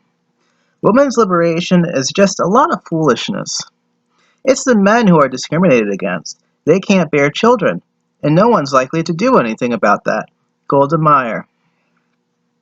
Despite woman's paradise of privileges, privileges anchored on the womb, privileges of which most women are fully and happily aware, feminists claim that women are powerless and are oppressed by men. They have therefore demanded a reorganization of society on the basis of equality between men and women. They say they want a world without roles assigned by gender, a world in which women share power and work and status equally with men, in the home and outside it, in the kitchen and in the office, in minding the mess and confusion of children's playpen, and in managing the crises and disasters in the corridors of public power. If indeed human society is basically matriarchal, despite its patriarchal facade, if woman is indeed man's boss, if most women know that their lives are quite privileged compared to the lives of their men, What then is one to make of feminism and its egalitarian program? To help us assess feminism, we ought to note that in their attitudes to men, there are three basic types of woman: the matriarchist, the tomboys, and the termagants. A matriarchist is a woman who believes that a man's natural or God-ordained role in life is to serve some matriarch or married mother, and that the best way to get full service out of him is to make him think that he is his matriarch's boss. A tomboy is a woman who would rather be a man. A termagant is a woman, whether tomboy or quasi-matriarchist, who insists on showing her man that she, not he, is the boss. She therefore takes sadistic pleasure in harassing and bossing men. Most women down through history have been matriarchists. Tomboys there have always been, but most at puberty reconciled themselves to the matriarchist social arrangements, which suited the overwhelming majority of women. Termagants, the man-hating temperamental misfits in the matriarchist paradise, there have always been. Incensed by the facade of patriarchy, they would vent on the hapless men around them their resentment of the matriarchist requirement that women make believe that they are ruled by men. Feminism is a movement of bored matriarchists, frustrated tomboys, and natural termagants. Each of these types has its reasons for being discontented in the matriarchist paradise that is woman's traditional world. Indeed, the career of post-World War II feminism may be summarized as follows. Bored matriarchists like Betty Friedan and frustrated tomboys like Simone de Beauvoir kicked it off. Termagants like Andrea Dworkin made a public nuisance of it. Satisfied matriarchists like Phyllis Schlafly oppose it. Non-militant tomboys, the female yuppies, have quietly profited from it. Friedanite feminists began by giving public voice to the craving by bored, wealthy, suburban American housewives for something more than my husband and my children and my home. Much of feminism has been inspired by this desire for something better than the matriarchist paradise. However, feminists find it politically expedient to present their aggrandizing demands in the language of liberation from oppression. But it is hard, without standing the word oppression on its head, to fathom how their boredom, an affliction of the leisured and the idle rich, can be taken as a product of oppression. It takes Orwellian doublespeak to say that such a wife is oppressed by the husband whose income makes possible her leisured life. And if the idle rich are oppressed, then what are slaves, peons, and the like? What Friedanite feminism proves is that what to most women is paradise, to some women is hell, that any paradise can bore some to rebellion.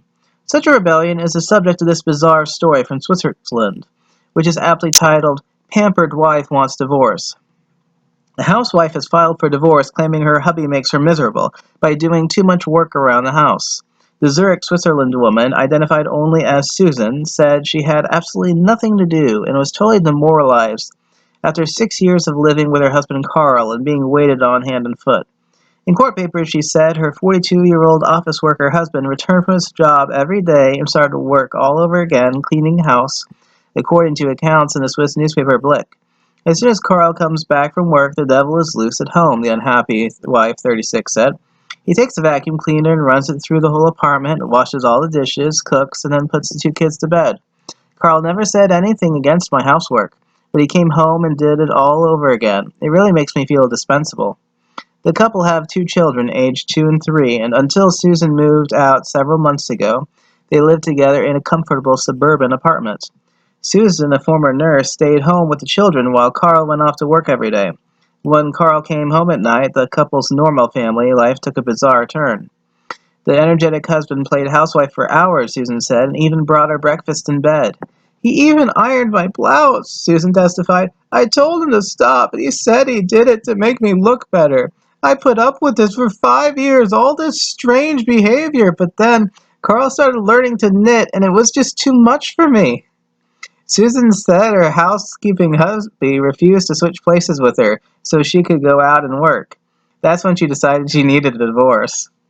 Had this Swiss Susan been a true matriarchist, she would have been deliriously happy at having acquired a super workaholic nest slave. She would have regarded herself as the blessed of the blessed. Had she been an American Friedanite, she would have screamed that she was being oppressed, and instead of filing for a divorce and making her personal exit from a boring paradise, she would have declared that the personal is political and demonstrated for women's lib and campaigned for the ERA. Anyway, however dubious the oppressed status of Friedanite feminists was, once their banner was unfurled, tomboys and Turkomants were powerfully drawn to it. Under the banner of feminism, the militant tomboy who would rather be a man vents her frustration on men instead of appealing to God or the surgeon for a sex change. Under the banner of feminism, the non-militant tomboy goes on to become a yuppie, a business or political entrepreneur glad for a social climate in which she plays male roles. She encounters less resistance than previous generations of tomboys did. She goes into previously all-male fields and still uses to full advantage all the skills and weapons of female power. The termagant, the shrew, scold, and harridan of old, is a misandrous sadist whose greatest pleasure comes from man-baiting and man-bashing. She resents the matriarchist code, which would have her pretend that she is not boss to her man. Under the banner of feminism, she can fully blossom. The termagant now carries on her man-harassing and man-bossing without restraint, battering a man's ears with blows from her tongue without fear of retaliation by blows from his fist. The termagant claims for herself a tyrant's absolute freedom of conduct and would punish any reaction, however natural, she provokes from men. She is the type of woman who would rather wear a miniskirt without panties, a see-through blouse without bras, and swing her legs and wiggle her ass as she parades up and down the street, and yet insists that no man should get excited by her provocative sexual display. Any man who whistles at the sight is berated for male chauvinism. She would put out all male eyes with white-hot iron spit so they would not subject the naked female to the male gaze. She is so outraged by male energy and exuberance that she would have all males between 15 and 35 put in prison just to spare women their attentions. If she flirts and teases and leads an adolescent boy on well beyond the limit of his self-control and he rapes her, she would demand that he be hanged. The only males she would have in the world are lobotomized robots and enervated poodles, all at her beck and call.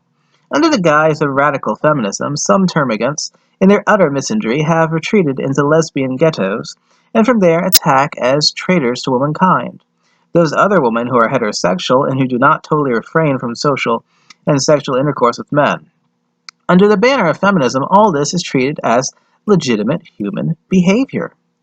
The matriarchist, as the nest queen who happily trains, rules, and enjoys the income of the male head of her house, is largely unpersuaded by feminist demands for an equality which would end her privileges. As the prime beneficiaries of the system which feminists would dismantle, the quiet army of satisfied matriarchists is the great immovable rock upon which the tidal wave of feminism spends its fury. Though feminism parades itself as a revolt against the domination of women by men, it is in fact a revolt by some tomboys against some of women's privileges within the matriarchist paradise, and a revolt by termagants against the matriarchist restraints on their freedom to tyrannize males.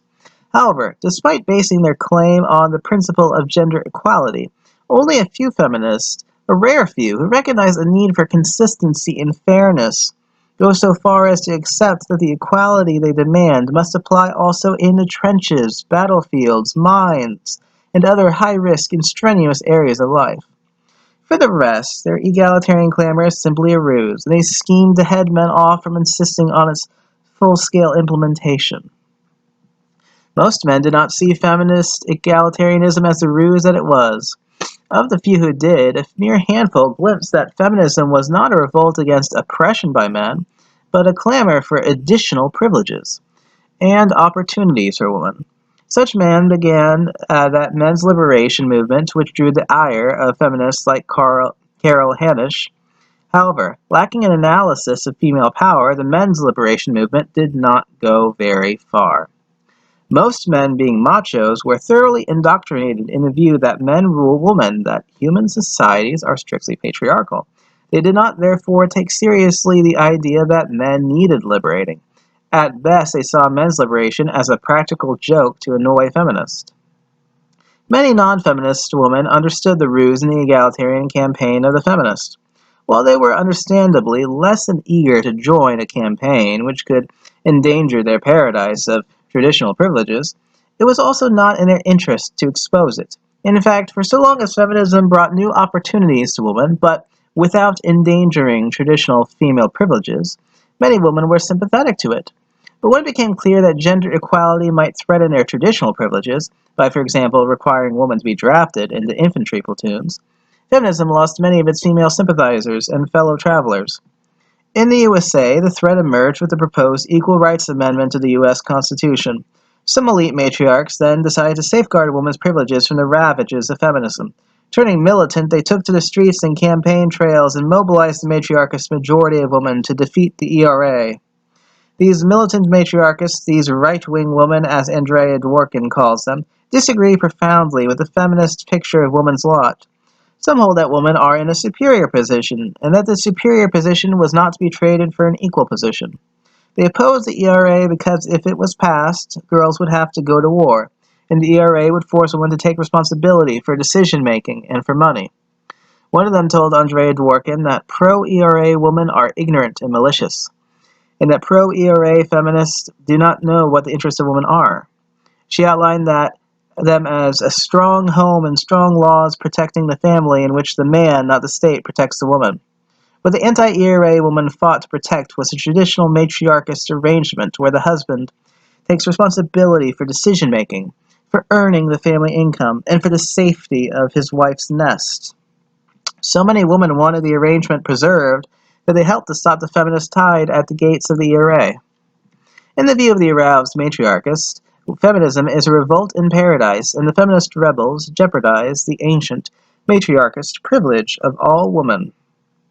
As a result, despite advertising itself as a movement for the liberation of women, feminism has provoked the opposition of the matriarchist majority of women, and has therefore remained a minority movement. The triumph of the anti-ERA campaign was only partly due to matriarchist fears of losing traditional privilege. It also capitalized on a resentment felt by many women who deplore the changes which feminism brought into their lives. This resentment can be encountered in many parts of the world. For example, a London upper-middle-class wife denounced feminism for making her lot worse than her mother's had been. Her mother had not been obliged to take a job and earn money, but she herself had to, since men of her class, well tutored by feminism, now expected their wives to work and to earn money. As she and most matriarchists see it, that a husband now helped in the kitchen or changed nappies or pushed prams is pitiful compensation for a wife's loss of privilege of staying home, out of the rat race, and be supported by a man in a style to which she was accustomed. Another London woman complained that feminism has killed off gallantry, and so a man no longer feels obliged to give up his seat on a crowded bus to a woman, however heavily laden she might be with briefcase, cosmetic handbags, and bulging grocery sacks. Even some yuppie feminists who have taken advantage of the new opportunities to rise in fields traditionally reserved for men have become impatient with radical feminists whose continuing clamor could provoke a male backlash and jeopardize their yuppie gains. They would therefore like to see radical feminism curbed or laid to rest. One of these, magazine editor Debbie Raymond recently said, "Women today have never had it so good. We can stay at home and look after hubby and the kids. We can go out and get a job. It's all equal opportunity. Take our clothes off or keep them on. The world is a woman's oyster. So what the heck is the problem?" In growing despair at the declining support for their cause among women of all kinds, radical feminists, especially the lesbian Luddites among them, have taken to denouncing non-feminist women, or those they feel are not feminist enough. They call them cowards, traitors, collaborators, subalterns, and dupes of men. However, despite losing momentum since the defeat of the ERA in the USA, feminism has succeeded worldwide in enlarging women's opportunities without reducing their traditional privileges. Both in the home and outside it, the world has indeed become a woman's oyster. The matriarchist social system has been obliged to accommodate the aspirations of tomboys and to legitimize the male-bashing propensities of terragants. And since no country has taken feminist egalitarian propaganda seriously enough to actually send boys and girls side by side into battlefields, women have improved their paradise without paying the price demanded by the feminist doctrine of gender equality. However, The fears of the matriarchists to oppose the ERA still remain. Whenever men take a full and clear-eyed stock of the results of feminism, they may still insist on gender equality in every field, including the battlefield. Most women, of course, dread that day. Epilogue on masculinism. If the standard privileges of women make the world of elite matriarchs the closest thing on earth to paradise, then men on whose risk and effort woman's privilege rests are the helots of woman's world. Even the grand matriarchs are but headmen among the helots. Each is merely the chief public agent for the grand matriarch whose nest he serves. When some in paradise rebel against their condition, what should the helots do? Would it be unreasonable of them to revolt? To understand why men have not yet revolted in the wake of feminism, we ought to note that in their attitudes to the woman, there are three basic types of men: the macho, the musho, and the masculinist. A macho is a brawny and sometimes brainy factotum who has been bred for nest slavery and who is indoctrinated to believe that he is the lord and master of the woman who rules him. A musho is a henpecked version of the macho who hangs like a bleeding worm between the beaks of his nest queen. A masculinist is a man who is devoted to male liberty and who would avoid nest slavery. All through history, the overwhelming majority of men have been machos, a henpecked minority have been mushos, and very few have been masculinists. As feminism won prominence and brought greater social acceptability to termagants, more and more men have come under the influence and become mushos. On the other hand, stung by feminist accusations, a very tiny minority of men have re-examined the male condition, found it to be nest slavery, and have rebelled and turned masculinist. The macho, or male chauvinist, or manly man, is a strutting factotum with bulging biceps, stone-dry eyes, brains that are ruled by his gonads, and an ego indoctrination to believe that he is a lord and master of the woman who rules him. His psyche is primed to defend woman's supposed honor from other men's advances. Thoroughly conditioned to serve woman, his life satisfaction comes from loyally serving his nest queen. Naturally, he is the matriarchist ideal man. When young, he suffers from the delusion that he is stronger, clever, and naturally superior to the woman who controls him. However, an older and wiser macho, if obliged to confess the truth, might say, "I am the captain of this ship, and I have the permission of my wife to say so." But by then, it is too late for him to be anything but a habitual macho. The modern musho, the new or feminine man, is one of that breed of diffident men who've been bullied, guilt-tripped, ego-bashed, and penis-twisted into pram-pushing, diaper-changing, and breast envy. He is the befuddled, henpecked male who lacks the wit to recognize the male interest. He is one of those male wives of female husbands who has been described in Julie Burchill's apt phrase as the bleeding hearts and crying males who make up the walking wounded of the modern sex war. The more articulate Musho even becomes a missionary for his hen's anti-male views. This pathetic wimp is quite naturally hailed by feminists as the new man. He is a Turgoman's feminist ideal man. The masculinist belongs to an altogether different species from the macho and the musho. He does not suffer from most of the illusions of the macho. He is not drawn to the macho ambitions, and he views the musho with robust contempt. In keeping with his commitment to the liberation of men from nest slavery, the masculinist would end the psychological, social, and legal conditions for that slavery, and create instead conditions for equitable relations between the complementary sexes. If men have not yet revolted in the wake of feminism, it is because there are still too few masculinists around. This is so because mother power still produces far too many machos, and because termagants have taken so many lapsing machos in tow and made them into mushos, and because far too many men are ignorant of female power and its ways and means. Consequently, the liberation of men depends crucially on the spread of the masculinist understanding of male-female relations. The masculinist is a libertarian. His commitment to male liberty and his understanding of the conditions for male liberty shapes his beliefs. The masculinist accepts that, contrary to what the macho believes and the feminist claims, it is a woman's world, and not a man's. The masculinist accepts that, contrary to feminist propaganda and macho illusions, the arch enemies of feminism are not men, but that vast majority of matriarchists who do not wish to give up their traditional powers and privileges. Since patriarchy is but a facade for a basic matriarchy, the men whom feminists claim as their enemies are simply fall guys for the matriarchist. Masculinists, therefore, would redirect the feminist arrows to their proper destinations, namely matriarchy. The masculinists accept that, as the Calypso song says, the woman is smarter and woman is boss. The masculinists accept that men are the biologically more disposable sex, which is why societies train men for high-risk occupations like hunting and war, whereas wombs and their carriers are protected to maximize a society's reproductive capacity, hence its chances of survival. The masculinist does not believe in being owned by any woman, nor does he believe in owning any woman. He recognizes that the owning of a human being by another was abolished long ago, and quite rightly too, and he has no interest in having the practice revived in any form. In his encounters with woman, the masculinist role is not Adam, who we have little reason to respect. He takes after Gilgamesh and Odysseus, who knew woman well enough to defeat their schemes and survive their revenge, who demonstrated that the resolute man who understands woman has little cause to fear her. The masculinist believes that every woman has every right to do whatever she wants with her body, except enslave a man with it.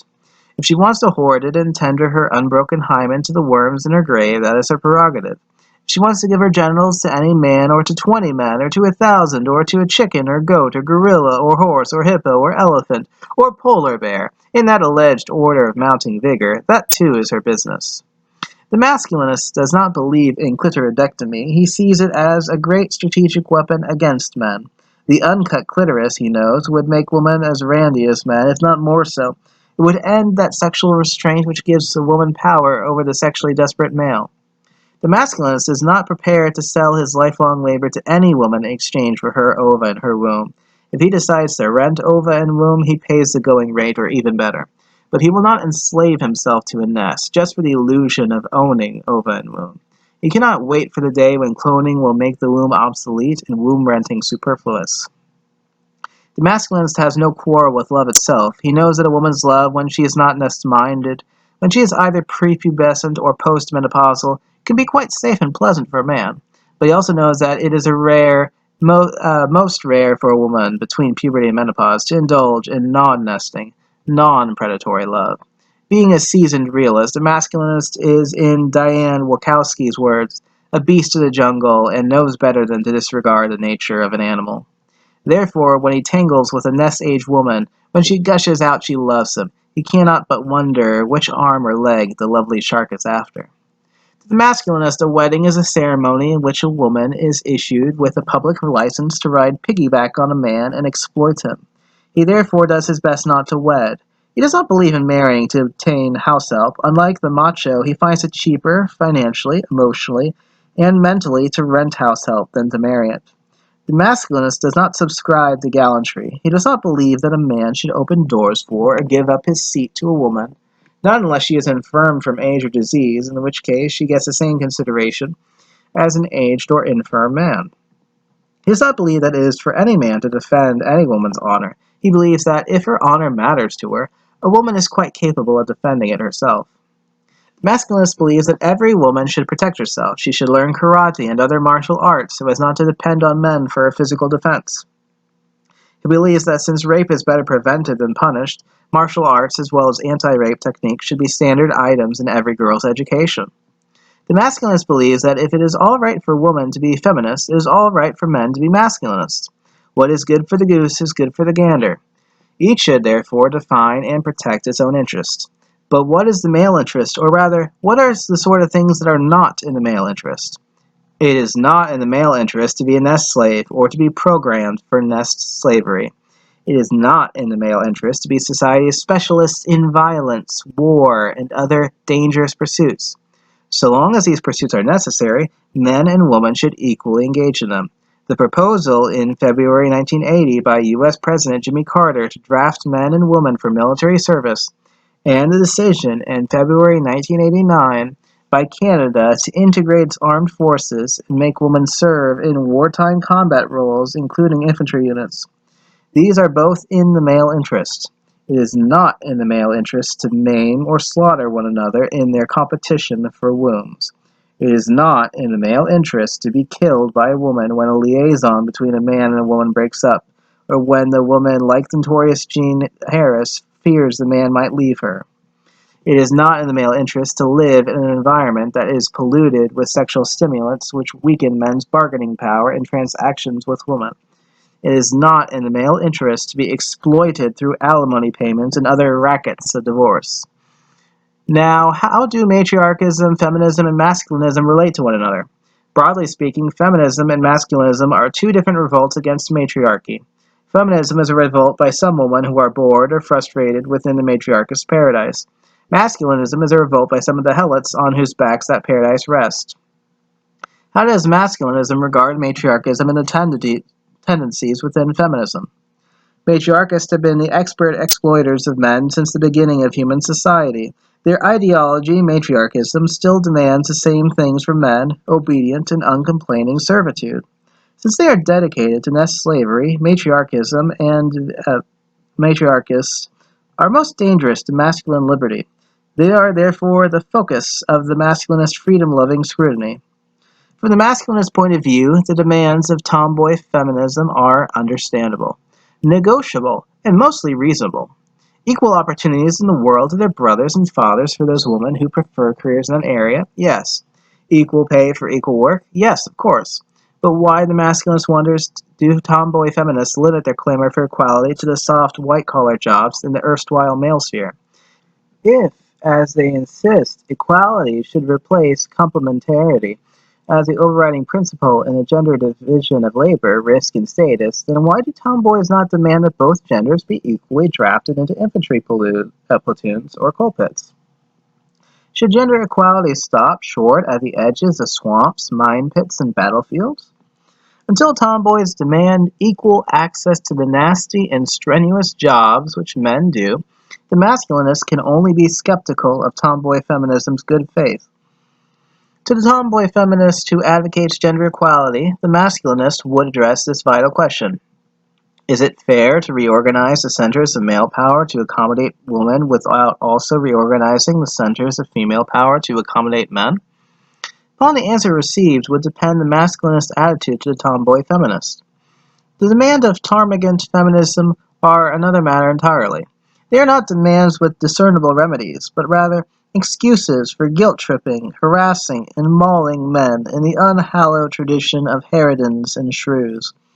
The term against feminism belongs to those man-haters who would legitimize man-killing for nest desertion, Jean Harris and her supporters, or even man-killing for spurned love, Ishtar style, on the implicit grounds that a man has no right to choose whom to love but must submit to any woman's offer of her embrace, like a slave to a tyrant's wishes. The term against feminism belongs to the palimony racketeers and the alimony extorters, and the man humiliators who demand, love me, love my menstrual blood, even in this age of AIDS. Of term against feminism, all sane males must beware.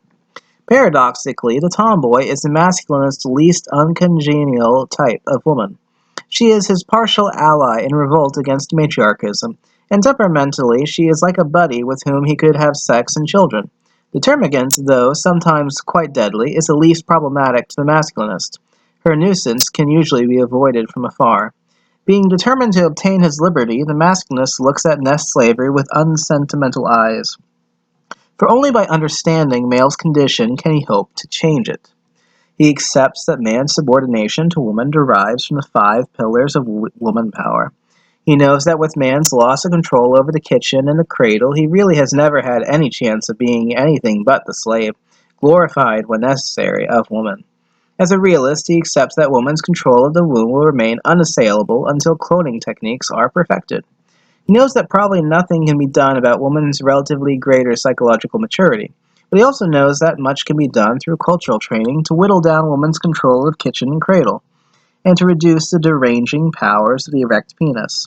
He therefore welcomes feminist demands that men be obliged to work as baby minders.